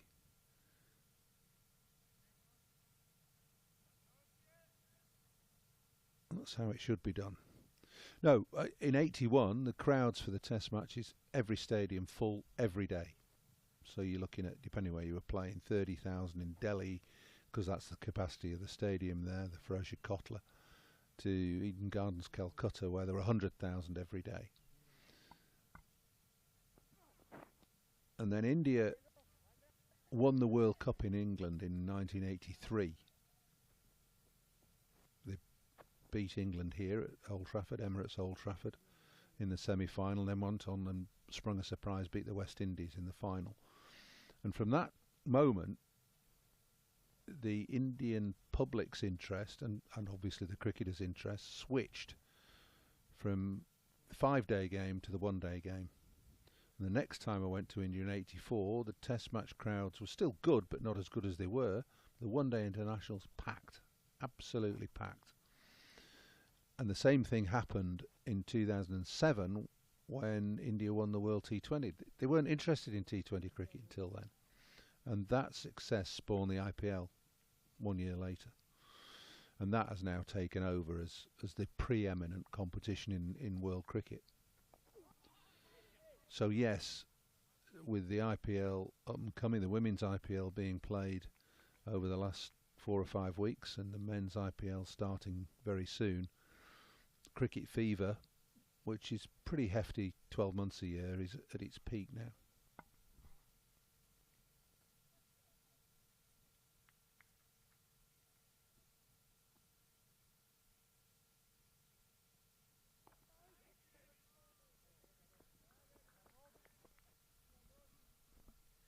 And I see snatches of it, and that's all I see, given the fact that we start in a week or two's time, and you're almost 24/7 with that. But yeah, it looks a really good tournament.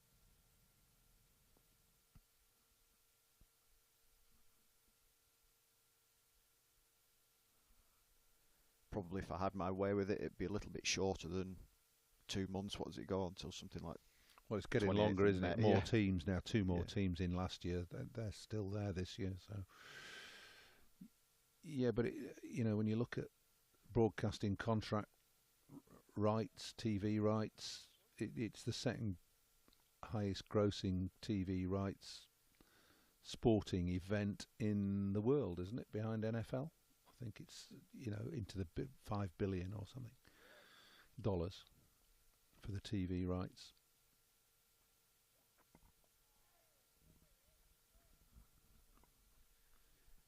It's a world away from what we're seeing at the moment in terms of style of cricket, because these two lads are trying to get into their innings.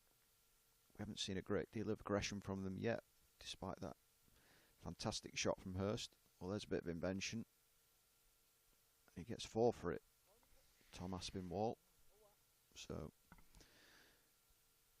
what's the reverse of a commentator's curse? I mean, that was completely different from what I was talking about, but it was a great shot. It was. I told you he could bat, and we know he can play, and that's the shot of a confident young man with no inhibitions. Toss one up outside my off stump as an off spinner, and I'll reverse lap you and hit you hard as well.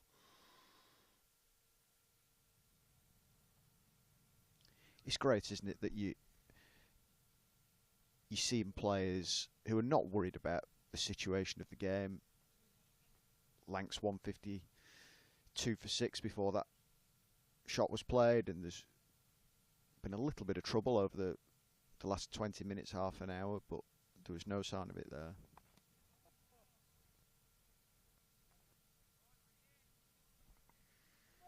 No, it'll be good to just have a look at Hurst and the way he plays, the way he gets in position to play his shots. I've already seen enough in 9 balls to know that he's able to cover his off stump, to play forward convincingly. He's done it against spin and seam.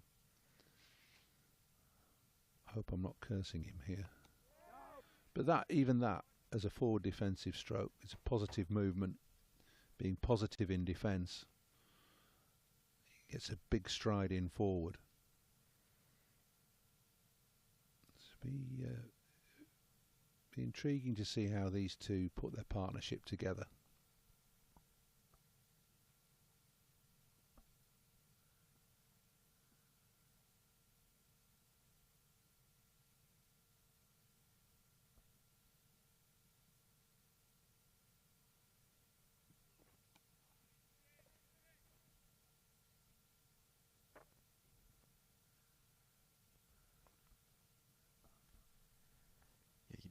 You don't need to reverse sweep or hit over the field to be positive, do you?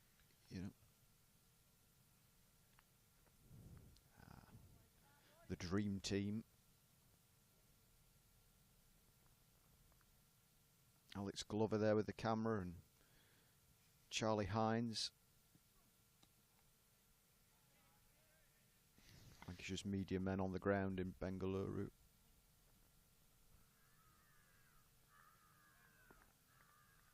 Living the dream, those two lads, aren't they? Where would you rather be? At a rainy Old Trafford, and it's hammering down outside. No, there wouldn't be much play before lunch today, would there? No. The ground staff have been in here at Emirates Old Trafford the last 2 or 3 days we've been in, and taking the covers off at 7 o'clock in the morning. No chance today.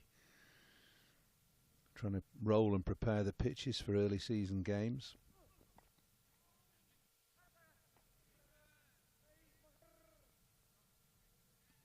That was a good example of what I'm talking about with Hurst. It may have been slightly wide to defend, but he got it beautifully covered. He was balanced, good stride forward, adjusted a little for the movement in the ball.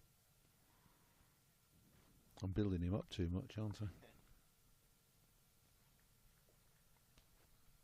An off stump goes out of the ground. I first saw him play in 2017, I think. I went to Newton Le Willows. We're opening the new artificial nets, and he was there as a 13-year-old with his pads on and having a bat. And obviously I didn't know him from Adam, but it was pointed out that he was part of the Lancashire under 14s or 13s setup at the time. And he had a go. He was keeping and batting, and he He just looked good. Bit too young to tell, but you knew that he could play. Yeah, you always just get an idea, don't you? You know, you certainly not perhaps enough to form a significant opinion, but you're just having the back of your mind. I'll keep an eye on him. You know. Yeah, and I've been fortunate enough in my time associated with Lancashire to see these developments right the way back. I saw Jimmy Anderson playing in an age group game when he was 15, playing Cheshire Schools down at Bowden Cricket Club. And I was there with Jeff Ogden, who's the chairman of cricket at the time. And we were just walking around the boundary, and you could tell, you know, and Jeff, who knew every young cricketer in Lancashire at that time, and probably still does now, and even though he's significantly older, he said, "Look at this lad," and you could tell he only had to watch for 3 or 4 balls to know that he knew what he was doing.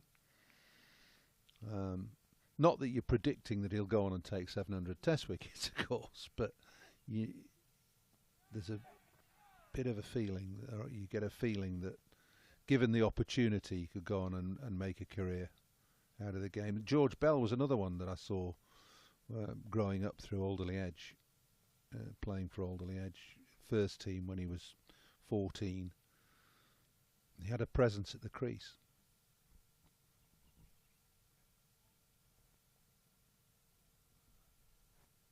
Of course, you mentioned Jimmy Anderson there. We're talking team selections throughout these last couple of days, and at some point he's going to be thrown into the mix. Certainly is. I mean, Jimmy wants to play, and it'll be down to him, I think, to plot his path to Test match selection in July. So it's a question of how many games he plays and how he perceives his fitness and whatever else. The big issue, of course, is that in the lead up to that Test match, there's no red ball cricket in this country. It's all T20.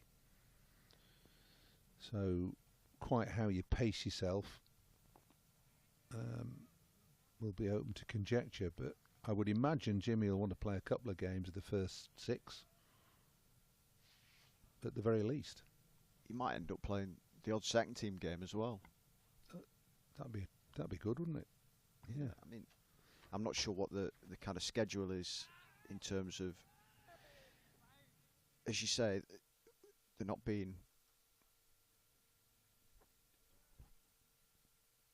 much red ball cricket, but I think that the roadmap of the season reflects first team cricket and second team cricket, doesn't it? So when there's championship cricket, there'll be red ball cricket, etc., etc. But you might just get the odd game here and there that he can drop into a little bit later than the first team championship games are scheduled. Yeah, it's the ECB's perennial problem, fitting a court into a pint pot, isn't it? I mean, the calendar is static. You can't have more days. They try and do that by starting the season earlier and earlier, but that's self-defeating in a way, and none more so in the fact that there's a cry for Tom Hartley and Bashir to play cricket in their county teams. Well, you're not going to pick 2 spinners in April. Counties don't often or always pick 1 spinner at that time of year. So that's a bit of an issue.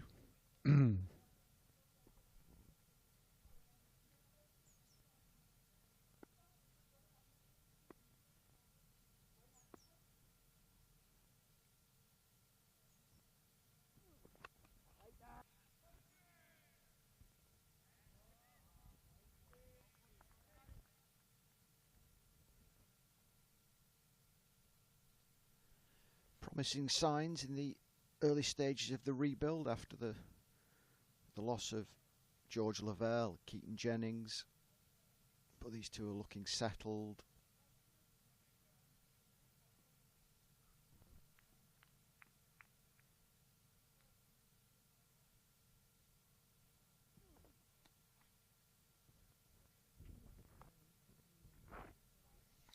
Yeah, what would be encouraging now from a Lancashire perspective would be a substantial partnership from these two. As I say, we've got plenty of time to go through the day. There's still 3/4 of an hour at least before the tea interval, and then another full session after that.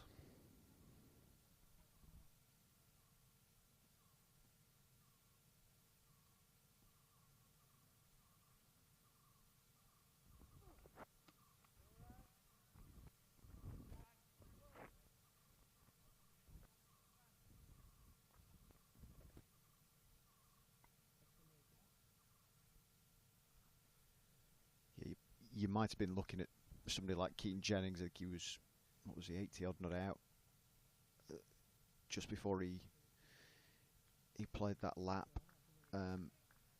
Perhaps thinking about retiring at some point, giving opportunities to others, but that's not in the equations now, is it? No, I think if he'd got to 3 figures, he would have walked off, said thank you very much. So, notwithstanding the way he got out, which he'll be disappointed with, he'll be pleased with his innings.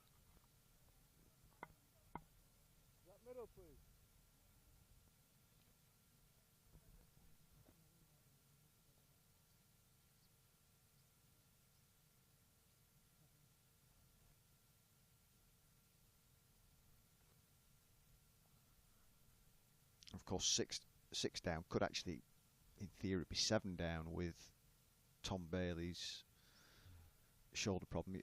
Probably unlikely to risk him. I think they might be in a position to bat who they like. I don't think it's a defined 11. I would imagine Harry Singh will get a knock at some stage. I'm not even sure they nominated an 11 yesterday. It was just whoever had the boots on went out and had a field, with the proviso that the main bowlers would get a gig yesterday, which they did. I think all the batters will get a run out today.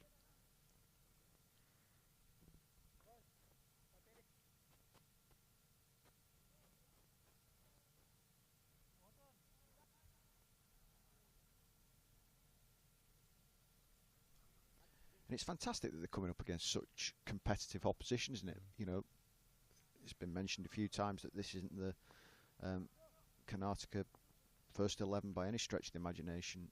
But they're still putting on a very good show. Yeah, but you don't. It's a bit like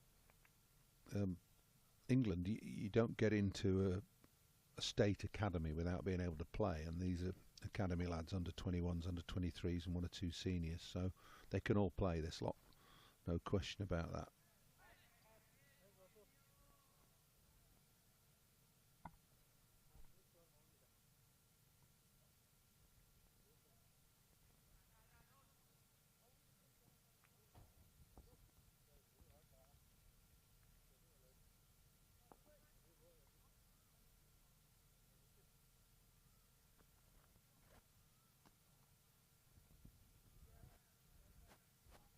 Nicely worked away by Maddie Hurst, just down the ground for a single.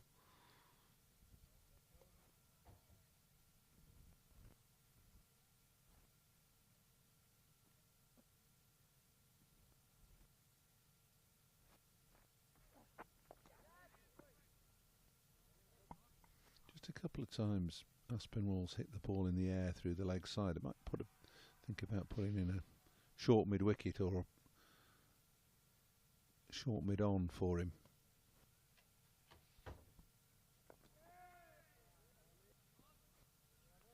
You're going to be reprieved in a minute. I know, a little bit like George Lavelle. The capable hands. He's lurking, isn't he? He's been checking the cameras. He's very good at that. If all the pictures go black in a minute, you'll know why. Bit of bumble in the gallery. So I shall leave you, and Scott will come in and replace me.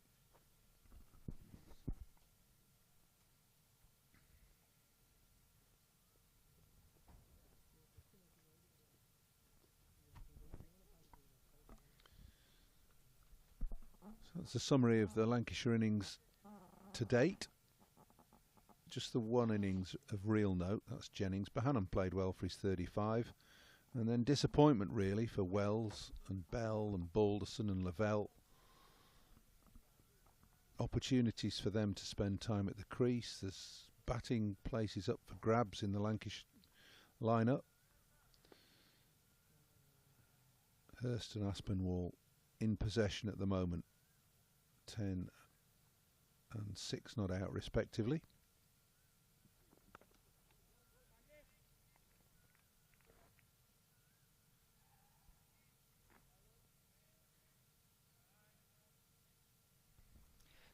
Listen to what you and Graham were saying about Matty Hurst and Tom Aspinwall.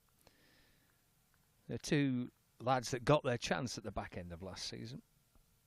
Actually, had it not been for a bit of injury, maybe Tom might have played a little bit more. Matty played some first-class cricket the final couple of games of last season.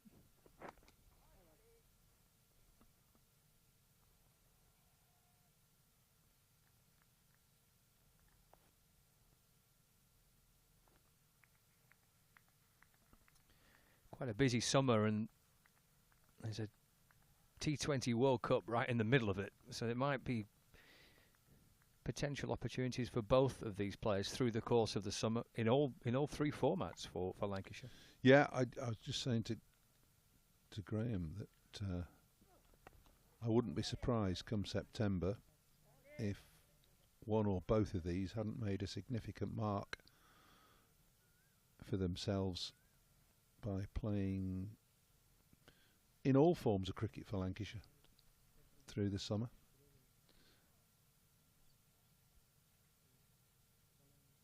Matty Hurst very steely and determined. Tom Aspinwall probably no less so, but has a bit more of an easygoing air to him.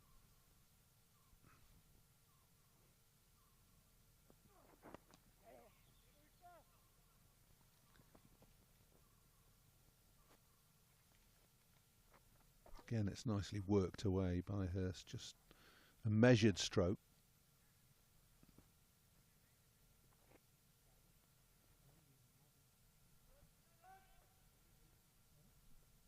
We're looking at the batting options and the way that there's batting places up for grabs, Scott, and the youngsters are there, the Bells, Balderson obviously will probably be in the side anyway. But there's Hurst, too, alongside him. Harry Singh, who's got an opportunity, may have an opportunity today. But what do we know about Tom Bruce? I mean, it was a bit of a left field pick for me. The New Zealand overseas player, plays for Central Districts out there. Picked for New Zealand in T20 cricket, played 17 one-day T20 internationals. But just sort of checking up on his first-class career. He's got 10 first-class centuries and some big ones as well. So he will be in contention for a first-team spot. That's lovely from Aspinwall again, with a little bit of reach, getting to the pitch of the ball, and just a controlled extra cover drive for 4. Yeah, it's a lovely shot. I admired that one racing away through the covers, didn't he? Stood there and watched it reach the rope. Yeah, Tom Bruce is he's got a solid first-class record, hasn't he, in New Zealand? I suppose what Lancashire are missing this year compared to the last, in the case of Dane Velas, kind of 6-7 years, in the case of Stephen Croft, even longer, is 2 senior guys in their championship team, their championship batting lineup. One or both have invariably played over the course of the last 5, 6, 7 years. So if you take in both of those out, which obviously we are doing because Stephen's not playing red ball cricket and Dane's retired, then that potentially leaves it to be quite a young middle order with not a great deal of experience, even the likes of George Balderson. So maybe the signing of Tom Bruce just perhaps tries to bridge that gap a little bit. Someone who's played a decent amount of first-class cricket and has a very solid first-class record, just adds maybe a touch of experience where Lancashire might be lacking it because of Dane's retirement and Stephen's decision to move on to coaching. Well, Bruce's experience, he's played 9 seasons of first-class cricket. He's a winner as well. He's won one-day titles with Central Districts in 2015, 16 and last year. And he's got captaincy experience as well. So, good bit of research from Mark Chilton, I think, to get this guy's services.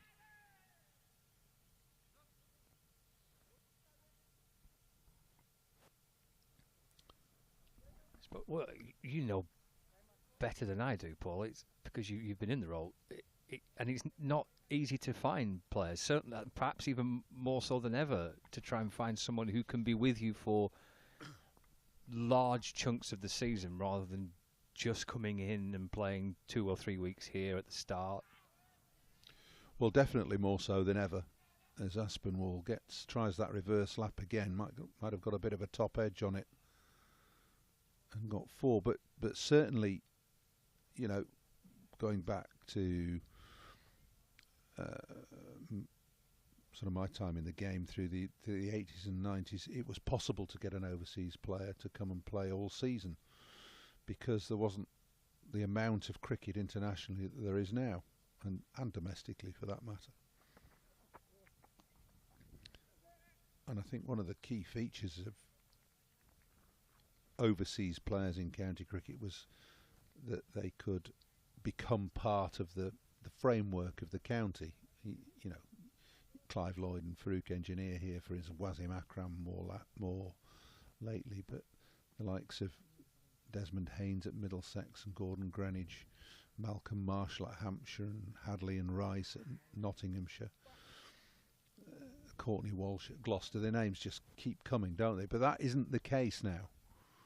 So to try and find somebody that is without international commitments and can come and play for you all year is a real bonus in my book, because I think trying to cement that position and get somebody to come along and play with a degree of loyalty, and that loyalty might only last 4 or 5 months, but it's there on a continuous basis. I think that helps the dressing room, helps the younger players, and to get somebody like Tom Bruce with his pedigree, first-class experience, it's going to work in Lancashire's favour. Certainly is.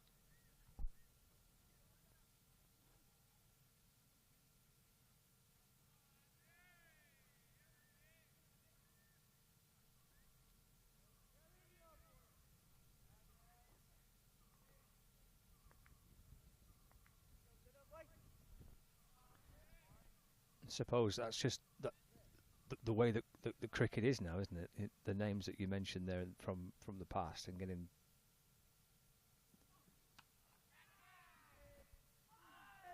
it's just about cleared mid-on from Aspinwall. May have been a little fingertip or two on it. Push it towards the rope, perhaps. It's gone for 4. But it was in the air. Well, it's a typical Aspinwall attempt to be aggressive. It didn't quite come off as he would have liked. Bottom edge, maybe slightly top edge as well, and a spectacular effort to try and catch it. But that is the way that Aspinwall will play. He'll go for his shots and he'll be aggressive.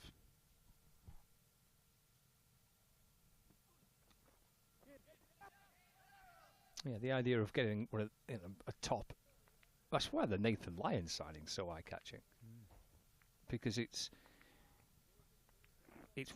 one of the current great names in Test match cricket that's here for an entire season.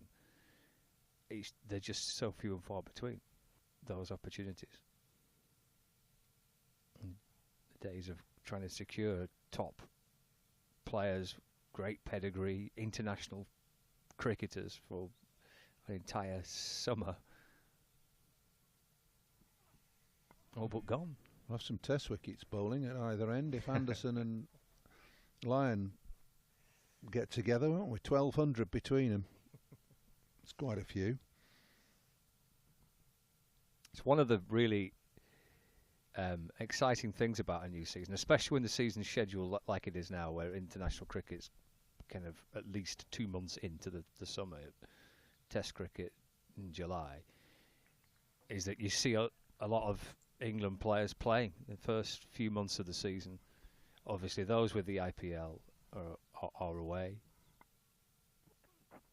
but you'll still see quite a lot of players that have played Test cricket that are on the fringes or in that Test squad that are going to feature in the opening rounds of the county championship season.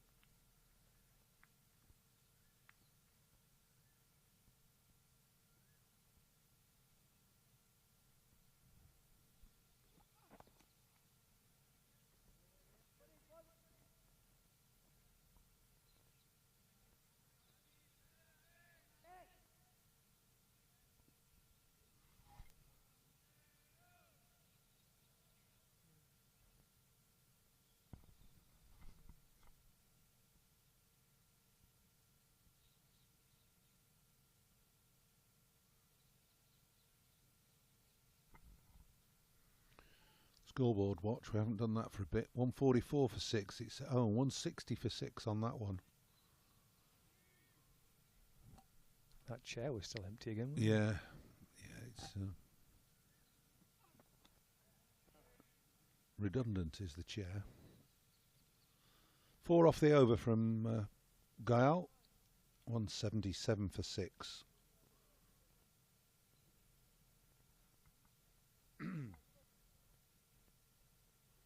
I want these two guys to go on.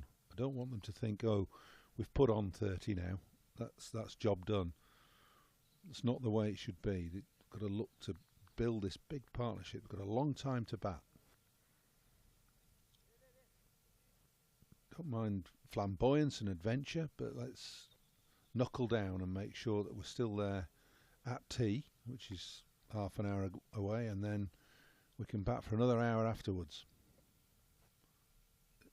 Show our more experienced colleagues just how it should have been done.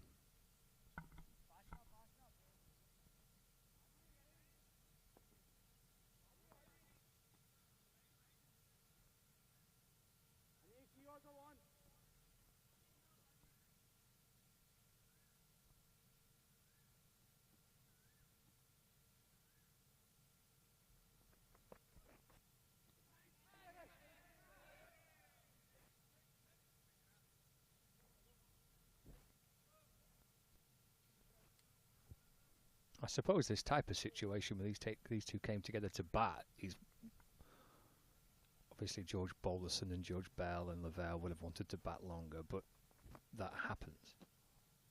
So that brings these two together in a situation where there needs to be a little bit of a rebuild, and it's one of the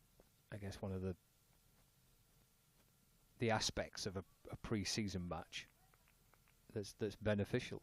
That if a team loses a couple of quick wickets, as Lancashire did in this session, now the challenge is on for these two to try and rebuild.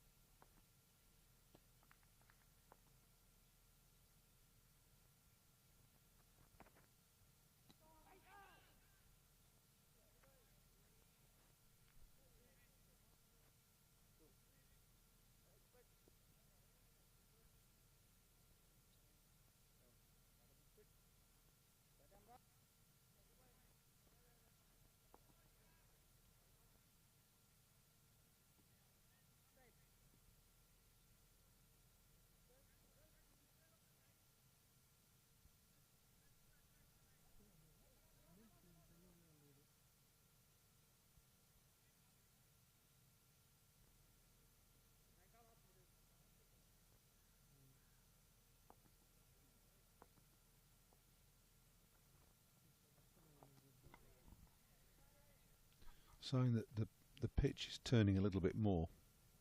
And the off spinner going round the wicket to the right hander, aiming to pitch the ball in line and get it to spin back, bringing LBW into the equation.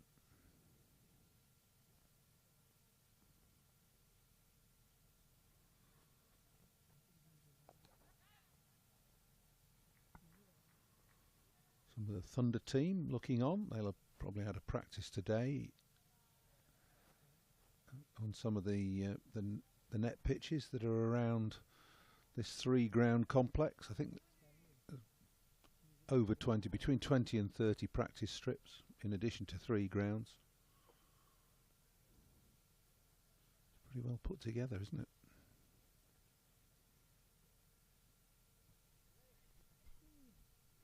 Yeah, it's great to see that, and it's become now relatively established, hasn't it? The Thunder and the Lancashire men's side travelling abroad on pre-season.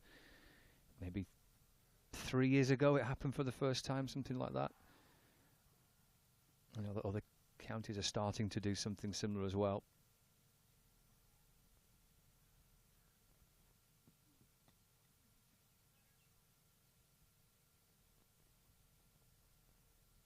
All change for both the men's and women's sides at Lancashire this season, with Chris Reed as the new head coach of the Thunder side, replacing Paul Shaw.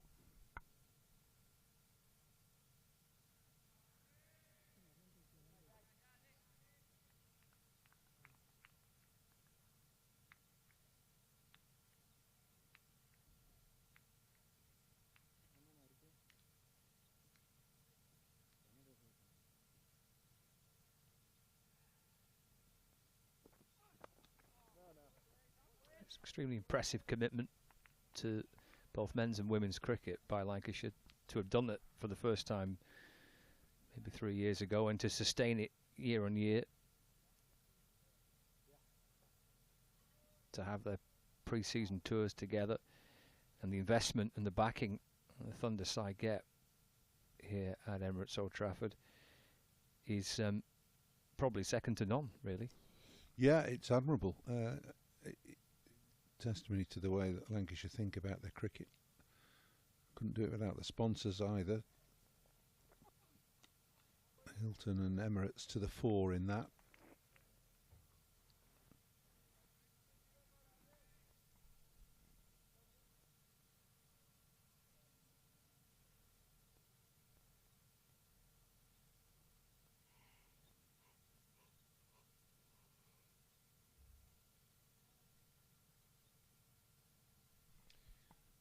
What do you think of the new shirt, Scott?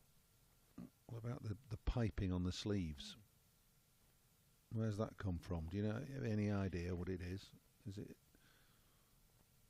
I know it's multicoloured, but does it signify anything? Well, I don't know, and I'd need to see it a little closer up to try and work out exactly what it is. I didn't know whether in Olympic year it was some flags or is it just coloured piping for the sake of coloured piping? They had red on, like they've had red piping on before, but this is altogether more rainbowified.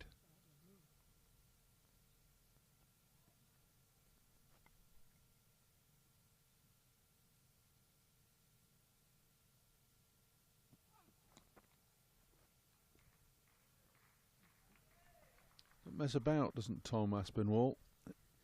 Ball anything short, he'll put you away or try to, and he's done that to really good effect. 6 over square leg.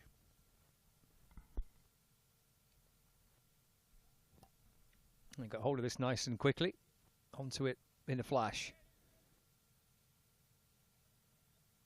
And the ball clattering into the trees. Not for the first time in this match. Graham was asking me if Aspinwall will get in the side, and I said yes, and the more I see of him now, the more I'm emphatic about it, because not only does he have the knack of taking wickets, he bowls with a bit of extra pace, and he can do this sort of thing with the bat in the lower middle order. I think especially with the way things are looking ahead of the first game of the season, and in particular the bowlers that Lancashire look likely to be without for that Surrey match, potentially to strengthen his case, yeah.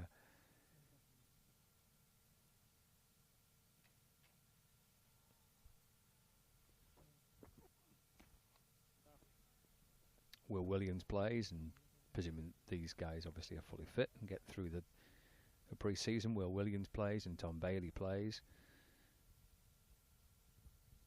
And Nathan Lyon plays. Looking at another seamer, obviously George Balderson is part of that attack, but there's another option there, isn't there? There's another place there for an Aspinwall to feature in the opening game.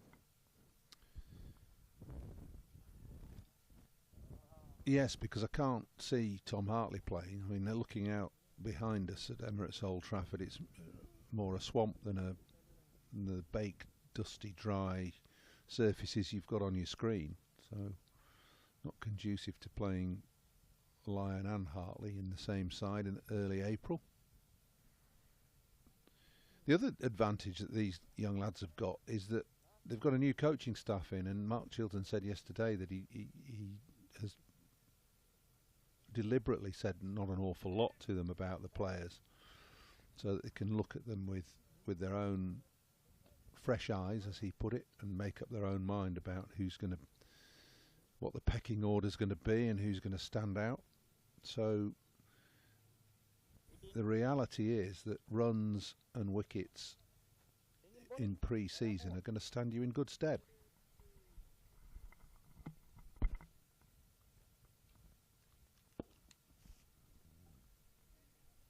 Or runs between these two at the moment. They've settled things down, Hurst and Aspinwall. After a little flurry of wickets in the middle part of the afternoon. Change in the Lancs TV studio back at Emirates Old Trafford. Paul Allott leaves us. Callum Flynn comes back in. As we've got about 20 minutes remaining before we get to the tea break.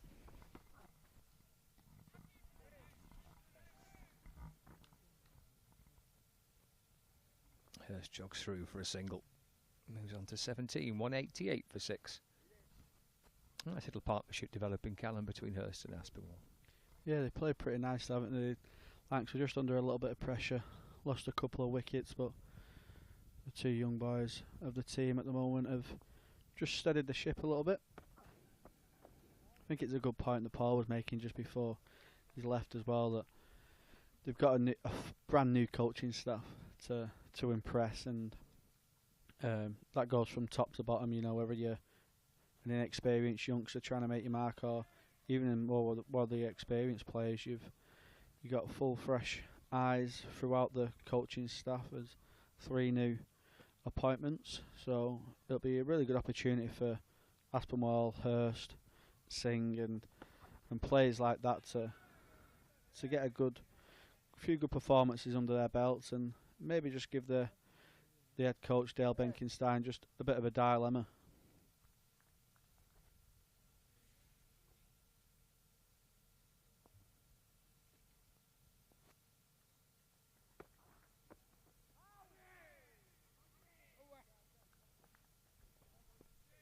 Just a single off the over.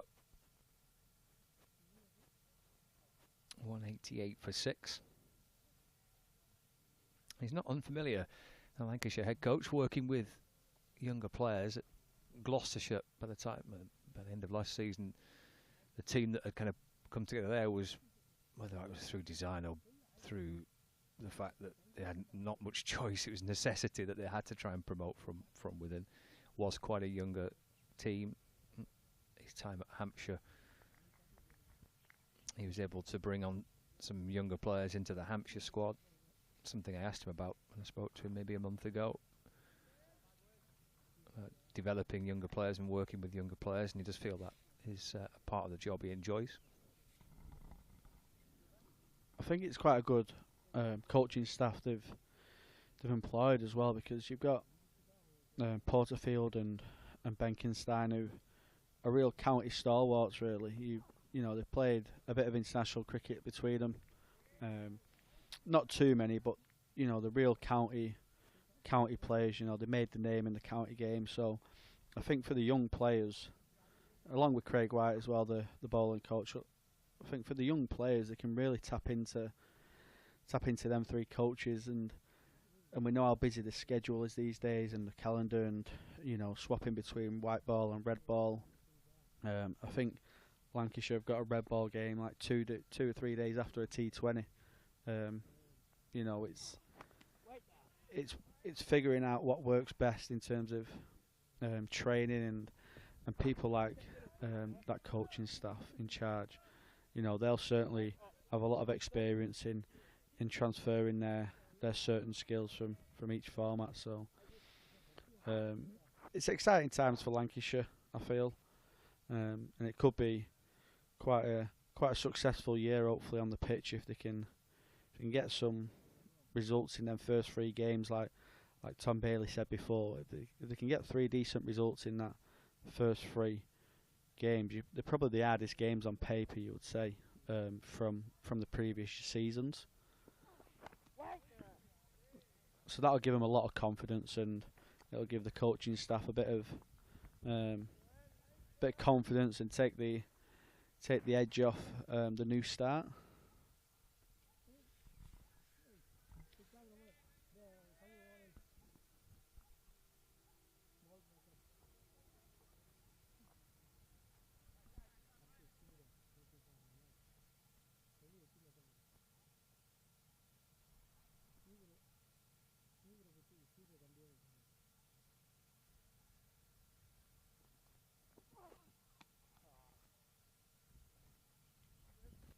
Again, Hurst picks out a field on the offside.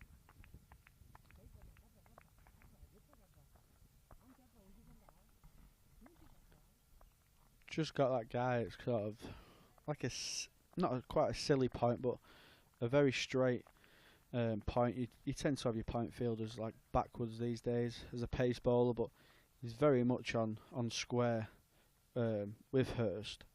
And then I think you've got a backward point as well. So he tends to hit in the picture, and I think he's just trying to bowl for a missed shot, really. He's hoping Hurst plays it in the air, plays it aerial, especially with the variable bounce that we have seen today. And hoping Hurst makes a mistake outside the off stump.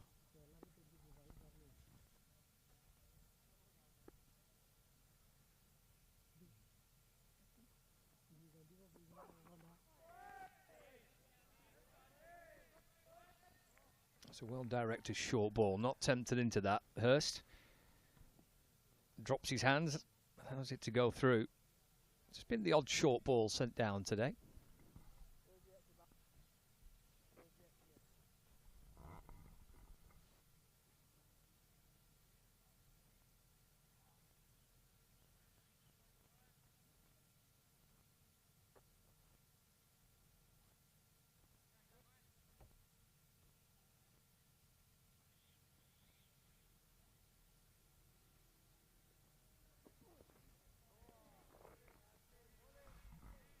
And that's a maiden over.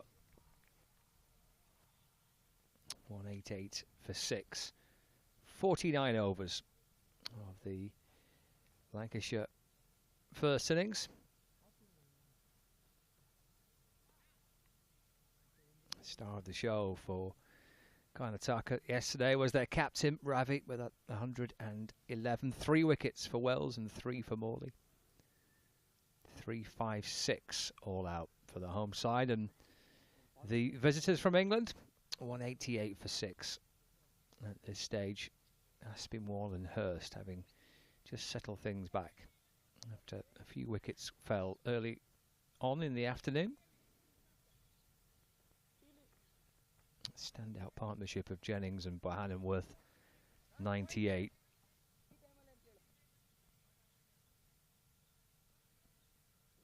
And the rebuild has started nicely.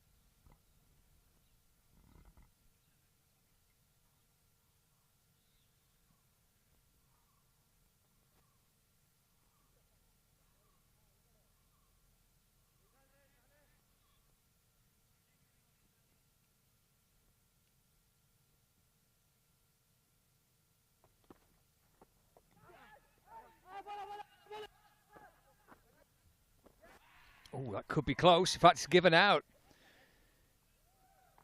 Going through for a quick single. Misjudged it.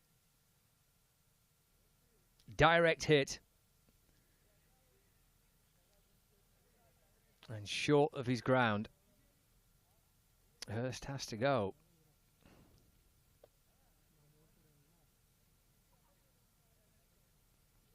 Sorry, Aspinwall has to go.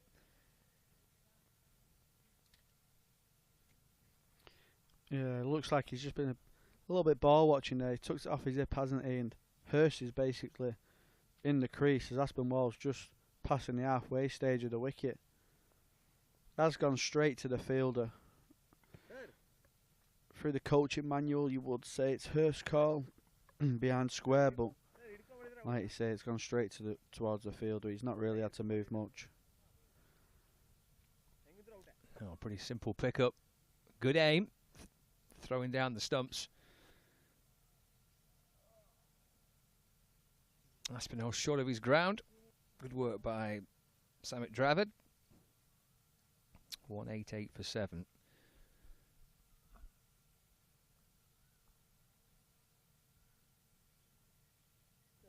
Harry Singh, the new batter, to join Matty Hurst. It's a shame that for Lancashire, because that partnership looked like it might just steer the Red Rose towards T, 6 down. Yeah, they've lost a couple of wickets as well just before lunch, didn't they, Lancashire? So they've lost wickets in vital moments, really, where they're just sort of shifting the pressure back onto themselves. Just before lunch, they lost both Hannon and Bell, and then just lost a wicket of Aspinwall just before tea. Hopefully they can get through unscathed now as well. Don't really want to be going into tea 8 down.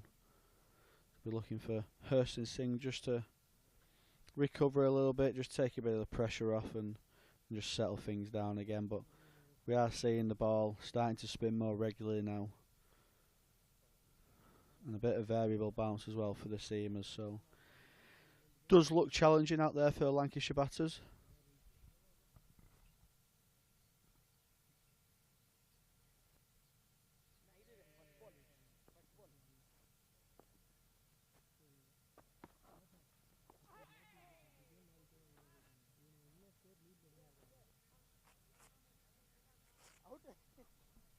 Was watchful by Hurst, who'll be determined to be there after tea for Lancashire.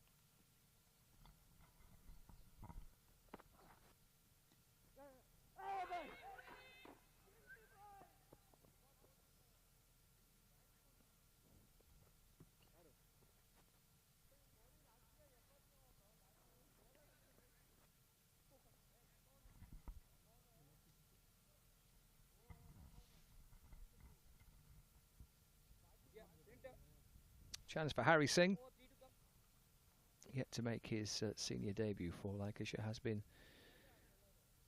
in and around the first team, named in the squad at the start of the one-day competition last year, playing in the warm-up match at Sebba School against Cumbria.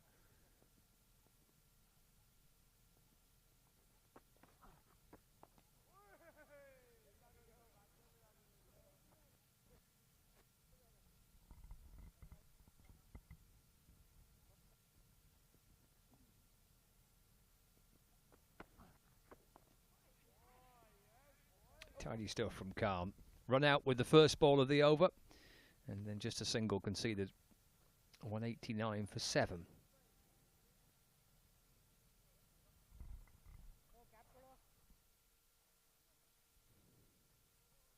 With time for at least one more over before tea.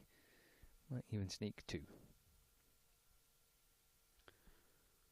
think Hurst will be a shoe-in for the start of the season after he's quite an impressive end to last year, didn't he? He's quite impressed in the One-Day Cup and the County Championship at the end of the season. Do you think he'll be a straight shoe-in for the start against Surrey? I don't know if straight shoe-in, but I think he's got a very solid chance, hasn't he? Yeah, he ended the season well. He in the One Day Cup, he got a half century at Lords, and then the 2 games in the Championship at the end of the season, he got successive 50s in those matches too. So yeah, it certainly ended well. Took his chance towards the back end of last season. First with the white ball, then with the red ball.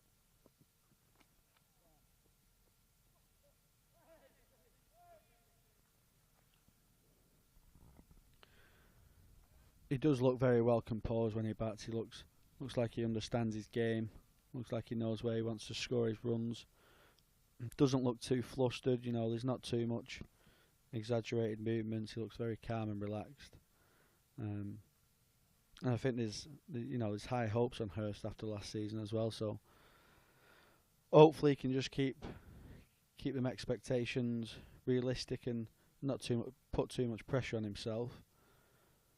But hopefully he can just keep putting a few little performances together for Lancashire and impress and cement a bit of a spot in the first team.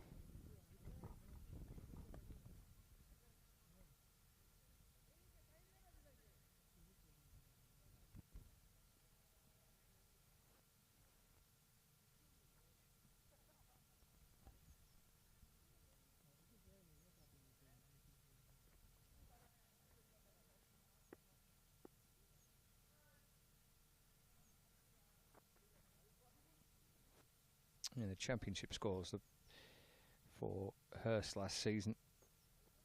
Unbeaten 54 against Nottinghamshire at Emirates Old Trafford. And then the final game of the season against Kent in Canterbury. Got himself a 76 not out.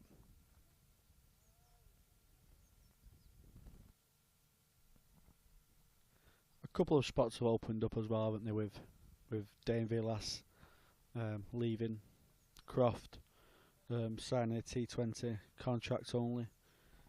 Obviously Bruce will come in for Daryl Mitchell. Nathan Lyon will take one of the spots in the bowling lineup, so Hurst might just slot into that middle order pretty well for Lancashire.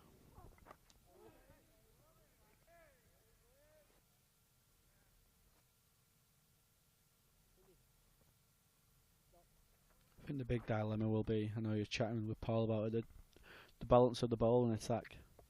I think last year it felt like they just missed someone who, just had a bit of zip about them, missed someone who could just create something from nothing really on flat wickets. You've got Tom Bailey and Will Williams who do fantastic with the new ball, but if it isn't moving, they've not quite got that extra pace to force something out of the pitch. And Luke Wood only played 2 games, I think, in the County Championship last year. Jack Blatherwick played a couple, impressed in 1 or 2, but sadly didn't quite take the wickets he wanted. That's a brilliant shot from Hurst. Paced them 2 fielders that we spoke about a moment ago at point and backward point, and he's kept that down on the floor really well. That's a lovely shot for 4.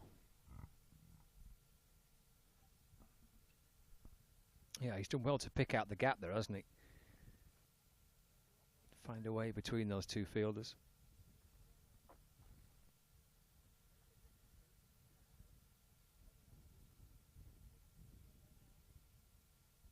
Takes him to 22, 193 for 7.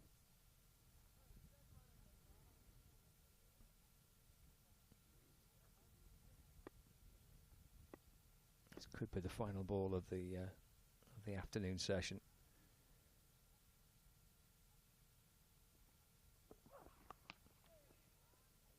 Pulled to square leg for 4 more.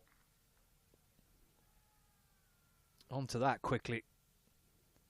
Successive boundaries to end the over.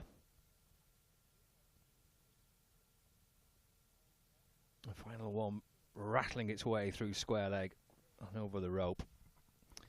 That ends the session as well. Batters Singh and Hurst head off for a 20-minute break. And Lancashire edging towards 200 at 197.47. Quite an interesting session, that. The rebuild of Hurst and Aspinwall, the wickets that fell relatively quickly. Bell and Balderson and Lavelle. And an intriguing session for both sides, I think. Yeah, 86 for 4 Lancashire in that session, so probably not quite the session Lancashire would have hoped for with the position they was in, but like you say, they've lost wickets in kind of in clusters, and that's what you see happen in India quite a lot. You see, once you're in, you speak about taking ownership and making sure you're there to score big runs, and there's been a couple of starts of Bohannon 35 and Aspinwall 23. Hopefully Hurst can kick on for Lancashire and get into the 3 figures and get that big score, but yeah, it's a pretty evenly balanced day so far. But Karnataka will be certainly the ones who will be happy of the 2 teams going into the changing rooms. 159 the difference between the 2 sides at tea on the second day of this 3-day warm-up fixture. It's been great to have Bumble with us over the course of the last few days, covering both white ball and red ball cricket. And yesterday, for some foolish reason, the Lancs TV guys said, "You know what, Bumble? Come and take a look behind the scenes." Well, technically, I suppose you're wondering how does it all happen.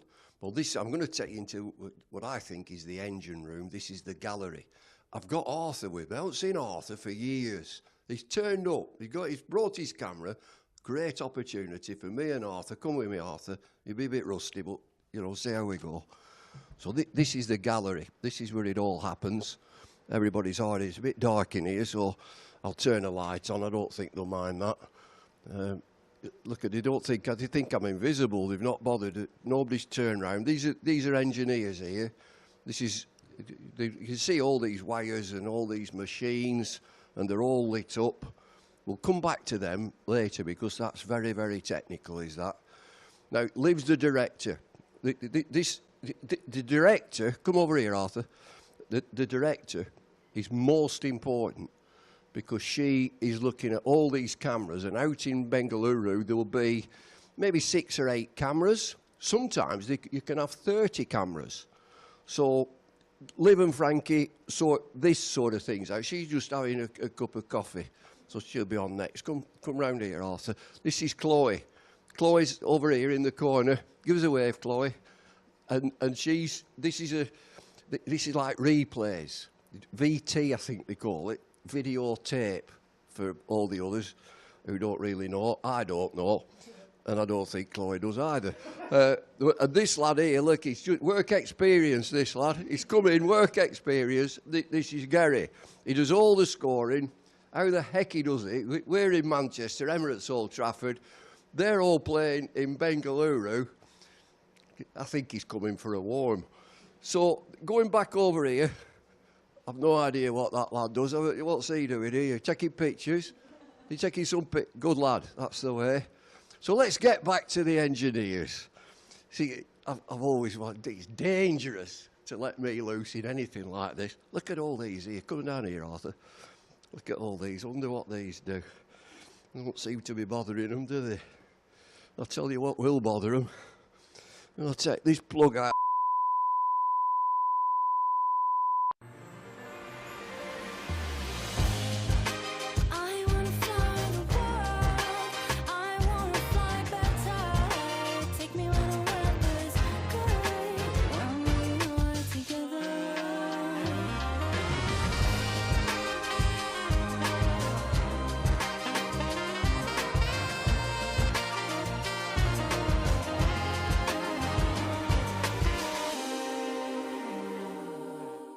This is a call for hungry dreamers and hard-working self-believers. Success is down to more than just luck and talent. It's striving to be the best, breaking the boundaries and never giving up. Are you ready to become your best self? Are you ready to unlock your greatness? So what are you waiting for? This is Education Evolved. This is UA 92. Welcome to Karnataka, Dubai. Here's your key. Thank you. Let me help you with the bags.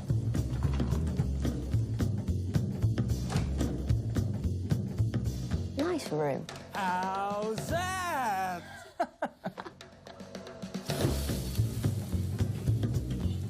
How's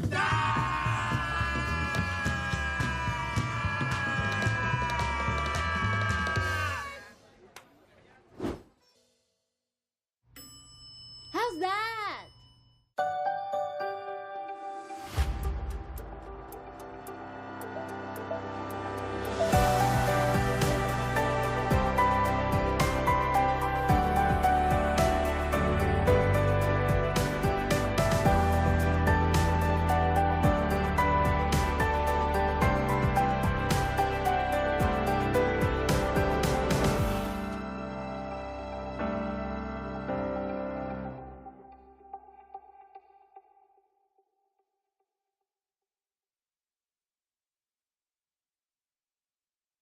In 1954, Cyril Washbrook became the first professional captain of the county.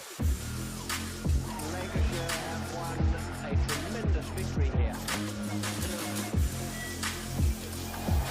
Indeed he has, and defense, what a moment. He don't play.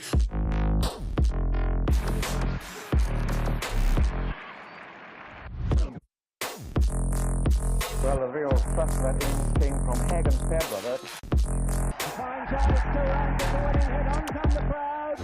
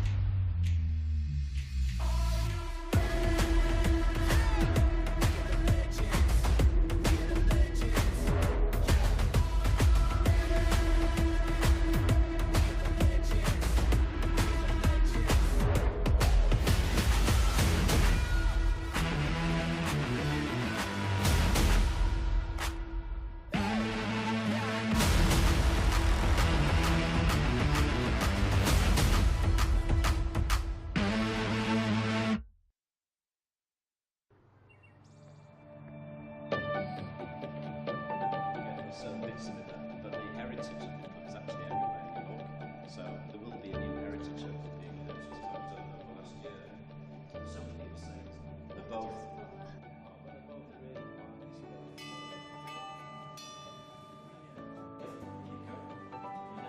Hi Noah. Nice to meet you.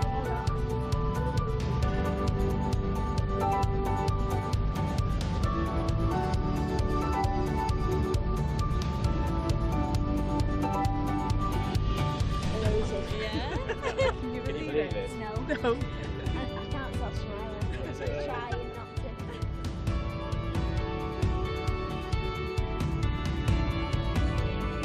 Yeah, that's it.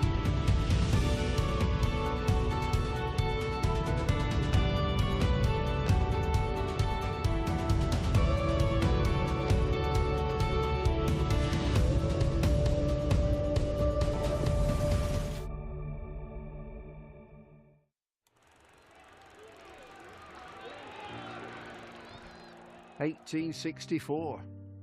We were first class then, and we're first class now, with a dream to spread cricket through Lancashire's towns, where girls and boys, with willow and leather, become more than a badge, but the red rose together. A club where more than legends are made, but friendships, obsessions, moments replayed on our screens, in our minds, in our hearts forever. Because it's who we are, our DNA, the red rose together. Statham, Briggs, Jimmy, Freddie and Joss, Chappie, Sir Clive Lloyd, Carol Hodges, Kate Cross. What a roll call. It's a hard one to measure, with future names still to be written on the red rose together. We're all about people. It's what the red rose really means. Yeah, the ones signing autographs, but the ones behind the scenes. Our community, grassroots, the ones that feel tethered. Whether you're from here or belong here, we're the red rose together. And what about this place? Talk about world-class venues, internationals, gigs, events. You can choose from a menu of triumph, of disaster, of pain, or pleasure. We've seen it all at Emirates Old Trafford, with the red rose together. Red ball, white ball, lightning and thunder. Have you ever sat back? Have you ever just wondered how far we've come? The storms we've weathered, or how far we'll go as the red rose together.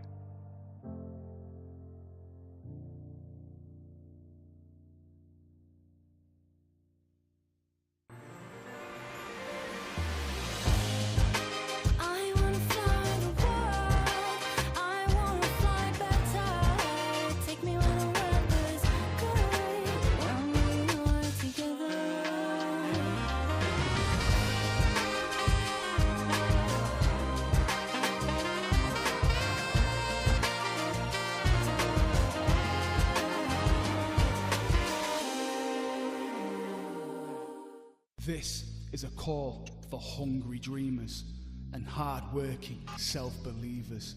Success is down to more than just luck and talent. It's striving to be the best, breaking the boundaries and never giving up. Are you ready to become your best self? Are you ready to unlock your greatness? So what are you waiting for? This is Education Evolved. This is UA 92. Welcome to Karnataka, Dubai. Here's your key. Thank you. Let me help you with the bags.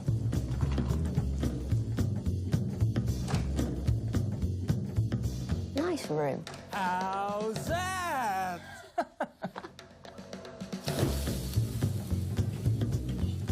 How's that?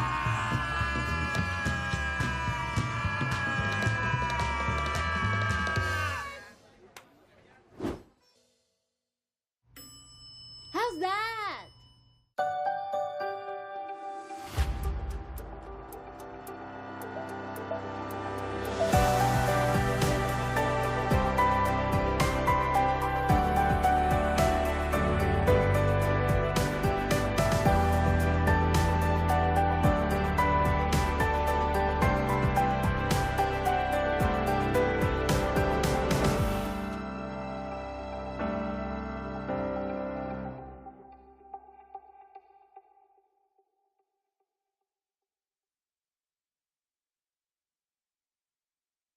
In 1954, Cyril Washbrook became the first professional captain of the county. Lancashire have won a tremendous victory here. Indeed he has, and he's gracious. What a moment.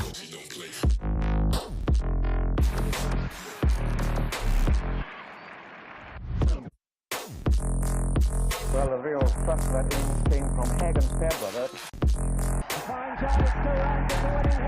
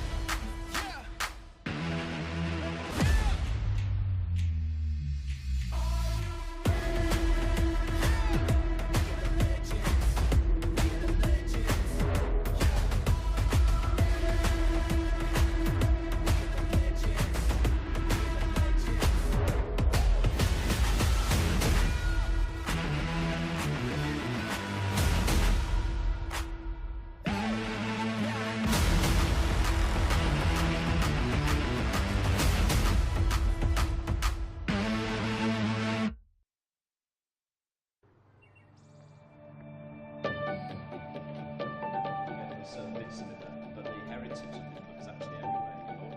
So there will be a new heritage of the English as I've done over last year. Some people say they're both.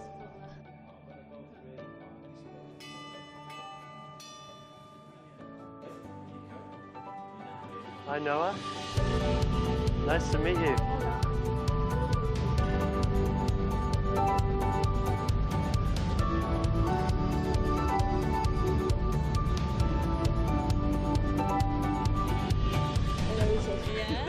Can you believe it? No. I can't stop smiling. I'm trying not to.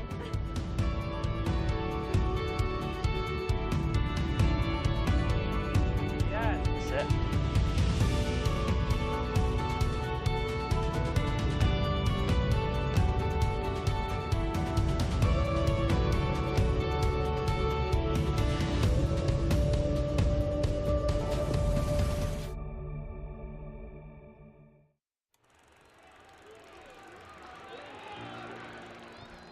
(1864).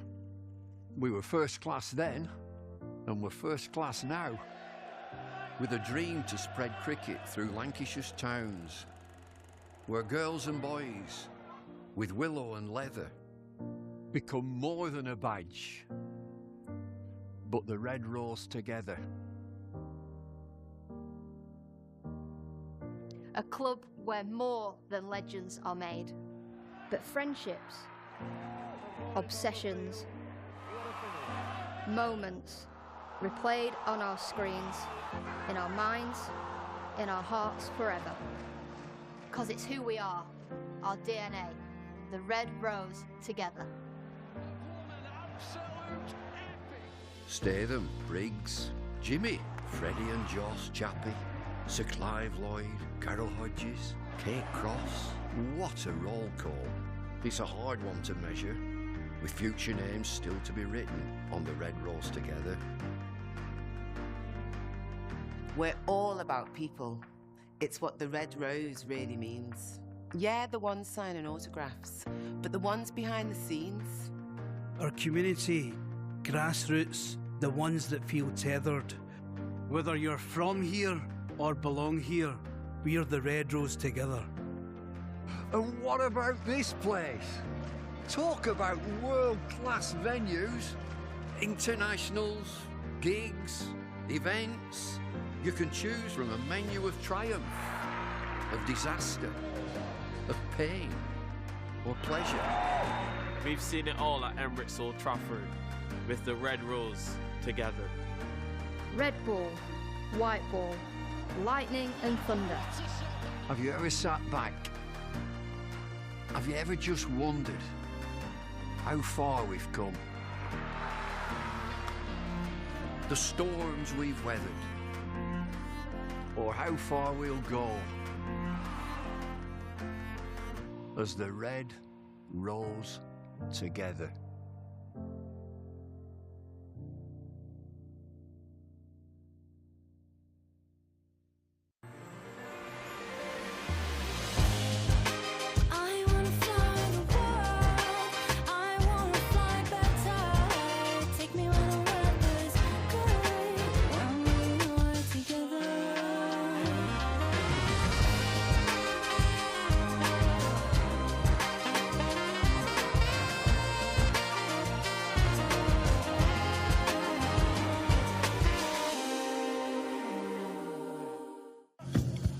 How's that?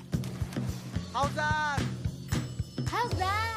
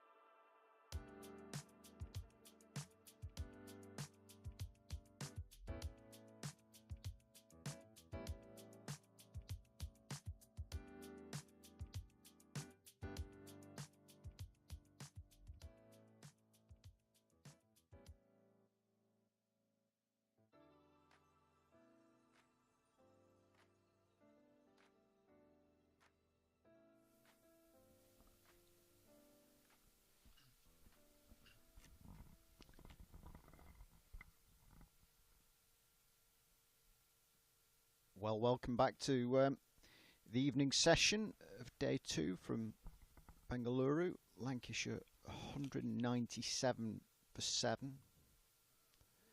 Still trailing by 159 runs in the first innings. Harry Singh on strike. Yet to get off the mark. And Matty Hurst at the other end, 26 not out.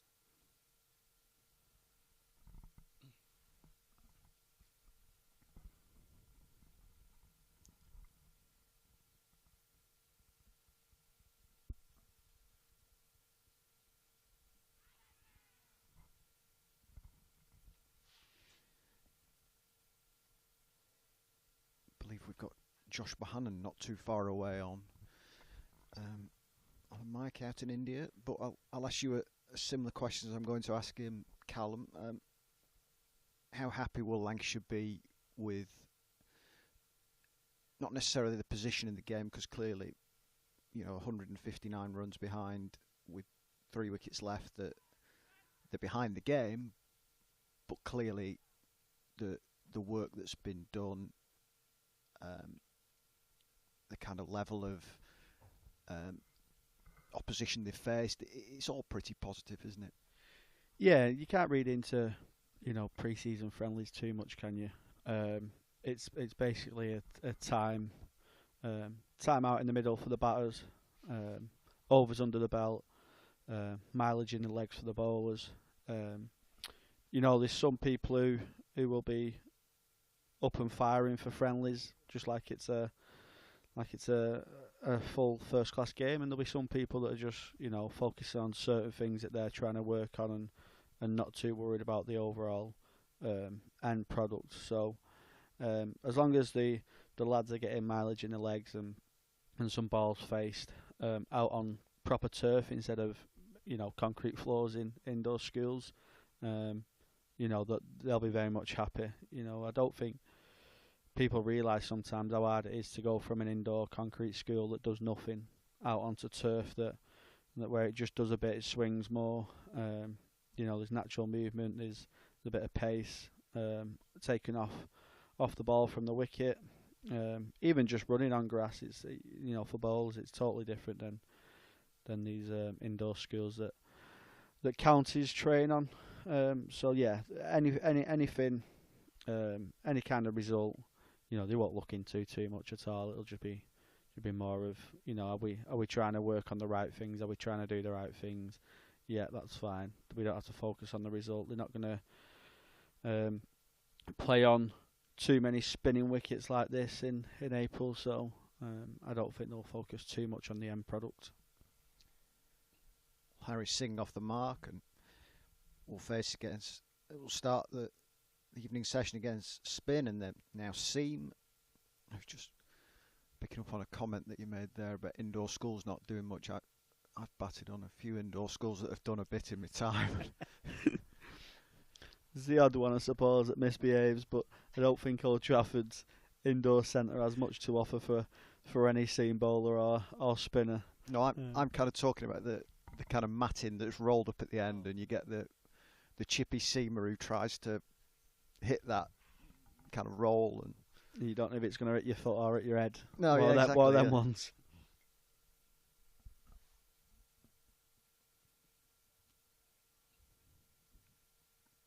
Solid defence from Harry Singh. I think the Karnataka attacks, especially his seams, have just got a little bit more out this wicket than probably the Lancashire bowlers found in the first innings. Looks like they've got a bit of extra pace in a couple of their seamers, like you say, who've just found a little bit of unevenness in the surface. And yeah, they've certainly challenged the Lancashire batters. I think there's been a few shots where you could potentially look at. That's a brilliant shot from Harry Singh, and looks like he's going to get 4. Pulled in front of square. Again, it looks like they're going with a bit of a short ball ploy to both Hurst and Singh. Pre-tea and after tea, but they're combating it pretty well at the moment. How much of that is knowing conditions as well, knowing your own conditions? Yeah, certainly. And when we was in Ahmedabad in January, we spoke about it when the ball does get a bit softer, you can tend to go into the pitch a bit more. It grips a little bit. You don't know if one's going to roll. You don't know if one's going to, shoot up at shoulder height. So as long as you're hitting that pitch, it really is hard to score runs off. And that natural unevenness of the bounce really starts to play a part. So it's not been easy for Lancashire, but I think some of the wickets they might be disappointed with. You certainly don't want it easy, do you? You will do in kind of 2 or 3 weeks' time. You'll want Surrey to be 90 for 9 or 95 all out, that kind of thing. It's maybe not the best thing at this time of year, though.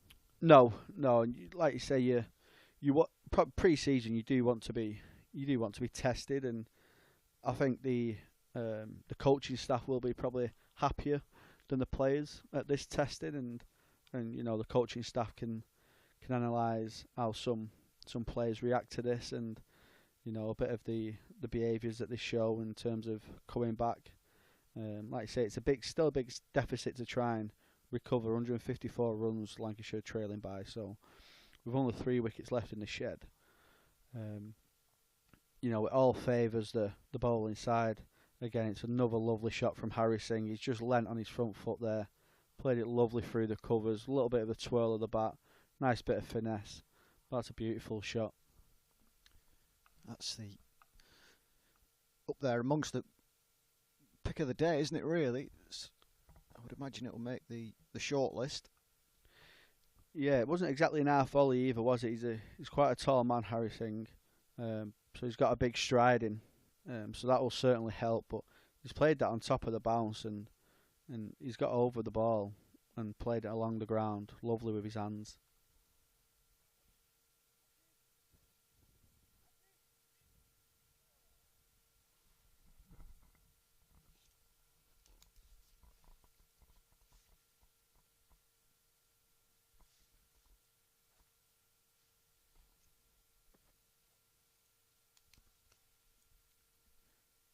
Matty Hurst with, I think, facing his first ball of the session after a couple of overs of Harry Singh dominating.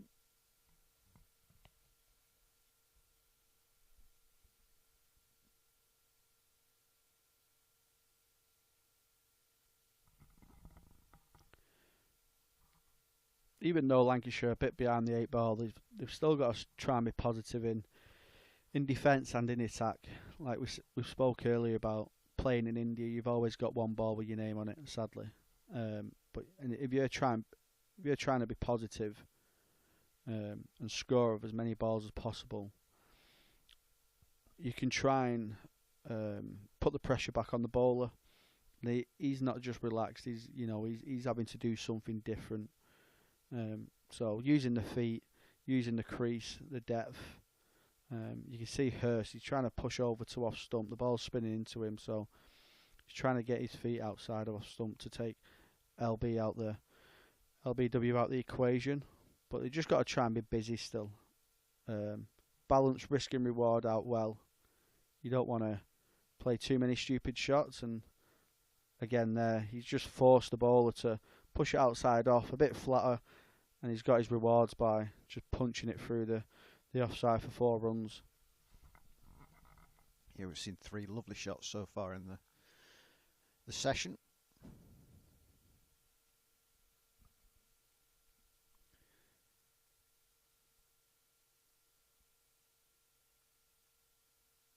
We have Josh Bohannon with us, so we'll go out to India at the end of this over. 210 for 7 after 54 overs. Matty Hurst 30 not out. Harry Singh 9 not out. Bosch, Graham Hardcastle here. Hope things are well. How are you enjoying the tour? Graham, how are you doing? I'm good, thanks, mate. How's the tour treated you so far? Yeah, it's been good, mate. Thank you. It's obviously been a lot warmer than it is back home, which is always nice. But the facilities and the way we've been treated as a squad's been fantastic. How would you assess the position in this game? What you've got out of it so far? I mean, realistically, we're probably, if we were playing in a proper championship match, we'd say we are slightly behind it. But obviously, there is enough there for the bowlers as well. And I think we spoke last night as a group. We knew that we probably didn't execute quite as good as the skills that we've got, which obviously for individuals is frustrating. But I suppose that's what this time of year and getting outside back on grass is what it's all about. Yeah, I guess whether it's getting mistakes out of the way, getting the odd worldie catch against you, which you'll know better than most today, you better get out of the way early on, aren't you, really?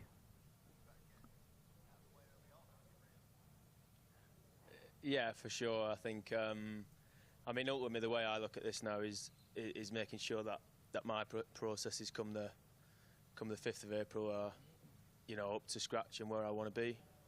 Obviously, it is nice to spend a few hours in the middle, and I would have obviously liked to have spent a little bit more out there because I did feel good. But ultimately, it's just trying to put the stuff that I've been working in practice back into our game and making sure, like I said, come the 5th of April that I'm ready to go. So it's been white ball and then red ball. I guess from the white ball side of things, everything went well both in Dubai and then once you got here in Bangalore, and now the red ball stuff is just building up to Surrey on April the 5th. Yeah, obviously I wasn't on the tour of Dubai, but I was watching it back home, and it was good for the lads to get out there and put the stuff that we've been practicing all winter into practice, I guess. So it was obviously nice for the lads to get a win there,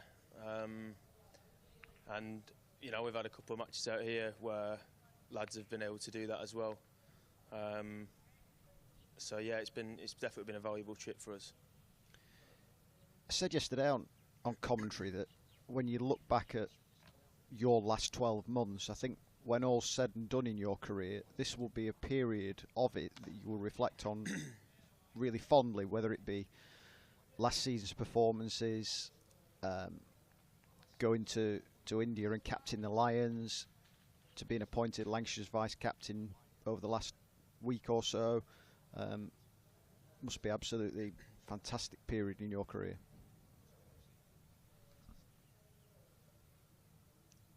Yeah, for sure. I think just, I suppose it's just, I feel like I've done a lot of work just to try and actually understand what I actually need to do to go out there and, you know, and make runs and be able to still help other people and offer that back to the team. And I certainly feel like in the last 12 to 18 months I've been able to do that. And like you said, obviously last year was my most successful one, and obviously want to try and replicate that as many times as I can, if not better. And obviously, like you said about the vice-captaincy stuff, I think responsibility for me has always been quite a big thing to help me stay focused and keep driving me forward to help myself, but also help other people as well. So yeah, it's like you said, it's really exciting the next few years, and you know, hopefully I can replicate what I've done this season more often and look back at this as being the part where I did kick on in my career. Yeah. When you flew out to India for the Lions trip, I'm sure there'd have been excitement, a little bit of apprehension, given the new role that you're going into. But how well do you think you slotted into that role, and how comfortable were you? Yeah, I think, like you said, obviously it's a new challenge for me to actually captain the Lions. I've never captained any sort of professional cricket or anything like that, so that was all new. But I got a little taste of it briefly when we had a little training camp in Abu Dhabi, and just to be able to get to know the lads well and what makes them tick and what we need as a team, and you know, the way we want to play our cricket really helped making that transition easy for me. Now obviously we didn't get the result that we wanted, but as we've seen during the test stuff as well, it is a seriously hard place to come and win. And I thought as a team we put up a really good fight. The core values that we set when we first got there, we all stuck to, and that was for me more important than any other result. And you know, there's a lot of exciting talent that was on that group, and hopefully you'll see them playing Test cricket sort of in the not so distant future. Man at the crease at the moment, Matty Hurst, who's just played a fantastic shot. I mean, he's settled into life at first team level very seamlessly, hasn't he? He looks one heck of a talent. Yeah, he's a serious talent. You know, he's got all the shots, he's got all the power, and I think, like you said, he has definitely come in and made a real impact on them spots where he's competing for. He adds a lot of value to the team, sort of on and off the field, and that's what we're all about as a club as well. And you know, I think the next few years for him will be massive. On the field, he plays his cricket in a confident way. Is that replicated in his manner off the field as well?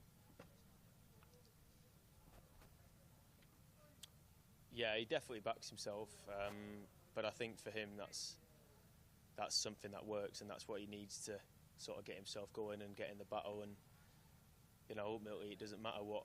I mean, you know, Benki talks about it as well. There's 11 different individuals playing a team game, and not one of them is going to be the same person. So, yes, like I came back to before about my stuff, it's understanding yourself and what you need to do to make sure you go out and do the best for the team. And he seems to figure that out pretty quickly. Clearly, the stuff on the field is very important on this tour. But given the fact that it's a new coaching and management team in place, is almost the off-field kind of stuff as important for you to bond? Because there will have been lads who've been here, there and everywhere this winter, but this is the stage where you're all together and you get to know each other the best, I guess, as from Dale Benkenstein's point of view. William Porterfield, Chalky's been around a bit, hasn't he, previously, but I guess this is going to be an important time. Yeah, I think, like you said, it's not just about the cricket. All the other things that happen behind the scenes are just as important as what everyone sees on the streams. And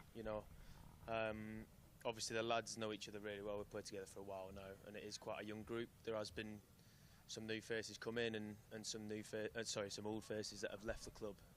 So it definitely does feel like the club's in that transition phase, which is obviously really exciting because we've got some seriously exciting talent on our books now, and I think mix that with a couple of years' experience, I think we'll be in a really good spot.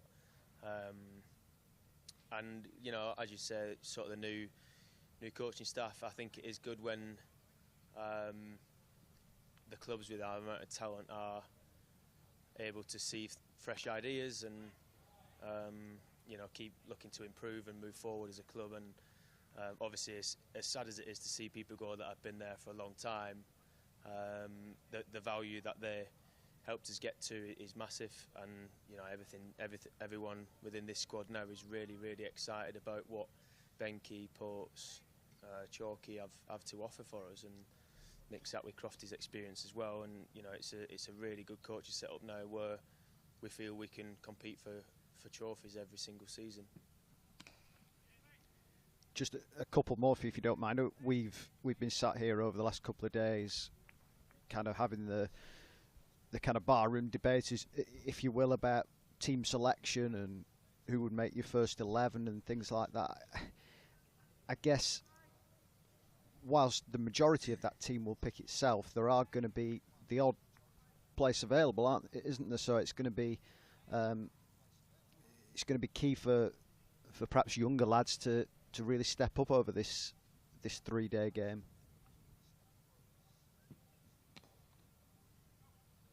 Yeah, I mean, obviously it is important for. I suppose it does change, obviously, slightly a little bit as you get a bit more senior. I suppose you almost. I mean, not to say that anyone's set in any position, but you sort of do have a little bit more of clarity of where you're at with your game.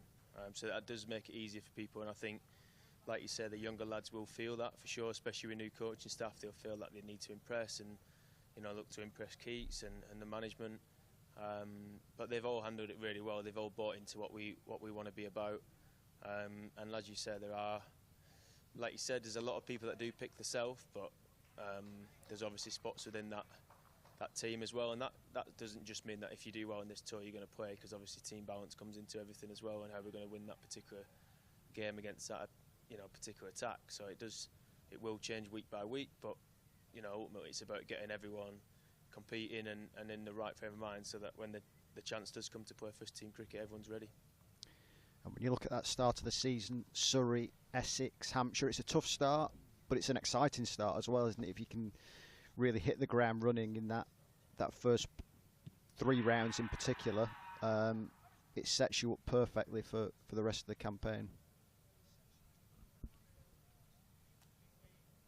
Yeah, definitely. I think I actually think it's a really good thing to get them games not necessarily out of the way, but start with a real intent against them teams to set our season up, and that we'll get some idea of where we're at after them 3 games as well, whether we need to change the way we approach stuff, or whether what we're doing is working, or how we're getting on as a team, under these new sort of, like you said, management and the vibe that's within the change room. So that'll give us some sort of idea of how we want to move forward as well. And obviously I'm looking at that in a really exciting way, because I think we're going to start the season really well, and it's something that I'm really looking forward to.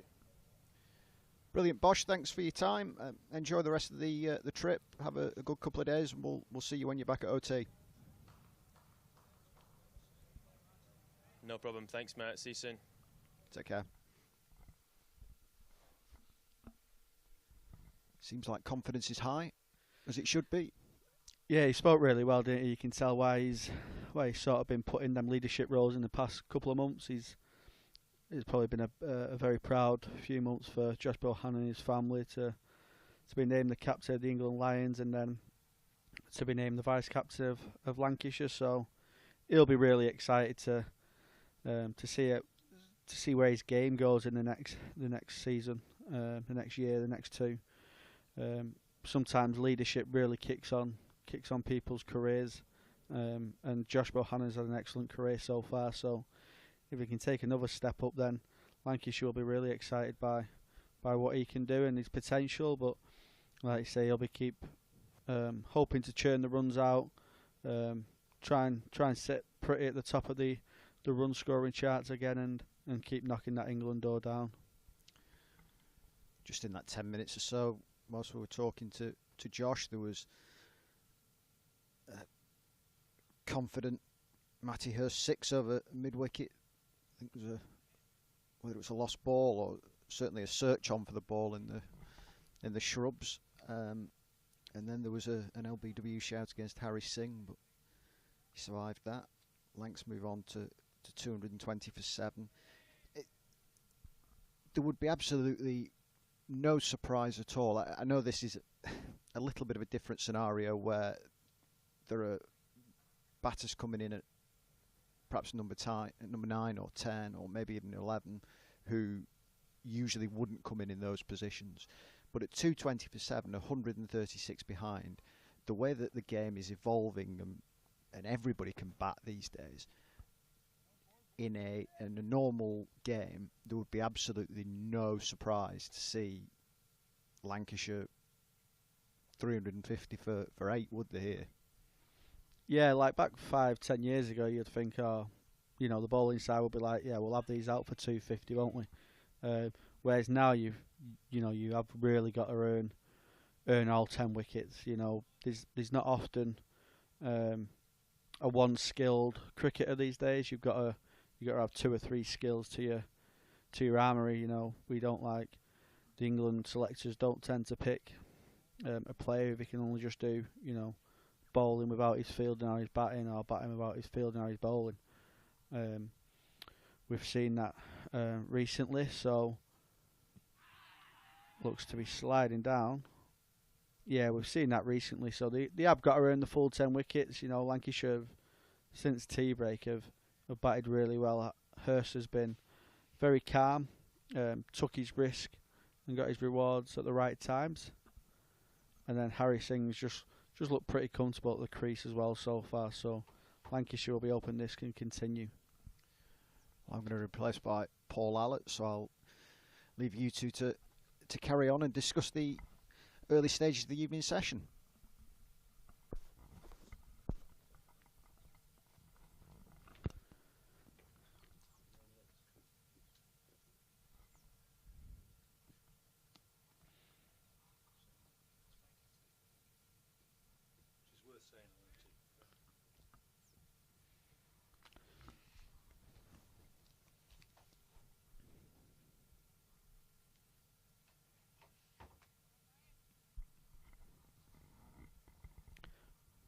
Hurst going along pretty nicely here.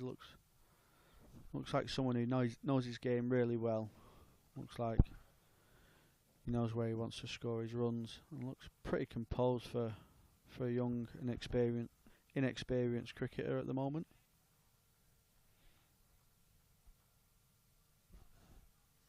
Well, he's my tip for the top. He's looked the most assured of the Lancashire batters.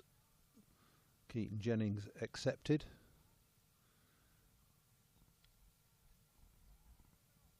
Moving nicely along to 40 now from the 70 balls he's faced. The only blip really was the mix-up with... Who was it? Yes. Aspinwall. Oh, yeah, Tom Aspinwall, that's right, sorry. Ended up in Aspinwall being run out. Like Harry Singh too, only seen him play at representative level, schoolboy level and academy level, second team, but he's always impressed me as a very promising talent. I was interested to listen to Josh Bohannon, then he's learnt the skills of diplomacy already in his short time as official vice-captain. Didn't really give too much away, but there are places up for grabs in this Lancashire lineup.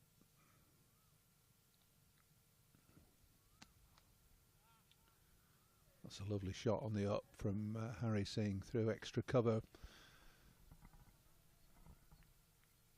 It's very fluent cover drive from the young man.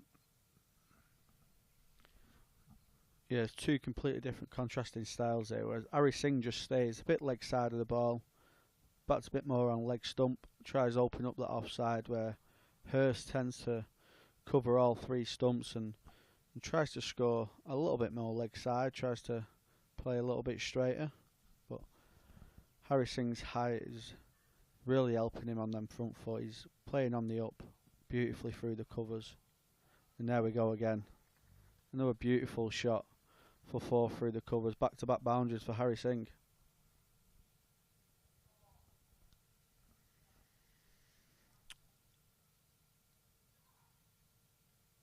There's an element of balance and timing about these two, Singh and Hurst, that hasn't been evident really from anybody else today. It looks a slightly different pitch and an easier attack to them, which is saying something. 3 on the trot, but there's a fielder just pushed back towards extra cover that cuts off that boundary. So a little flurry of runs from the bat of Harry Singh. He's gone to 18, Hurst on 40. And Lancashire up to 230 for 7, adding an air of respectability to the score, which was disappointing midway through the afternoon session.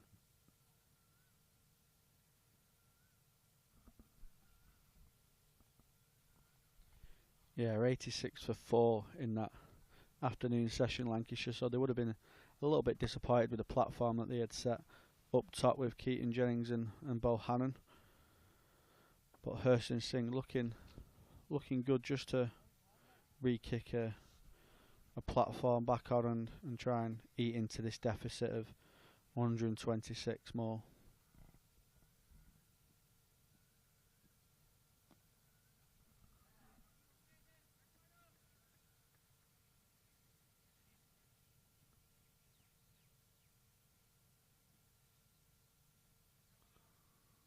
Another really good shot from Harry Singh. Worth looking at that again from that angle. It was nicely played.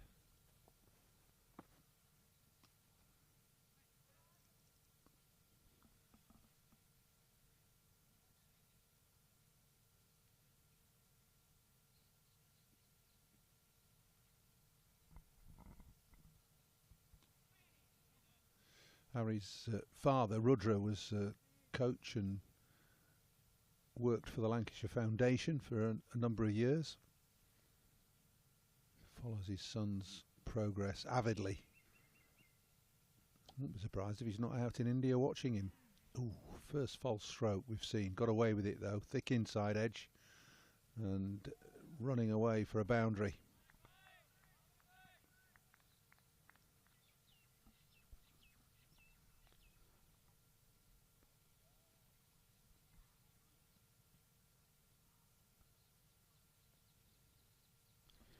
Good use of the feet, even though the stroke at the end of it wasn't quite what he intended. But looks quick on his feet. Big man as well, Harry. Tall, with good reach and good balance. End of the over, 236 for 7. Yeah, I think the point you made about both of them being very well balanced is the difference between these two and most of the other Lancashire batters today. I think they've been really well composed, good balance in the footwork, and like you say, they look like they're playing on a different wicket at the moment than the middle order previously. There's not been many inside edges. What we've seen in the afternoon session, there's a lot of mistimed, miscued balls, trying to force it a little bit. Singh and Hurst have just waited for the right balls to attack, and I think they've been very positive and assertive in defence as well. Yeah, 48 in 66 balls is a good return. By far the most energetic partnership of the innings. Previous highest was Jennings and Bohannon, who played well before lunch, before Josh Bohannon was brilliantly caught at mid-wicket.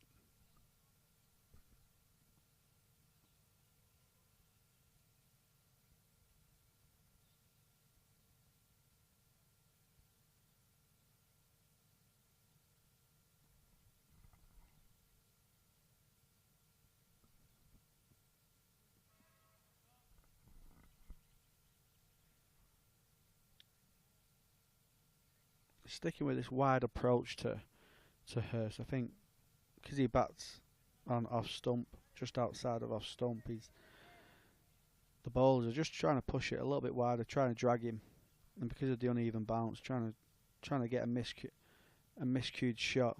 They've got like a just in front of point, and they've got a backward point as well. The guy we can see on our screen there is just kind of like a catching point more than anything.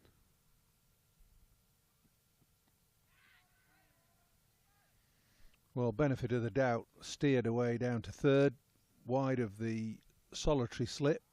Quite sure he got on top of it. Just occasionally there's a little bit more bounce than the batters are expecting.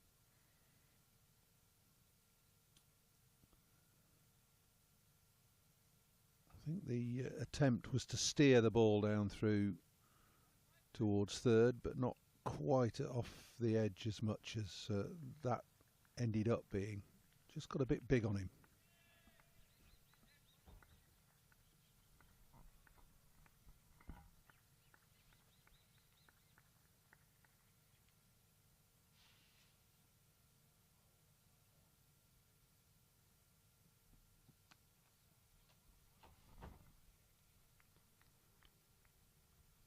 That takes this partnership at 4 over 50 as well. Like I say, they've counteracted this bowling attack pretty well since the tea break, and they've put the pressure back on to the Karnataka team. Going to pass back over to Scott Reed.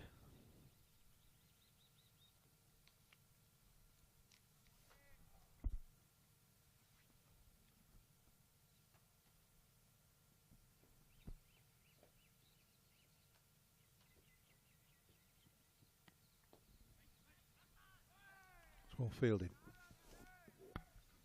Saved a certain boundary. They've been enthusiastic in the field all day, the Karnataka side.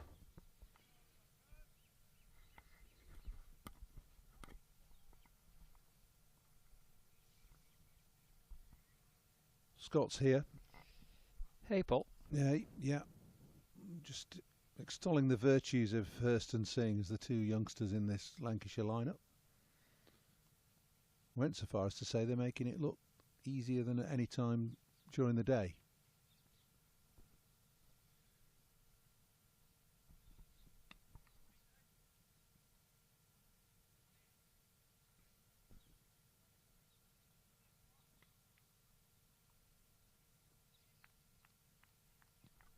Yeah, Hurst in particular has batted really well, hasn't he?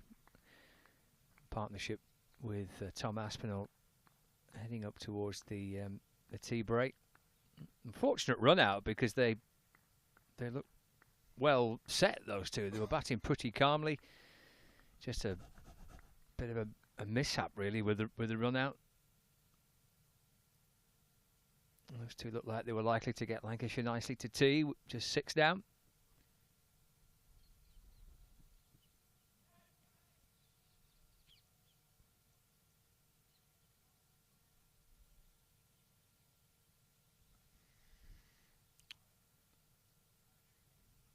Another over ticks by. 240 for 7.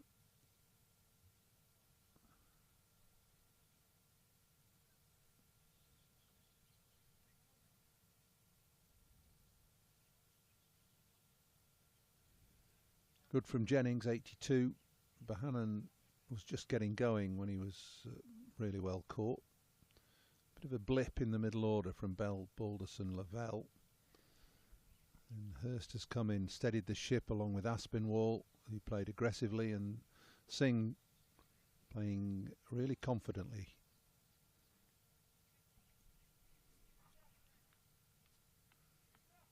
I think Josh Bohannon was taking some pictures then.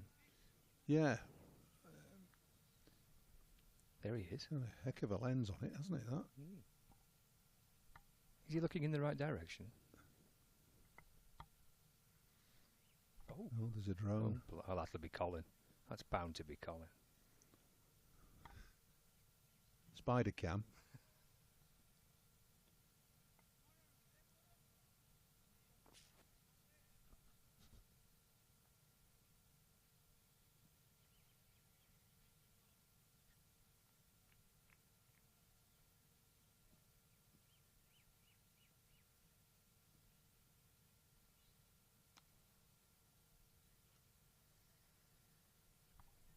Looking forward to watching Harry Singh bat. I've not seen too much of him. He's yet to make his Lancashire debut. Hear good things. Yeah, I was saying to you earlier, wasn't I? I don't know whether it was on air or in our little breakfast room, that I've seen him play, but only at the level below second team, really. Second team, academy, schoolboy cricket. And he has always impressed.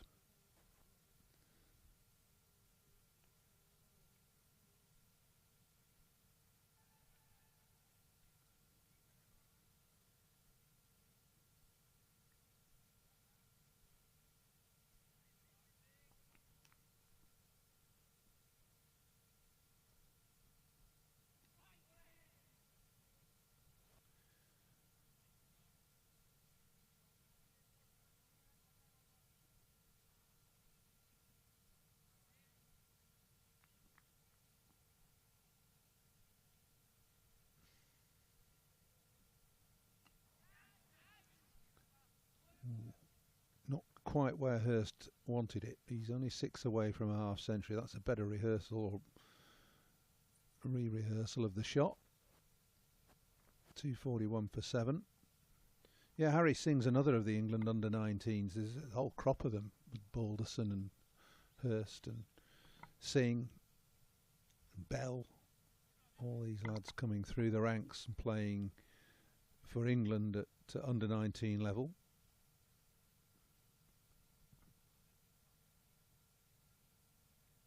Already said it, again that Harry's the son of Rudra, who worked for Lancashire Foundation. Didn't realise he played for India, Rudra.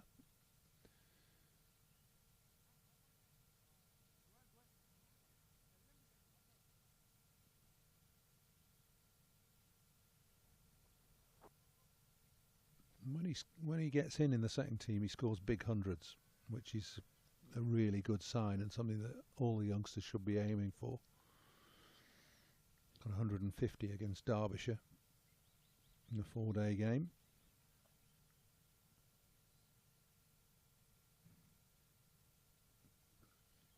Oh, that's kept low. Not much he could have done about that had it been straight.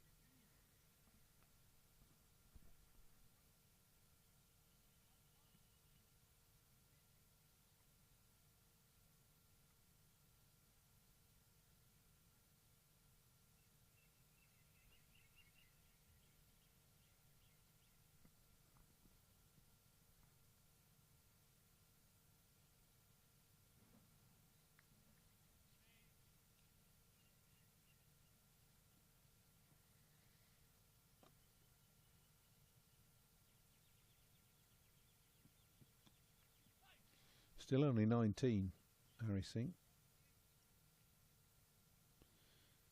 So plenty to look forward to for him. Played in the warm-up match against Cumbria ahead of the one-day cup starting last summer. But I don't think he got many. I think he may have opened the batting and got out in a single figures. But I think he took a couple of wickets in that match. His kind of only involvement in the first team last summer was that warm-up game. Well, we saw him bowl his off-spin yesterday, and he's tall, obviously gets bounce and spins the ball. He's got a gloriously languid cover drive as well, so much so that Karnataka have had to put reinforcements out on the fence for him. 2 glorious 4s in succession a couple of overs ago.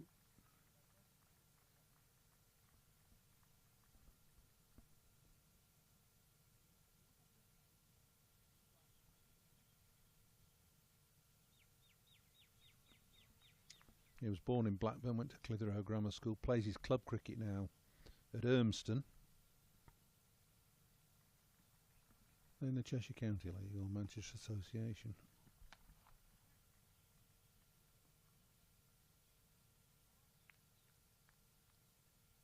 Greater Manchester, maybe.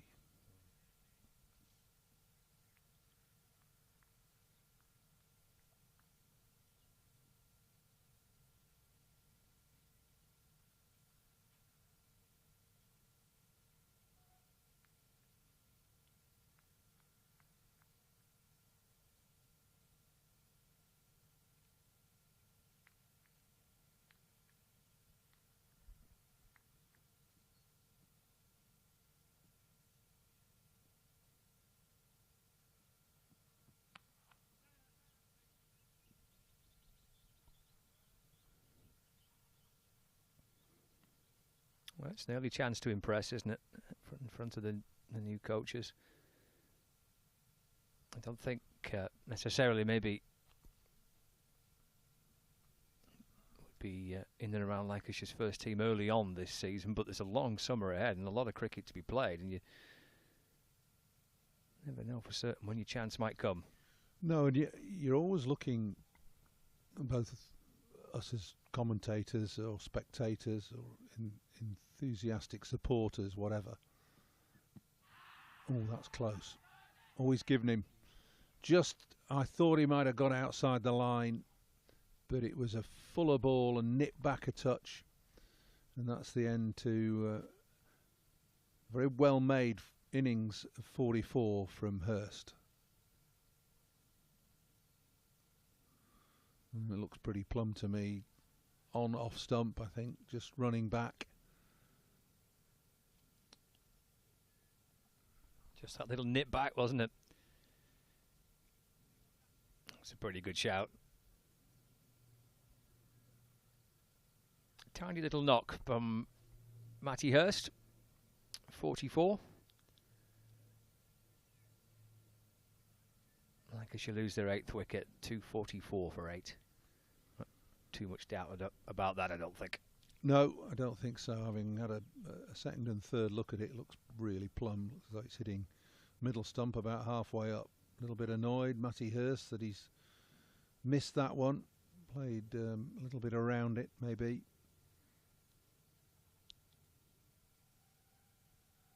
Just a bit of a miscalculation.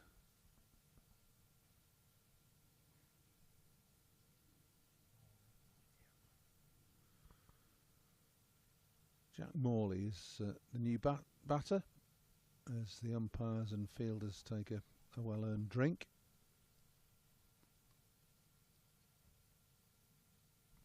We were enjoying looking back at your 1982, 83 tour of India. Yeah, that was, no, 81, 82. 81, 82. Hmm. That must have been quite a lengthy tour. You had a lot of cricket. Yeah, I mean that was in the days when tours were tours, and you know the England team have just been to India, played 5 tests. They were there 6 weeks, 7 weeks maximum, I would have thought, and part of that was spent back in Dubai or Abu Dhabi when they slid off in between maybe the 3rd and 4th test, something like that. No, we left home on the 4th of November and got home on 22nd of February. So that's quite a long stint, but that's the way they were in 40 odd years ago. Crikey, 3 up-country games, first-class matches before the first test. So everybody got an opportunity of having some cricket, and the test team could be selected through that period, and would probably have at least 1 game together as a unit. Maybe 2, and I was at that stage of my career was one of the one of 5 quick bowlers. There was Willis, Botham, Dilly, John Lever, and myself were the 5 main seamers. So I was very much a backup seamer at the time. Graham Dilly found himself the same. It was Willis, Botham, Lever that tended to be picked initially. Bowled him. Harry Singh has gone now. That's a good delivery from the left arm spinner. I don't know whether it caught bat or pad on the way through, but it was perfectly pitched. It turned a little, and there's 2 wickets in 2 balls now.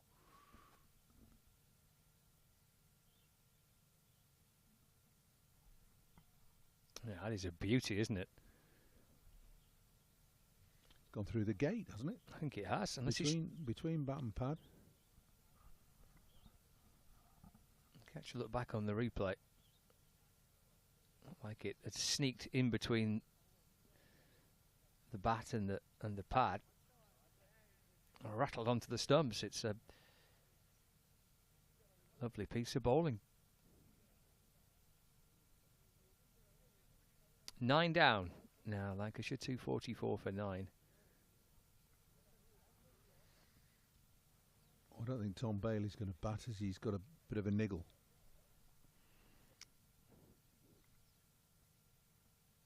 Well, Josh Boyden gets a gig. Not seen him bat, have you? Nope.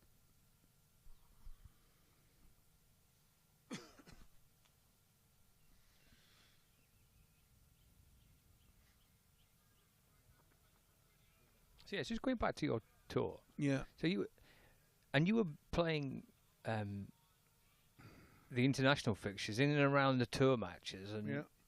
It was almost kind of back to back. It's like you were playing every week, pretty much, Played bouncing all from the game time. to game. We played. I think we played 3 up-country games or first-class games before the first test. Then we'd have another first-class fixture, then a test. Then we played a one-day international. Then we'd play a couple more first-class games. Then we'd play another test. It went along like that. Yeah, there were certainly no back-to-back test matches. And they were always punctuated, those test matches, by cricket in between, whether it was a one-day international or another first-class fixture. And we travelled all the way around the country. There was no logic to just easing your way east to west or north to south. Crisscrossing. Yeah, crisscrossing, travelling by train and plane. We flew on quite a few occasions. I think that's gone first ball, Just straight into the hands of first slip. Boyden can barely drag himself from the crease, having got padded up, been given an opportunity to bat, and he's edged his first ball to slip. 3 wickets in 3 balls, not a hat-trick. Yeah, that's a good catch. Fingers went down onto the ground. Ball secure, and a flurry of wickets.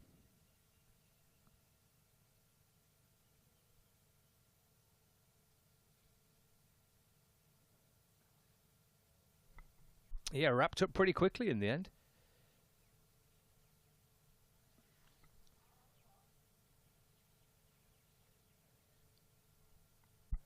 Now then, what's all that? I thought Lancashire were going to bat all day. No, the news coming through is that Lancashire are going to bowl again now. How did you know Because I've just that? got a message, you see. Oh, right. Yeah. Thought there was some element of telepathy working. No, it's just from Alex at the ground. Right then. Well, Lancashire 244 all out. Bowled out in 63 overs. Keaton Jennings played well in the first part of the day for 82. Bahanan going along nicely. Then there was a disappointing slump in the middle. Bell, Balderson, Lavelle. Before Hurst, Aspinwall and Singh just righted things a little. But overall, I think there are elements of good and bad through that innings for Lancashire. Not too much to be written into it, I don't think, or read into it, sorry. Just 3 partnerships of any note. Jennings Bahanan, Hurst Aspinwall and Hurst Singh, the main contributors there today. No, forget that. Close of play now. That's the end of the day, is it? That appears to be the news. I like these things where you sort of make up the rules as you go along. It's yeah, I've just heard in my ear we have to pad for a little. For about an hour and 5 minutes. Yeah. Yeah, well, that's really good. Sorry, folks. I said that Lancashire are going to come out and bowl again. That was the original message, but obviously these things are evolving and adapting all the time. They are. I think basically it's probably a wise decision when you think about it. I mean, at the start of the game, the plan was that Karnataka would bat for the first day, Lancashire would bat for the second. It's their own fault, really, that they've not filled out the day with a little bit more batting. All credit to Karnataka for taking the wickets. But the batting opportunity was there for all to see and all to be had, and Lancashire haven't taken full use of it, which will be frustrating. Yes, I'm sure it will be. They say the idea is to try and bat all day. You want to, in an ideal situation, be a few wickets down at the end of play, and plenty of guys having some time out in the middle. Keaton batted really nicely. We saw a little bit from Josh, which would be good early season. Seeing him out there, and then I thought the highlight perhaps was the way that Matty Hurst and Tom Aspinwall batted. It's a shame the run out brought to an end what looked like a really solid partnership between two young players that had kind of settled things down after a little rattle of wickets in the afternoon. So that, I think, perhaps might well be the standout highlight of the day, really, for Lancashire. Maybe that little partnership, albeit the captain's not. Obviously, was really good to see as well. But yeah, shame that they couldn't quite get through and bat for the rest of the day. Well, it was all going swimmingly, wasn't it, with Hurst and Singh in partnership, both batting well, impressing us certainly here in the commentary box, and then a flurry of wickets, 3 in 3 balls to finish the Lancashire innings, with Hurst being out LBW, Plum in front, of course. Harry Singh out next ball, change of over at the end of the over, bowl through the gate by the left arm spinner, and then Josh Boyden edging his first ball to slip. So a little bit anticlimactic, that the end to the innings. Yes, it was. It was, I'm sure, a pretty pleasing way for Karnataka to finish that day. They've enjoyed a good couple of days, actually. They batted really nicely yesterday. Got a really solid score on the first innings. And then bowled nicely today, fielded well, a couple of run-outs. I mean, they've been excellent. Been really good performance with bat, with the ball in the field by the home side. And Lancashire would have been pretty happy with their work yesterday, and I say there's elements of what they've done today with the bat which I'm sure they'll be pretty happy with, but I think maybe overall maybe just a wee bit disappointing with the way it finished. Well, plenty to do tomorrow. The idea was that the day would be split tomorrow, I think, sort of half bowling, half batting, and there will be opportunity given again, I would have thought, to some of that Lancashire middle order to have another knock tomorrow.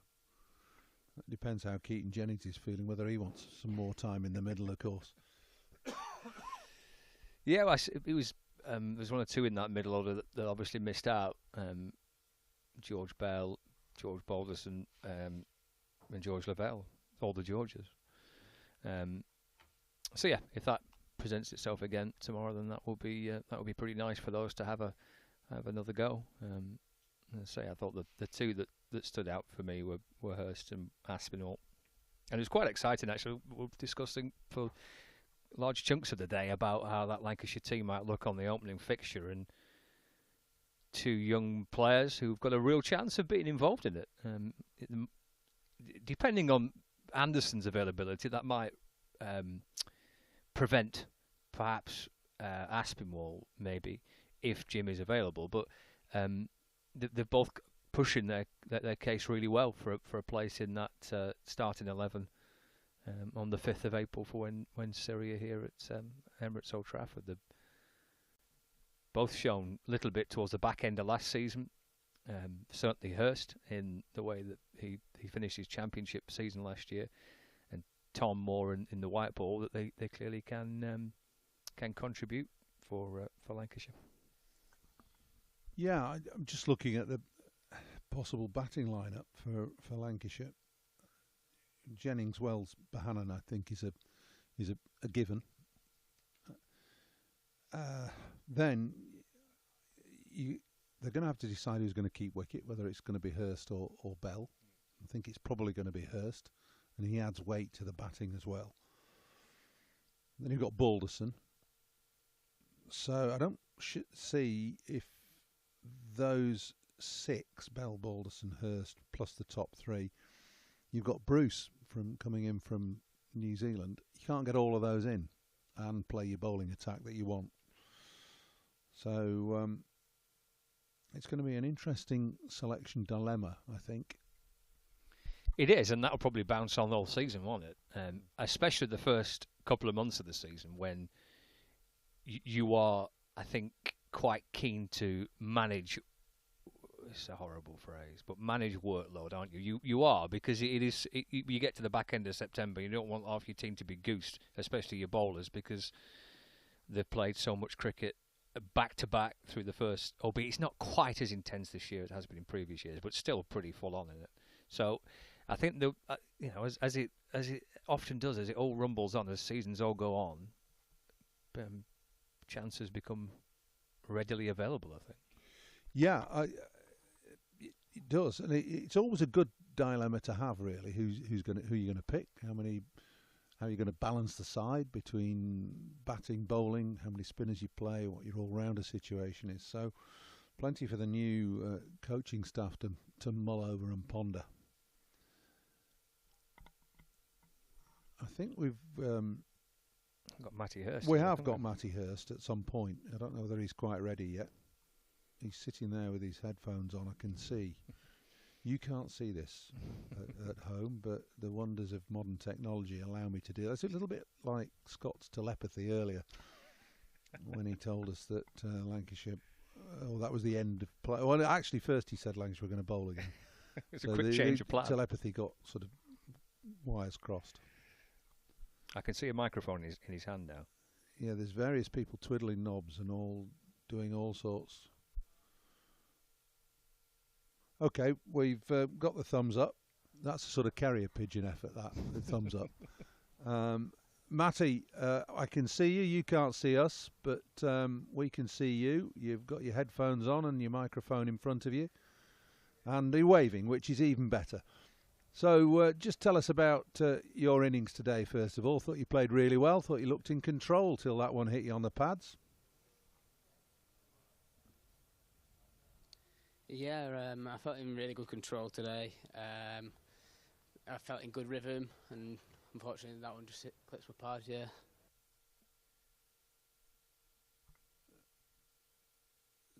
So, Matty, yeah, I mean, the pitch played reasonably well. Pitch might have played okay. I think we've lost him. There's been a few gremlins. But I heard a dog had eaten its way through one of the wires at one stage. It's one of the trials and tribulations of outside broadcast. It is. Yeah. So I remember doing one in Guyana, in Georgetown, during a West Indies England tour of the West Indies, and I was on the BBC doing TMS with Peter Baxter, and there's a photo. I've got a photograph at home of him holding up a wire, literally a wire, sort of the thickness of a piece of cotton, and that was what was getting us connected back to the UK. It's a very important piece of wire. That's the wire that's been causing a few problems today, I think. Yep. So, just waiting for that connection to be re-established. Colin, our man on the ground in Bangalore, is frantically. I can see him. I can see him. He can't hear me, and whatever else. But anyway, there is a frantic attempt to. He's thumbs up now. Thumbs up again now. sounds good. And he's waving.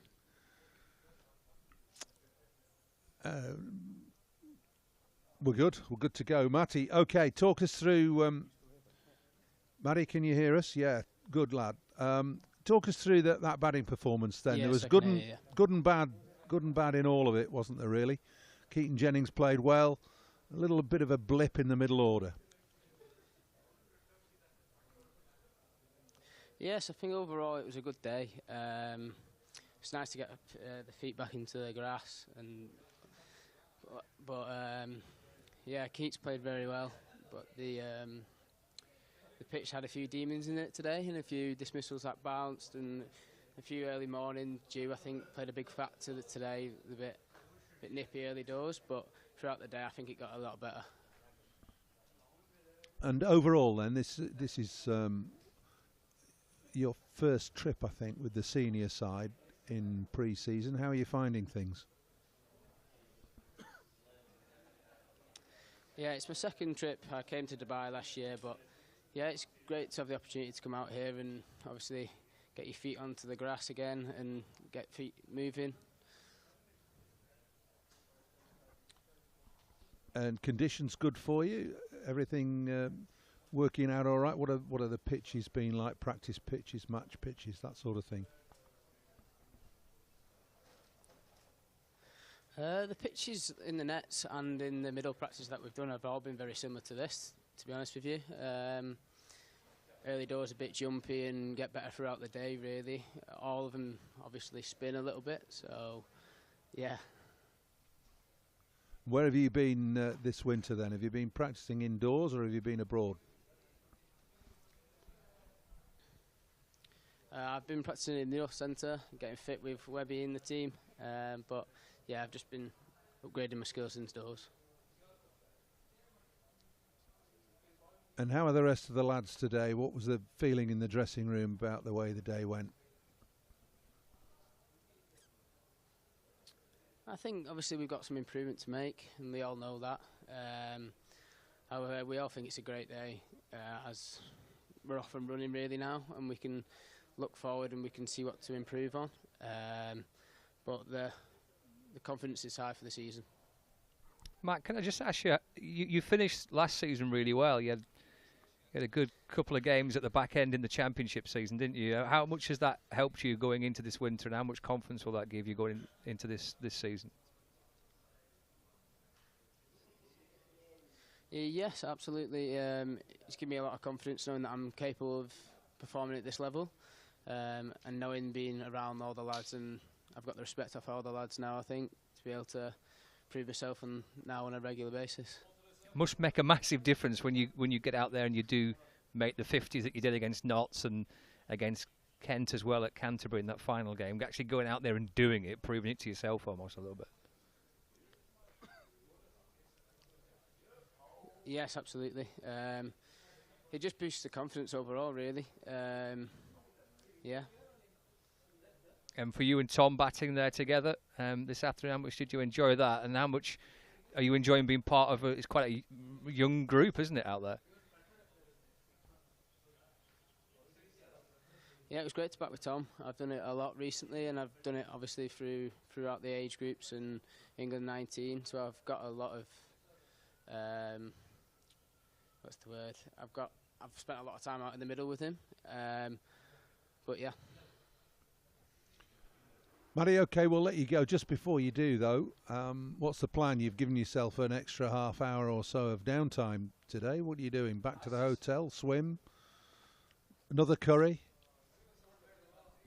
We'll all go back to the hotel, have a swim, get re-energised for tomorrow, and come and have another day tomorrow.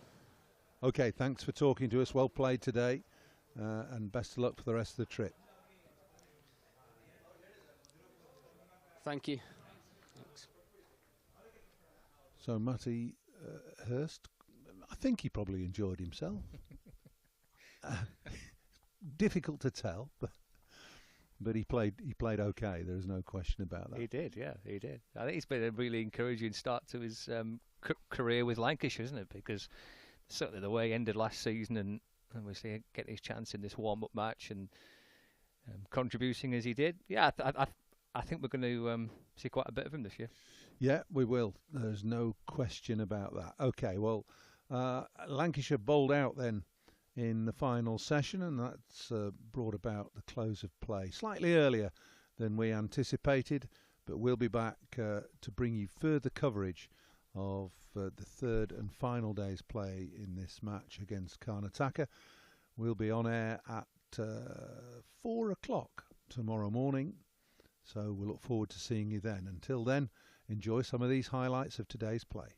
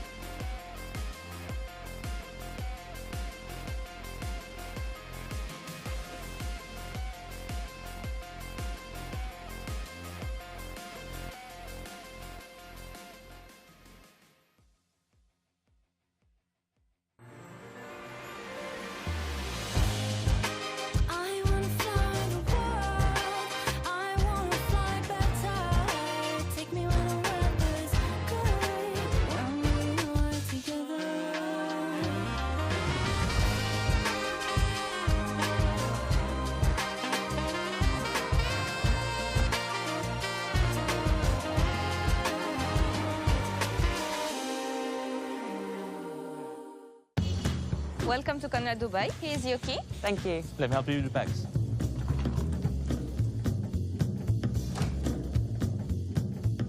Nice room. How's that?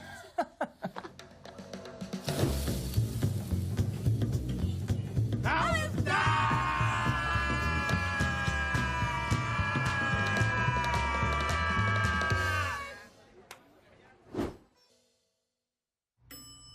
How's that?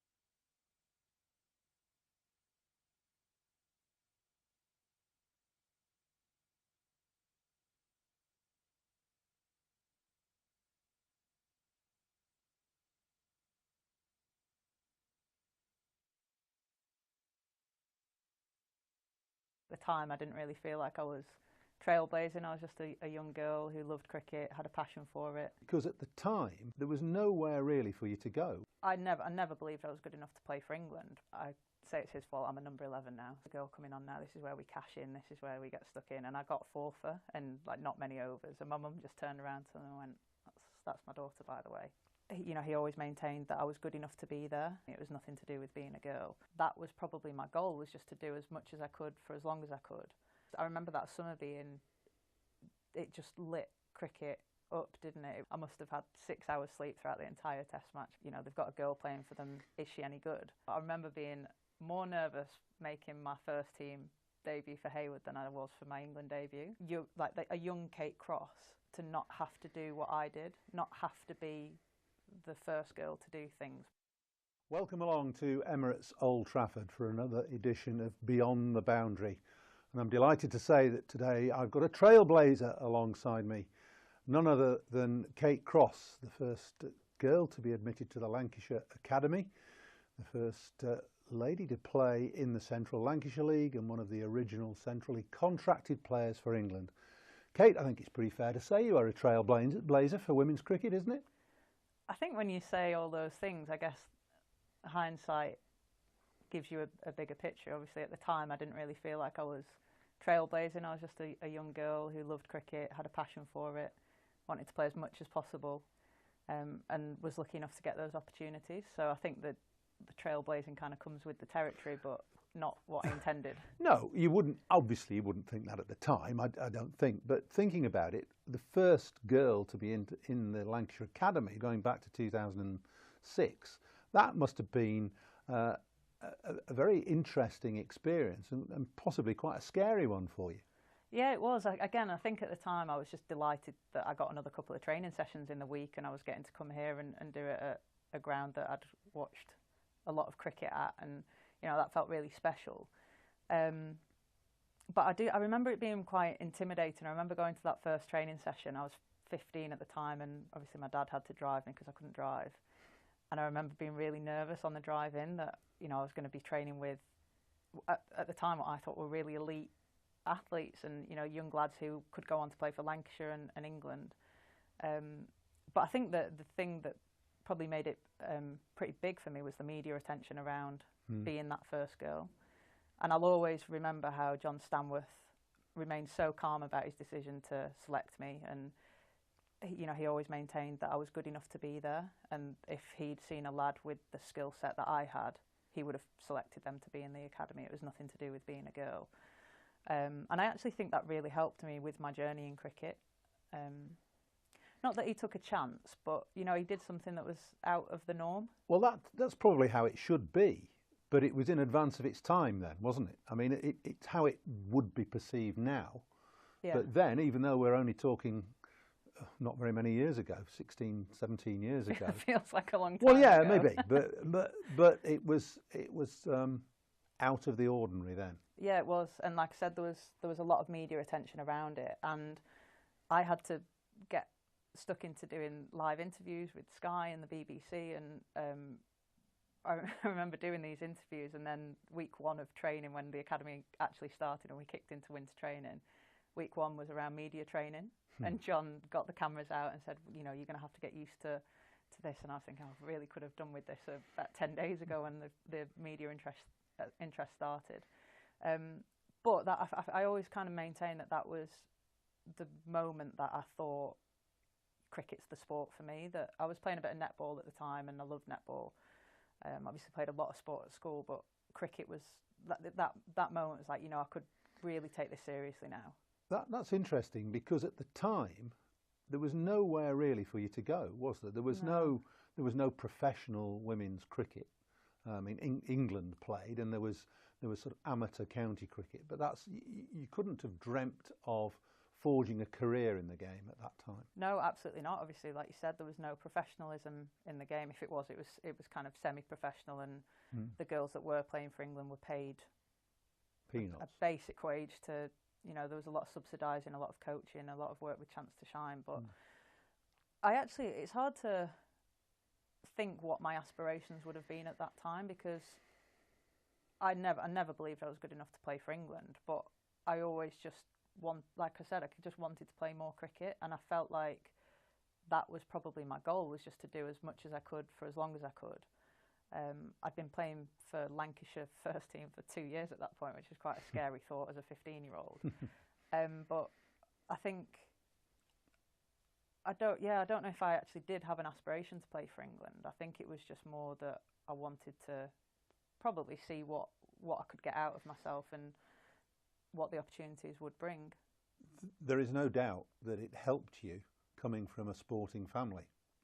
Your father obviously was a very good professional footballer. Your elder brother played decent cricket and played good club cricket. So sport within your family was extremely natural, wasn't it? Yeah. There was no doubt in the summer that I was having to play cricket with my brother in the back garden. I'm the youngest of three, so almost the product of being told what to do and bossed around by Bobby, my older brother. I always joke as well that as we went through our cricket careers, me, my sister and my brother, Bobby's an opening batter, I'm an opening bowler, and Jem was the wicket keeper, so you could see how it worked in the back garden. And I never got to bat. If we ever got Bobby out, that was it. We'd go inside and play a different game. We weren't allowed to bat. So Did he not bowl, Bobby? Not very well. So yeah, that's why I say it's his fault. I'm a number 11 now. So, but yeah, sport was just always part of my life growing up. It was never forced on us though. I think Dad was always quite aware that he didn't want to force us into having to play sport, and I'm terrible at football. I'm definitely not my father's daughter there. But yeah, I think it was just, I remember my summers just being really bright sunshine. You're always in the garden. I'm sure it was rose-tinted glasses now looking back, but I think the community that cricket creates is one that you're just always down at the cricket club. As I got older, I'd get into scoring and doing the tins for the first team, or helping Mum do the tees, or was playing in the car park. We had a little runway strip near the scoreboard that we could play as a under 11s group, and I was just always playing cricket, so it just felt like it was natural to be doing that. And I always wondered what my friends did in the summer holidays if they didn't have a cricket club to go to, what would they do? Did you go to the cricket club because Bobby, your brother, played, or did your dad play? Or was it just because you wanted to go anyway? It stems back to my Uncle Bob. So Uncle Bob. So not Brother Bob? Not Brother Bob, Uncle Bob. Does get a bit confusing. He was the under 11s coach down at Haywood, and he'd played cricket for Haywood all his life basically. My dad would play down there when he was out of football season. So the family tree always goes back to Haywood. I was actually grew up in Bury. But when I went down to play my first bit of proper cricket and went down to training, it was Uncle Bob that was the coach. So I think that also helped me back then, because I was the only girl, stood out like a sore thumb. I was the only one with a ponytail in the back of my hat. So I think it was quite nice having the family there to kind of ease me into it. And it was back in the day when Uncle Bob had to be called Sir by everyone. It was very strict under 11s coaching, but I was allowed to call him Uncle Bob as long as no one else was around. So how did you progress then to play in the men's first team? You were the first woman to play in the Central Lancashire League, which is another trailblazing step. Yeah, it was actually one of my goals growing up. Like I said, I didn't really have the aspiration to play for England, but I always wanted to play first team cricket for Haywood. Probably because I saw that every week, and it was visible to me, and I guess the women's stuff was less visible. It wasn't on TV as much as men's cricket was. But I progressed like any of the lads down at Haywood, started in the under 11s, played all the age group stuff, and then it got to senior cricket. And my brother was first team captain when I was, kind of getting good enough to play senior cricket. And he would never pick me. Never pick me. There was some political decisions, obviously, in committee where he thought he can't pick his little sister. And then he stepped down as captain. He did 10 years of captaincy, and another lad took over, and they needed a bowler, so I got to go in the first team. But I remember being more nervous making my first team debut for Haywood than I was for my England debut. I think probably because of the pressure of... Different environment, isn't it? That, and also... Playing with all these blokes around you. And also, as I grew up playing for Haywood, everyone knew there was a girl that played at Haywood. And so there was always just that little bit more interest in how I bowled compared to how anyone else bowled, naturally, because, they've got a girl playing for them. Is she any good? And what about the comparisons then? Because you're in the tough school of cricket. You're not one of these opening batters who just swans around and strokes it to the boundary every now and again and, you know, runs very elegantly between the wickets. You're there, marking your run-up out and having to sweat and toil all the way through the day. So what about the comparisons between the men and you, if you like, or were you unaware of that? Yeah, I think I wasn't aware of it. It's all I knew. I only knew men's cricket. I'd never played women's cricket growing up, other than when I was playing for Lancashire, which was actually quite few and far between. But yeah, I think I just wanted to be part of the team, and I wanted people to see me as a cricketer and not as a girl that was playing cricket. And obviously you always got the comments. There was always someone who had something to say when you turned up to an away game. There's a really nice story, actually. Well, it's not nice because I got heckled, but my mum was watching me play third team cricket. I can't remember where we played, and there was a group of lads sat behind her, and I came on to bowl after the power play. And power play wouldn't have been power play in club cricket, but you know, I didn't open you were the bowling. first change. Yeah, I didn't open the bowling. And there was this comment, mum passed this story on to me saying that these blokes, oh, there's a girl coming on now, this is where we cash in, this is where we get stuck in. And I got 4 for and like not many overs, and my mum just turned around to them and went, that's my daughter, by the way. And you know, she had that little smug, that ability to have that smug story. Fantastic. But you know, there was always something like that got said. So I think growing up, that I didn't really know it was happening at the time, but I think there was almost this need to constantly prove myself when I was playing cricket, because you had people who had those views on women playing, and you know, it wasn't as normal as it is now to see a girl playing in men's cricket back then. So I think there was just always that little bit more pressure when I played, and that, I think, in turn spurred me and motivated me to be the best cricketer that I could be. And then obviously when when John Stanworth then accepted me into the Lancs Academy, I think that almost gave me even more motivation to keep wanting to prove myself, because someone, you know, in quite a big role has made a big decision that's gained media attention, and I wanted to prove to everyone that he'd made the right decision. And you know, it was, even though there was a lot of talk about it being a wasted spot because I was never going to progress to play for England, and I think there was some monetary gain if someone from the academy did go on to play for England. There was a lot of controversy around that. And I think, it made me want to prove to people that John had made the right decision. So there was, I think, a lot of that has now shaped who I am as a cricketer. I was going to say, in essence, it's hard work. Being a girl, a woman at that time, progressing into the men's game, and it's quite obvious that you've got a propensity and a liking for hard work by doing what you're doing. Where do you think that's come from? Probably everything that I've just said. I think that element of standing out a lot. You know, you just couldn't go under the radar being the girl that played for Haywood. And I did work hard. I probably wish I'd worked harder, knowing what I know now. I think if I could go back and do my time again, I wish I'd, you know, got fitter earlier and worked a bit harder. But I do just think my passion for the game got me through a lot of it, because I loved playing and I wanted to play at every opportunity. I saw how much fun my brother was having at the weekend with his mates, going out playing in the first team. You know, I wanted that, I craved that. I then kind of found a lot of like-minded girls who were going through the same journey as me when I first started playing for Lancashire. They all had the same story of playing men's cricket and kind of getting the sexist remarks and stuff. So I think there was a lot of things that probably went into the pot. And like I said, it's easy to look back with hindsight now and realise that, you know, that is where my resilience came from, or whatever it might be. But I just love the game. I just wanted to play as much as possible, and I think that's what inspired me and motivated me to keep doing it. Aside from cricket, you've also worked hard to get a degree. You've got a degree in psychology at Leeds, I think, and you've gone on and got a master's. So what's inspired you and kept you going to work hard to get those academic qualifications? Well, the first one, when I first went to uni, that was because I needed to get a job. There was no career in cricket. Right. So I went to uni in 2010, and the professional contracts didn't come in until 2014. So I went to university with the view that I'd need a degree, find a job that would help me, you know, play cricket as well, in a semi-professional state that it was still in at the time. Recently, the Masters was more. I'm getting towards that stage of my career where everyone's talking to me about retiring because I'm in my 30s now. So I thought I'd better do something just in case and the worst happens. But I've always had. I think my journey in cricket has always made me want to help a young Kate Cross to not have to do what I did, not have to be the first girl to do things, but actually have a really clear path that would, help them play for England or for Lancashire or for Thunder, whoever it might be.